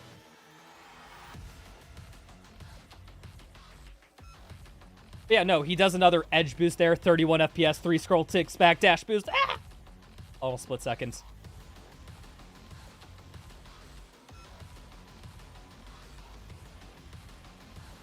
So right here, the only thing you really have to slow down to get level challenges in this run is the Crusher traps, which, honestly, I would have stayed there and got a couple more Crusher ticks in that one scenario. But Massives just has it so optimized that it's just like, yeah, you know what, I'll take the risk if, take a little bit of consistency out of whack to, in the hopes of getting a better time here, because optimally you get all the, well, most, 50% of the Crusher ticks here. Oh, Energy Shield Vacation! Mute would be so proud. I don't do the strat. But I think Mute was the pioneer of this. Basically, Energy Shield Vacation, if you hold down the alt fire as you punch with the Energy Shield out, the game gets confused and thinks you're still holding down the alt fire, even if you swap weapons from that punch animation to something else. So it's like, oh, it's still keeping the energy shield state up as we swap to the BFG and fire it in a safe location, making sure we don't get shot the entire time. Energy shield vacation isn't used, like, often, mainly just because if you use the energy shield vacation, it breaks. Your hitbox is still the size of the energy shield, but without the energy shield's HP pool protection. So it ends up with you just getting hit a lot more, and it can extend a little bit after until, like, your hitbox resets. I forget exactly what the conditions are, but the point is, it actually increases your danger afterwards. But luckily, we're BFGing, so that means that every enemy is dead that can't shoot us, so that means we don't have the negative ramifications of our hitbox being the size of a truck.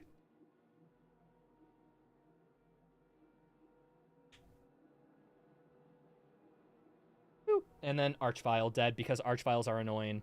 Why aren't you killing... I guess... Oh, is the Cybermech like a consistent Crusher spawn?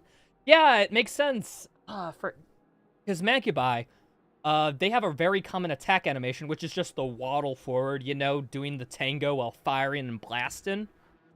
I guess he just baits that out of him, and it just makes it consistent over... Yeah, you know what? I kind of like that. That's a neat little optimization. That's cute in a way I didn't expect, you know?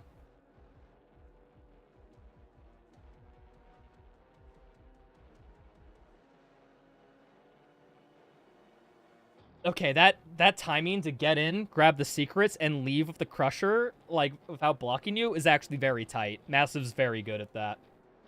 And then you just keep the energy shield out so the Crushers just don't deal damage to you. Oh, by the way, if you don't know, energy shield, it's unequivocally the best mod attachment in the game for defense. Because the shield, even though in battle mode it only protects the front of you, in the campaign, it protects you from every damage source in a 360-degree angle. You're perfectly safe, with the exception of some floor attacks. Cybermancu, Archvile Fire will eat through your energy shield and deal damage to you, because that's just how those attacks are programmed.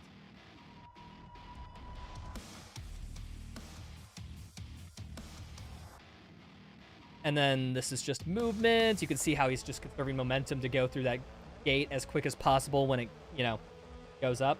Oh! Why doesn't... He kills the Whiplash immediately. Huh, I guess he's just quick enough to where he can make the same cycle on the way back up. Okay.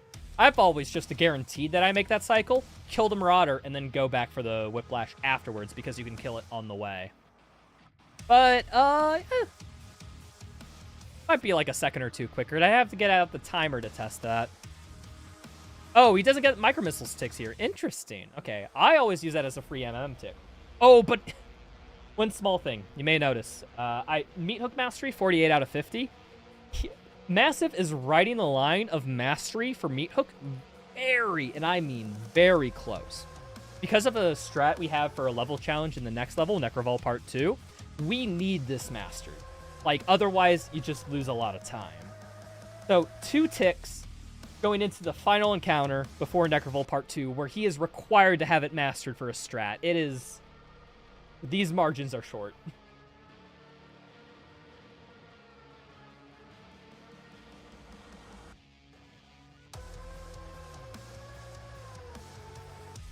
So, this is just precise routing, all it is. The only thing that's really impressive here that I want to point out is that BFG aimed at a precise location so that its blast damage knocks both the Doom Hunters out of its sled. Oh, but he got a little unlucky. I guess he just moved in a slight way to where he didn't have exact line of sight, so the explosion missed him. Unfortunate. But as we said, like, when one thing goes wrong, you have to learn how to play off it. This game is you have to be a master of that. Messed up the dash boost a little bit, but still able to get the mantle move on, and then Necrovol Part 2. Can it do shield vacation on current patch? I think they patched it out in a very late patch. I forget exactly when.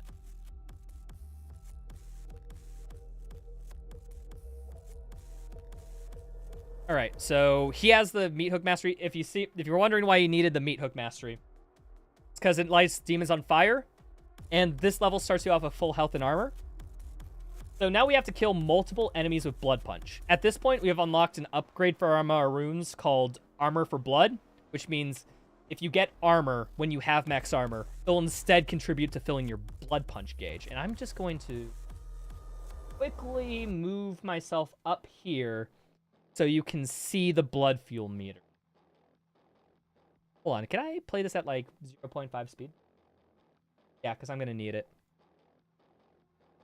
So, instantly off, Flame Belch, Blood Punch.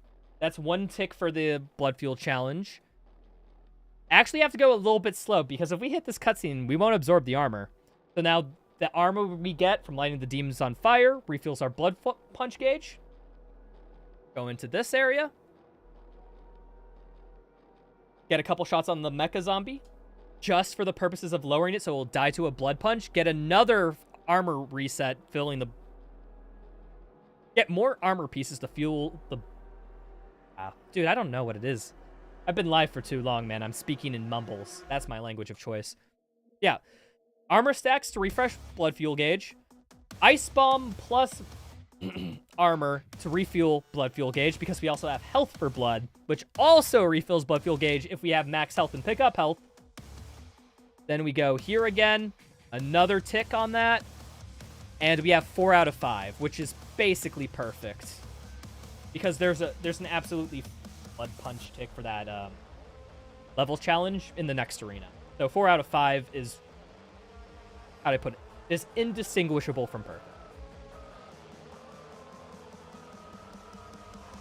And then, of course, because, you know, doubling up encounters is just free with the BFG. Secret encounter plus regular encounter, BFG killing. You know, 2 birds with 1 stone. What's my favorite Ben & Jerry's flavor? I don't know. I don't like ice cream that much. I'm a basic bitch. I like plain vanilla. I think vanilla is the best flavor. Fight me.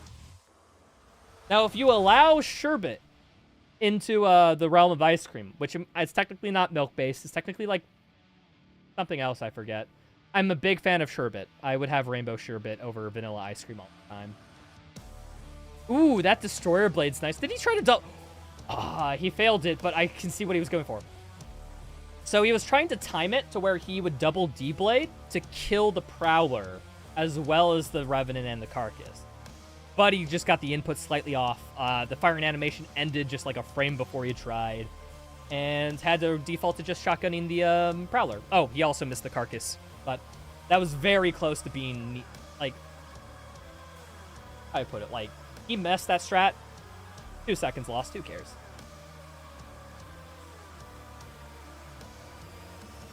Can I tickle Retro's neck? No.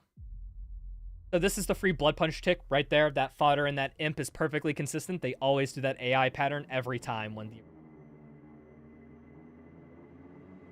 And now that we have the haste power up, haste also gives you, overdrive, its legal name. Overdrive gives you unlimited ammo while you're firing it for every weapon except the BFG. And we picked up the Unmaker, which uses BFG ammo, but isn't the BFG. So yeah, we use that for infinite ammo, and you can annihilate everything this encounter, and you can just like spray and pray and basically kill everything. The great part about power-ups as well is kills will slightly refresh your power-up meter, meaning that if we just kill everything quick enough, we could keep the infinite ammo going. You know? That tech is now patched? Yes, that has been patched. id Software found that unfun for whatever reason. Makes these... Yeah, people be like, I wonder why they patched it when... if you're doing optimal speedrunning, optimal challenge runs, all that stuff, only time you use Unmaker is because Overdrive gives it infinite ammo. Every other case is unoptimal. Every.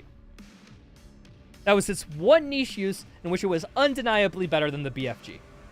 And they took it away. Because the Unmaker, sure, it's a power weapon, it's all that stuff, but is it the same effectiveness as a free room clear? Like, literally, any wave of an encounter that you hate or struggling with or whatever, you press one button and it's instantly deleted. You can't beat that. Like, that is just too strong. Like, if you have something that powerful... Does BFG still crash the game occasionally? Yes. However, they have patched out a lot of major BFG crashes, but it still occasionally happens. Oh, out of bounds.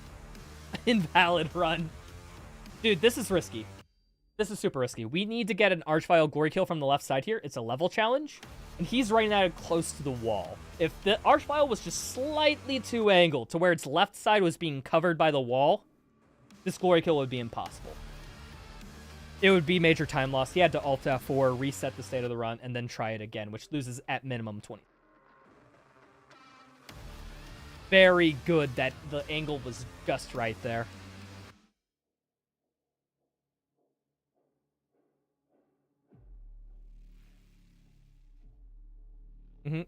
Oh, wasn't there a cool punch boost strat that Mute discovered there?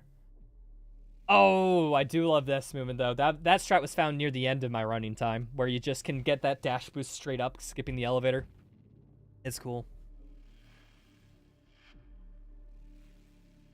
Unmaker should have pierced and then bounced. Yeah, that would be a good way to kind of, how do I put it, intuitively make it around the same power as the BFG in, like, these scenarios. Because, like, imagine if, like, it bounces twice off surfaces or something, and you're in a closed hallway with a bunch of demons. Firing the Unmaker and having it bounce back and forth a couple times for multiple hits, like, dude, that's actually... Yeah, because a BFG would just be overkill at that point. Unmaker would do a good job of clearing up with less BFG ammo. I think that'd be an interesting rework. I'd be interested to see a version of the game where somebody made that. A modder, get on it. I want to see how it works.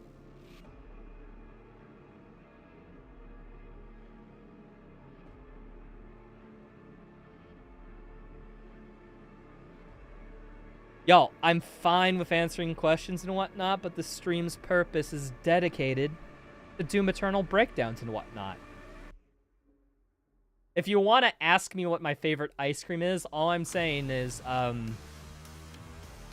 don't know, just ask in the Discord.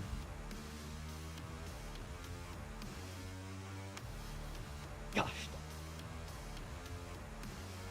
Alrighty, so we're going into the Necroval Elevate. This is all just precise movement. Does he get the... Oh, he doesn't get the good... There's like... Okay. This is a strat that Mute likes going for. It's completely... how do I put it? It's hard, but it's also awesome when you get it. Wait, no, I'm thinking of any percent. Fuck, man. Oof. Ah. Sorry, people. I've ran so many categories in this game. I've seen so many speedruns that sometimes it just blends together, and I think they're going for another strat, but it's like, nope, oop, that's that category.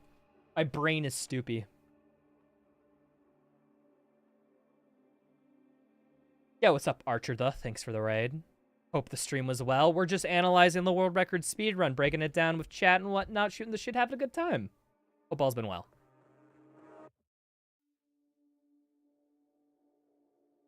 So one important thing at this, I actually... Does he go for the strat or not? I actually didn't notice. So, up here. Very important thing. He mantles the ledge. Does not go any further. Does not take one more step further. Instead, shoots out the eye, hits a death plane. You know why that happens. Here, let's see if I can... somebody said that there was a... Oh, somebody told me that was frame limiting by hitting the arrow key. They fucking lied to me. But what I meant was if you see like this little ring right here, like right outside the step where you'd mantle, like circularly around this area, that's a cutscene trigger. To basically point to the eyeballs, be like, hey, idiot, you need to shoot the eyeballs. Come on. But if you can actually shoot them from mantling because you trigger the death plane to spawn basically by getting up above onto the floor. Then you drop down, spawn outside the trigger so the cutscene never plays, saving you a few seconds.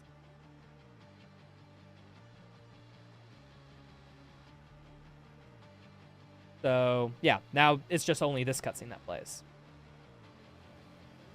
It's period, it's comma and dot. Oh, it is comma and dot. Okay. Wait. Wait.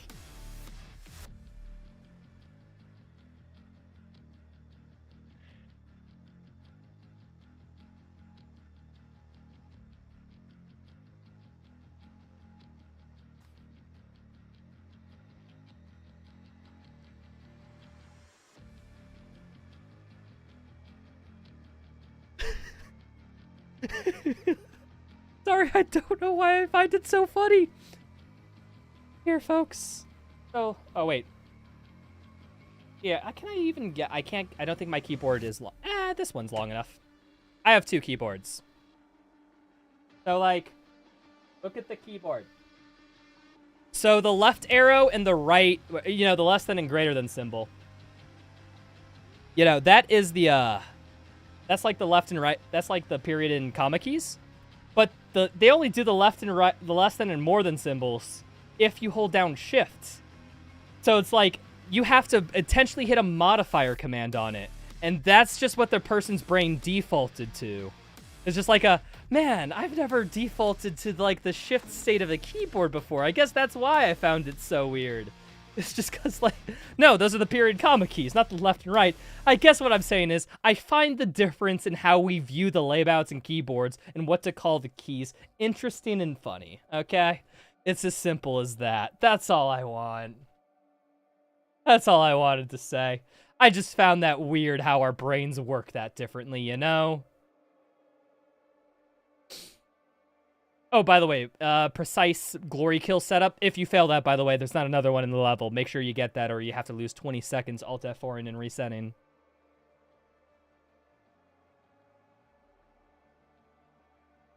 And then it's just a BFG that kills basically the whole encounter. Yeah. Oh, there's the Baron. One thing that's you gotta make certain on, that's very, very scary about this, is you gotta kill this Baron after the Kako spawn. Or else the encounter will fuck up. Fun fact, on current patches, it will softlock the arena. That's actually a glitch that they patched in. In 1.1, you'll fortunately not softlock, but you'll basically delay the encounter and spawns.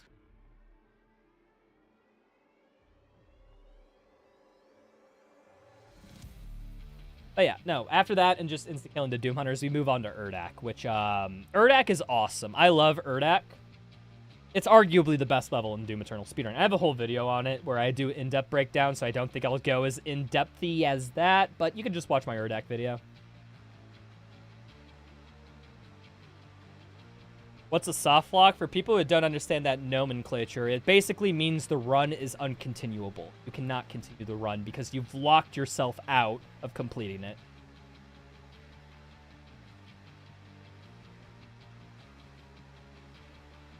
Crucible cancel with Doom Hunter Sled? Yeah, okay, I wanted to call over Crucible canceling Kali Boss, but he didn't do that because he got bad RNG. Very good point to touch upon, Olive Branch. Let me rewind to that. No, wait, actually, I don't think he does. Does he? Oh, yeah, he does. So look at this. So he crucibled the Doom Hunter Sled, which normally deposits charge. But if you look right here, he still has 2 out of 3. He had 2 out of 3 before. The whole reason why he does that, how that happens, is he crucible slices, and because there's no animation for that crucible, he cancels it by swapping to a weapon mid-swipe. For whatever reason, if the crucible animation does not complete when it affects an enemy, you just don't waste a charge. So we do that in situations like with Doom Hunter Sleds and Kali Boss Eyes, because those aren't considered enemies and they don't die from that. Though for the fact Hugo Martin, I mean, it's a fan account likely, right? If the Hugo Martin is here, I'm just saying, they wouldn't have a default profile picture username. Hopefully. I would assume.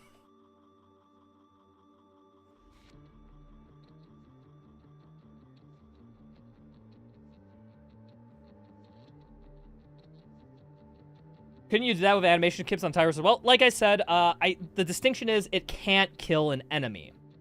You have to complete the Crucible without an animation, and it can't kill an enemy. So, like... Or, excuse me, it's more like the 2. Like, all 3 of those conditions need to be met. You're 100% the real Hugo. That's how you know it's not the real Hugo.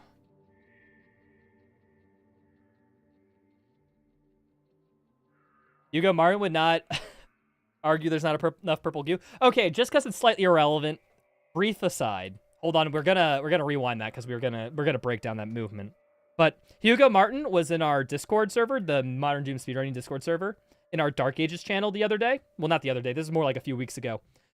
Because they're finishing up Dark Ages, he asked, like, hey, do you guys want any special speedrun-related Easter eggs? And so there was just a bunch of people just saying, like, basically for shit and giggles, what would be cool to have in, like, Out of Bounds or Skyboxes or weird ways to complete levels. You know, stuff that they could add in last minute in the next few months. And Hugo Martin personally responded to the idea. Somebody jokingly said, hey, we want it so that purple goo is the fastest way to beat a level at some point. And Hugo Martin's like, wait, purple goo being faster than the casual path? Working on it. So what I'm saying is like, the man has a sense of humor, and I hope that he does something weird like that in the Dark Ages, because they are looking for him. Yeah, no, I also, during that, I brought up the fact of putting purple goo in the sky, kind of like that one Eternal Any % vid that Hugo Martin watched. Like, he said he was going to do that as a joke. Like, no, please, do that in a level. Like, I want that in a level. And then he personally responded me being like, you know what? We don't think that will be fun for everyone. We won't go as that hard. Like, So Hugo does keep in mind speedrunners somewhat. But let's get back to the Urdak. Look at this movement. Precise bunny hopping, ballista movement, all that stuff. Air strafing, 180 moves. Chaining. Oh, by the way, these big orange rings. The orange rings give you speed for a set duration. If you dash during that duration, it keeps your speed, but redirects it. So we're taking all that ring movement, stacking it with ballista movement, going all the way to the ends.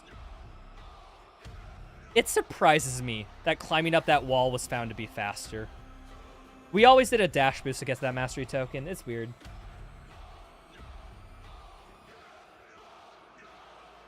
So yeah, this level is basically an auto-scroller. Well, excuse me, this arena is an auto-scroller. So what Massive is just doing here is farming masteries while doing all this crap. Wait, he chainsaws there? What? Oh yeah, I guess, well, there's so much free ammo that you can just chainsaw, and a chainsaw isn't killing as an enemy on previously. Ah, that's interesting. Good optimization, actually. Because we don't have to chainsaw at all in this level because there's drones of infinite ammo.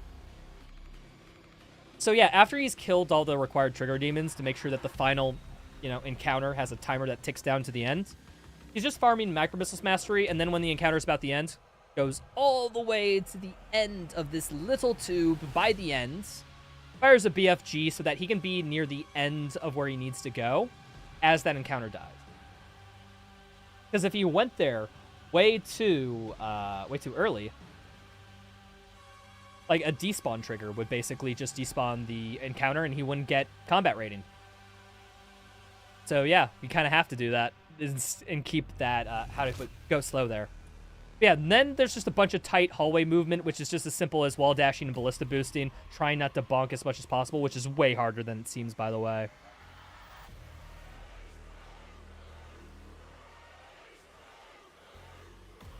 So this is just an encounter with timers 2. We're just waiting for everything to spawn in. Oh, he doubled Destroyer Blades there. Yeah, no, that is quicker. That makes sense. And then we just use the Kakos that spawn in the last part of the encounter to be a hook to skip the traversal sections. And just our ballistic on the way out. Oh, but it doesn't stop because it's so fast-paced into the next one. This isn't despawn one that grants the CR. That one in particular, the first arena, I don't believe grants CR if you despawn. It varies based on encounter, whether you get combat rating from despawning an encounter or not. It depends entirely on the encounter's programming. A lot of them do.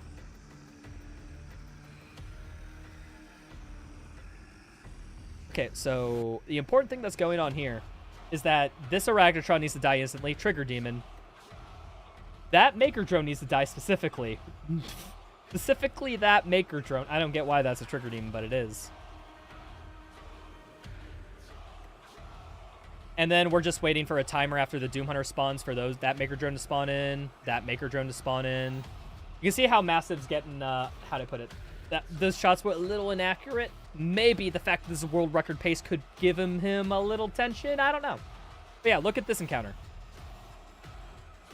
That encounter is literally one Baron. All of their demons not required to be killed. Fun fact. The Baron's the only one that counts for CR.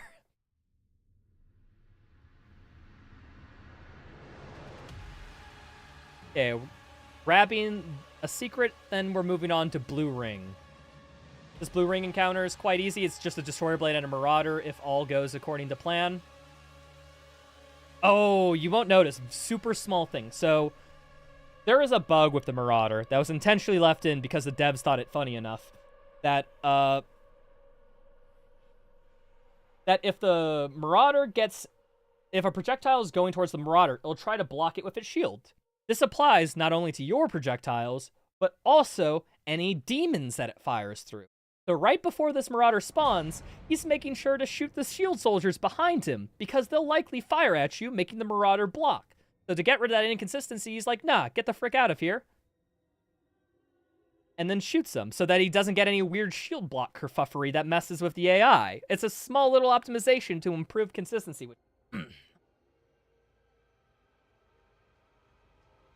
Yeah, Olive Branch, you're completely right. You can duplicate CR in this level, too. That's an unrestricted strategy. We do not permit that in restricted. But, yeah, if you're running basically any percent, or excuse me, just regular 100% where there's no restrictions, yeah, you can do whatever you want. As long as that meter gets to 100%, we don't care.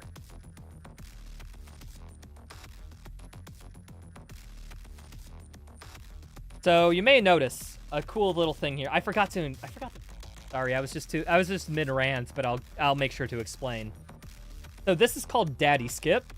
It's basically, normally we'd have to hit a button, we'd have to plug Daddy into the main center of heaven in order to, I don't know, open the path to the next area.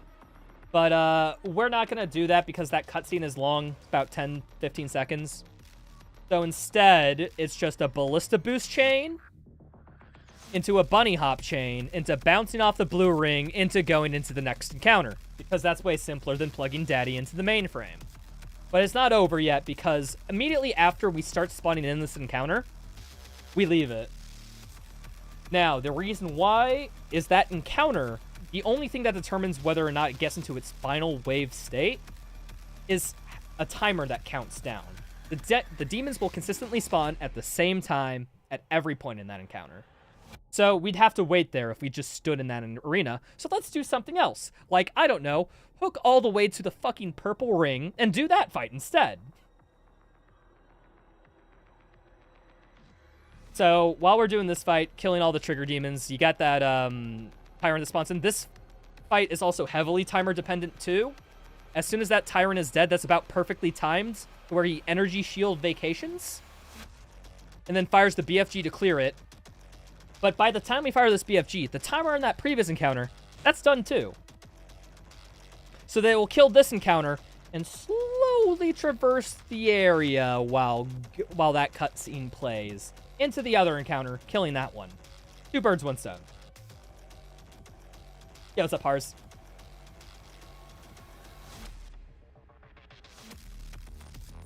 And then, yeah, we continue on through the rest of the level. Daddy Skip is not just for saving time, it's also for saving our bro Vega. Hey, I'm just saying, if you Daddy Skip and then go into the DLCs, Vega will still be in heaven.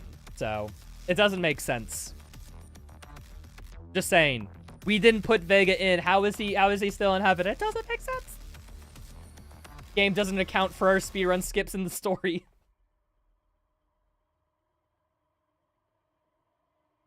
Yeah, Tigrim, thank you for the $1 super chat. Very much appreciated. Hold on, did that come with a message or anything? My system doesn't tell me that. Oh, no, it's just a message. Here, I'll even like it.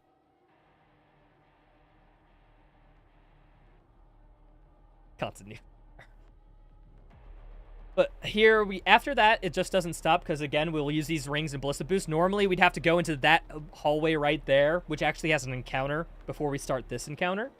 However, it's faster to just skip all that and just fly straight there.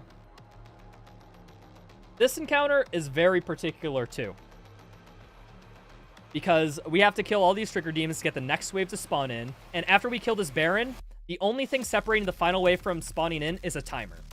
So we do the other thing of do something while that timer's counting down and go straight to the orange ring. Woo. That encounter isn't finished, but don't worry, we'll be back for that later. Am I gonna do the Ancient Gods after this? No. I already have a video where I explain a lot of them super well. However, I might do another in this format for them, maybe? I don't know. That'd be, how do I say? I think that'd be a project for another day. Maybe not today. Maybe another time.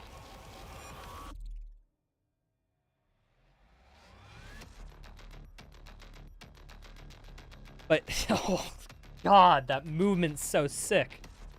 Okay, I just want to... So, Meat Hook conserves momentum. He's zigzagging around like a snake to try to get through that door at max speed. Barely misses collision that would slow him down, and bunny hops all the way to that. Gosh darn. Ring.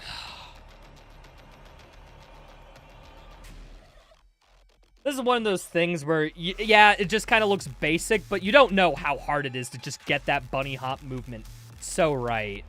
Like, that is genuinely, like, a very hard part of the run, and people would just glance over it. But I know from experience how difficult that is. It is a lot.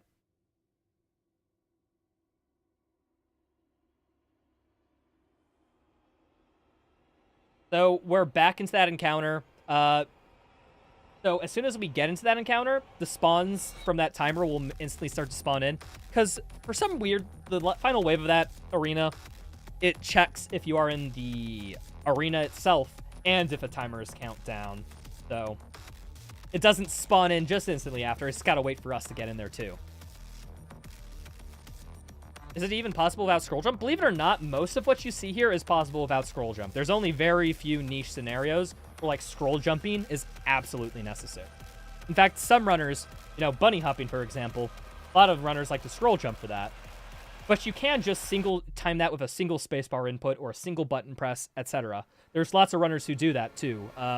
Buke D6, he is a top runner of this game, and he only scrolls in very niche scenarios to jump, because most of the time when he bunny hops, he much prefers just to time it with a spacebar input, which takes some, I'm not gonna lie, some lethal weapons worth of autism. But at the same time, it just clicks better in his brain. He likes it more, so good on him. Yeah, there's not very much for scroll. There's the MMA Afro is also a good example. He does most of this stuff on controller too. Oh, so as we return to this encounter, there's no pathway to easily get out, but we have yeet hooking and this Kako here. That Kako is required for the encounter though, so shoot it on the way out, obviously.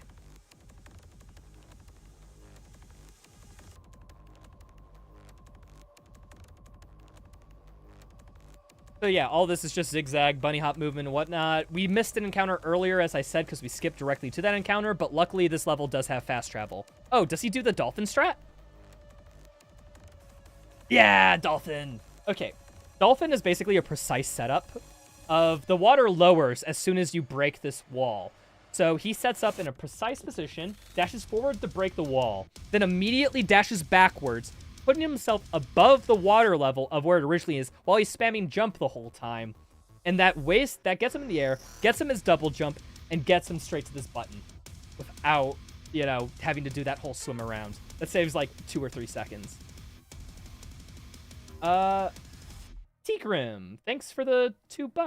Am I getting Dark Ages Collector's Edition? Yes, I actually got both the pre-ordered Dark Ages Collector's Edition. Cost a pretty penny, but it's a tax write-off for me, so worth it. Or at least that's how I justify it.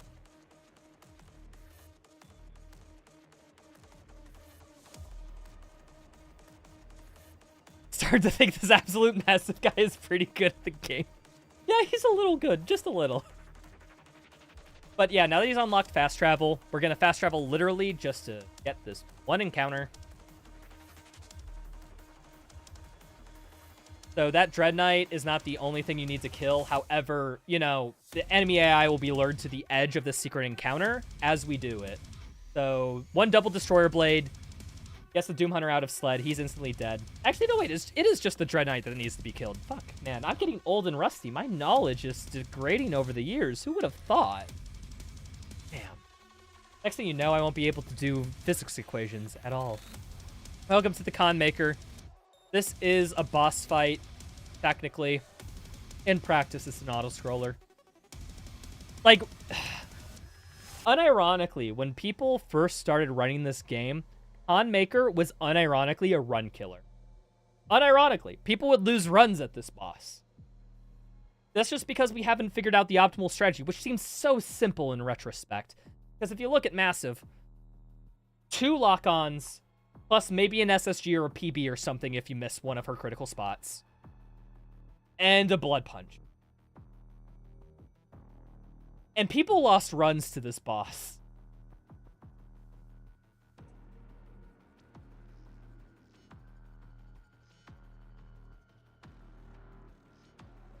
What? How did we lose runs to this thing?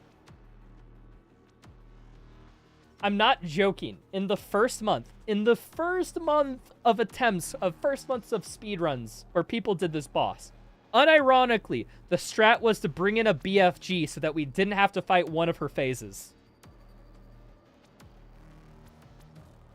That's what some runners did. This run isn't that impressive, to be honest. Literally anybody could do this. They just have to put in an enormous amount of study, practice, have insane talent, top-tier aim, and be able to adapt on the fly. True. Although, unironically, it is literally just study and practice. And study and practice leads to the rest of the stuff on the list Raffle sent in chat. Unironically, how do you get the insane talent? How do you get the top-tier aim? How are you able to adapt on the fly? Well, you build those skills by studying and practicing. Who would have frickin' thought?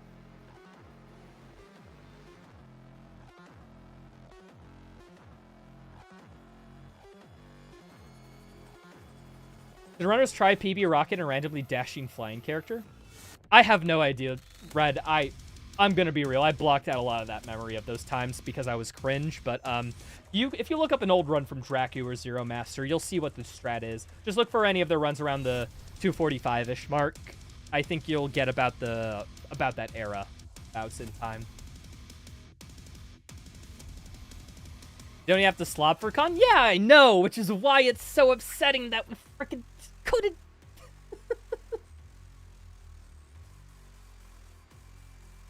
But yeah, no, we're on to the final level, Final Sin. So all the other levels had collectibles. All the other levels had stuff that you had to stop by, make sure you had to grab in order to do, get 100%. Final Sin only has, it's one collectible.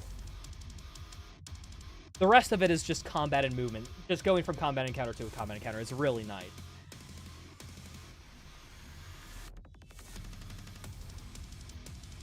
But yeah, you'll look here, Destroyer Blade, you don't believe how precise that is. That Destroyer Blade kills that Revenant and also a few fodder behind it, all of which required for the next wave to spawn. And then quickly kills these fodder. Fun fact, this encounter doesn't track, at least for this wave in particular. It only matters what type of demons are dead, or excuse me, it only matters how many demons are dead, not necessarily the type. So that's why we focus the fodder first, because they're easier to kill than the big ones, believe it or not. What the frick is that? Is that like a sub alert or something?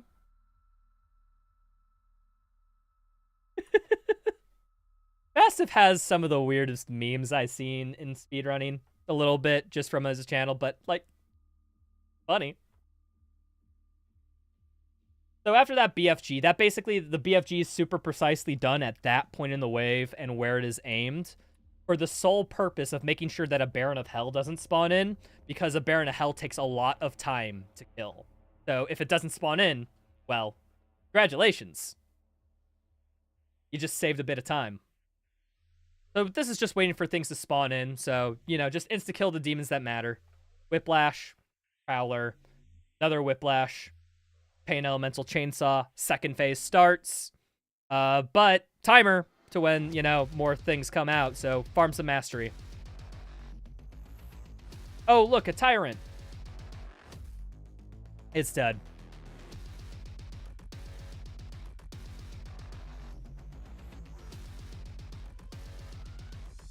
Okay, but yeah, no, it's literally just the Tyrant and Doom Hunter that phase, so once they're dead, you just leave. And it is just sick-ass movement. It carries a Destroyer Blade into this counter, which basically clears it outside of, like, 3 demons. And look, there's the only collectible. Goodbye. There's a cat treadmill? There was a cat treadmill. Was a cat treadmill. Was. But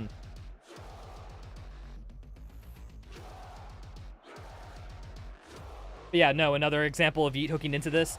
This BFG location is actually super tight. Fun fact. So after this encounter is dead, which is just cleared with 1 BFG, the trigger to despawn this invisible wall, or excuse me, this orange wall, and thus like the other like barriers to progress and get out of here, actually extends to the very edge of this ledge. So he dashes into that, despawns everything, spawns in the next wave, and then just instantly goes. Like, it's breakneck pace, says it.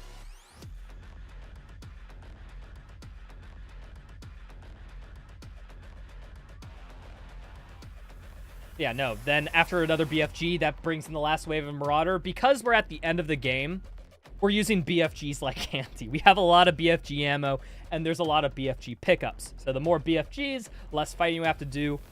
You know, time save stonks are escalating heavily. Oh, messed up the boost slightly. That's cool. Is able to still get the movement, pick up the gosh darn Crucible on the way, double Destroyer Blade into picking up a BFG pickup into the BFG. And that's the whole first wave of the encounter done, and there's just a couple of Tyrants. A buff totem, of which he knows exactly where it is, and now it's the final wave, which is just fodder clear up in a couple Cacos and Pinkies. And look at that, done. That's one of the biggest combat encounters in the fucking game, people. Why don't you just do that? YouTube chat has a bigger delay? Really? I'll look into that after stream. Maybe I accidentally didn't enable low latency mode. And then this encounter, one of the other biggest encounters in the freaking game. We're just gonna BFG fest this too. 1 precise BFG into a Marauder. Into the Archvile, which we BFG to kill. This is going to be a great setup.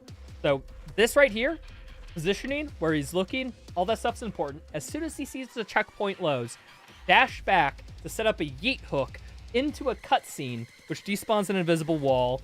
And if all goes according to plan,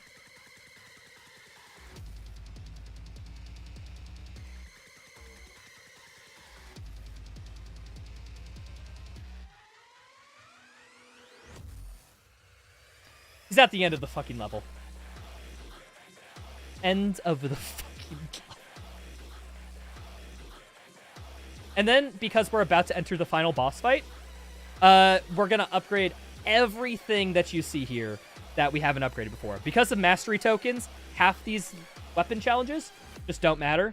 So we're gonna upgrade everything that we haven't made progress to. And the final boss is so trivial that we can actually farm for some masteries while it's happening. Because the Icon of Sin in the speedrun is an auto-scroller. We have to wait for a set amount of attack animations before he can even possibly enter his death state. So during that time, why not farm for some masteries? So if you are low on masteries at that point, genuinely, it could be so tense because you have to make sure you get them done before the credits start rolling, or you beat the game. That's basically just an Ultra Nightmare completion. It's not 100% if you don't get them. Imagine doing a no tokens run by, like, Bite Me? Yeah, no, Hars, we do have NMT on the category extensions. People have run it in the past. It's just everyone who's run it just says it's worse than regular 100%. It's just it slows down the pacing of the games so much. That's the TLDR of why nobody does it. It's just like, people like this game a lot because of its sick-ass combat routing to movement routing to combat routing and all back and forth and back and forth and back and forth. And when you have to slow down randomly to, or no, quote-unquote, randomly, to do these mastery tokens challenges at various points. It just gets into the flow of that. Which, like, don't get me wrong, masteries and all that stuff is fascinating. In games like Doom 2016, where there is so much mastery of every single aspect and every single component, that's the run in itself. The whole run is getting all these tedious masteries out of the way. It's built around it. It's fundamentally a design core pillar. But in Doom Eternal, it seems like a half-assed rendition just thrown in. That's how I'd say that they're different.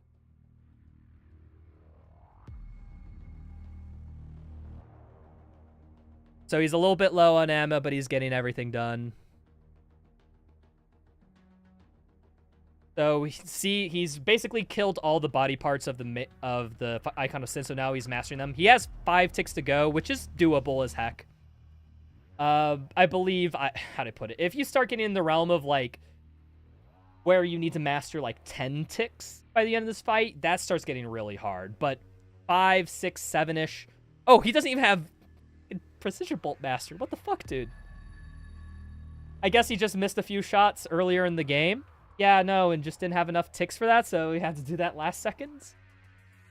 All right. So he still has some Precision Bolt mastery ticks. Oh, by the way, I think Chain Shield still has to be mastered too.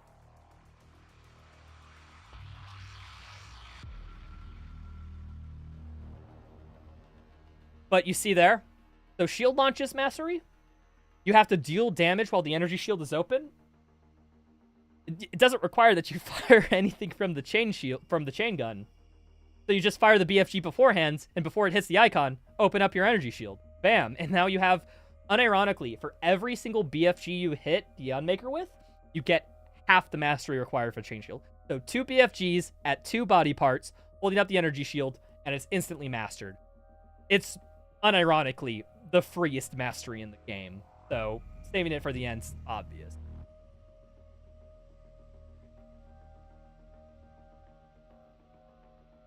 So now this is just basically alpha rotations, just killing a bunch of body parts. 1 BFG is an insta-kill on all those. Oh, does he do the Crucible here? He does do the Crucible. Thank goodness. Runners didn't do this for the longest time. But that's just a free Crucible tick. All right, now he has to destroy all these body parts. He's getting very close to the end. Only if... Still has to do the Micro Missile Mastery.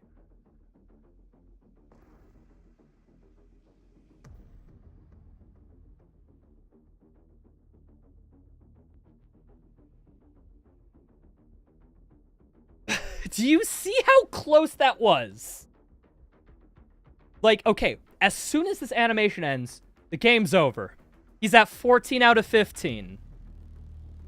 Barely gets the last Micro Missile on that Revenant. Just like, I'm not joking, like a pixel's worth of difference in his aim trajectory could have made the difference there into not completing it. But then, bam, 100%. Clutch as fuck final frickin' tick right there. Holy man.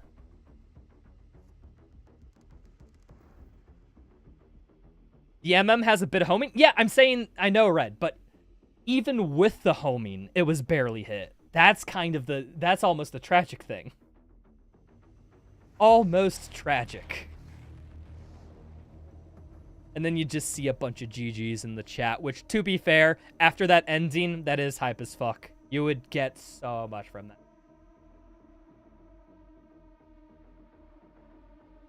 But yeah, no, that is the 100% Ultra Nightmare run. It is a fucking masterclass of a speedrun, people. I hope that... Okay, I'm gonna upload this stream to my VOD channel and whatnot. I'm going to be making a slightly edited down version for the main channel and all that crap. But this game has come a long ways in the 5 years. Like a super long ways. I was there at the beginning, okay? Then I got washed and quit the game and focused on other crap because I'm bad. But this game has evolved to so much mastery in so little time at every possible instant. All that crap. It is great. A masterpiece? Would some say that? I'd say that.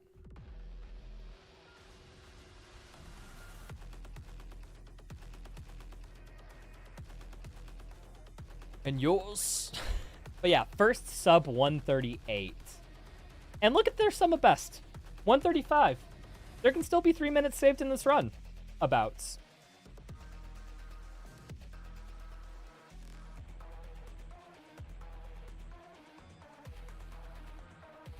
So yeah, and then go in here. This is the verification process at the end of a run. Basically just making sure that everything 8:15. It used to be 8:15:8, but we changed the rules because so that we didn't have to get a codex entry in the fortress recently. About 20-second time save, I think. Yeah, no, he's got 8:15:8.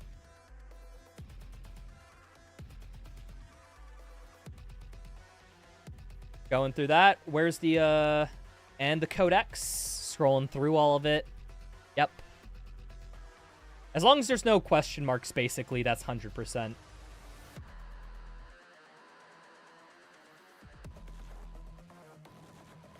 Yeah, and no question marks. Yep.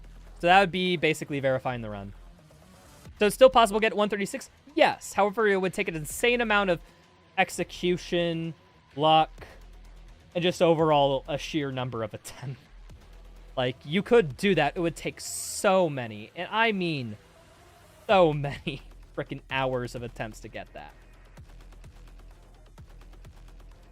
So, you could, yes, it's just,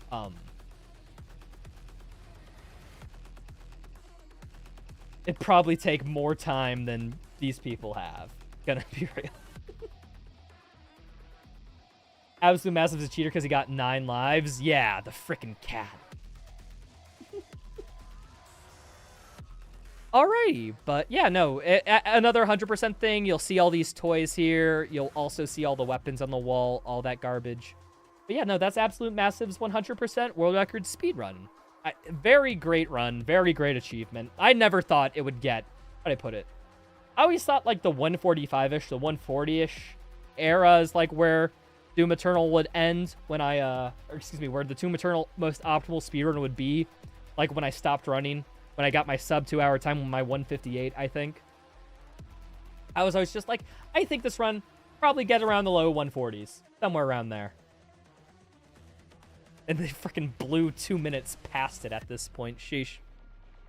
I kind of wonder if Dark Ages will have that much of a steep, like, drop-off. Will we have, like, just keep finding stuff to make it lower than even possible? I hope so. I hope the game has a lot of fun surprises. I'm not going to keep my hopes up, though, because, like I said, Eternal, there's just so much good shit that's going on. It's unreasonable to expect the same standard out of the next game. It's just unreasonable. It's just done too much, man. It's kind of like how Baldur's Gate 3 ruins every other game besides that because it's just so good by comparison, you know? How far we have come along. Hey, and to be fair, the 3-hour mark runs don't count because they were like in the first 2 weeks of the game. People at the 3-hour marks in Ultra Nightmare weren't speedrunning that fast because it was good, because it was skillful, or because there was anything. It was because we all sucked and didn't know the game yet, so of course it would go down several hours. But yeah, folks, I think that is it for the analysis. I think that's it for the stream. I want to appreciate everybody for stopping by. I had a lot of fun. The last 4.5 hours breaking down this 1 hour and 37-minute run. It's as dense as it needed to be. But thank you, everybody, for stopping by. I'm going to end stream real quick. But for everybody in the Twitch chat, I will spam a link. I will send you on to somebody else who's doing some... But everyone on YouTube, I will catch you later. Bye, people. How do I end the YouTube stream? I forget.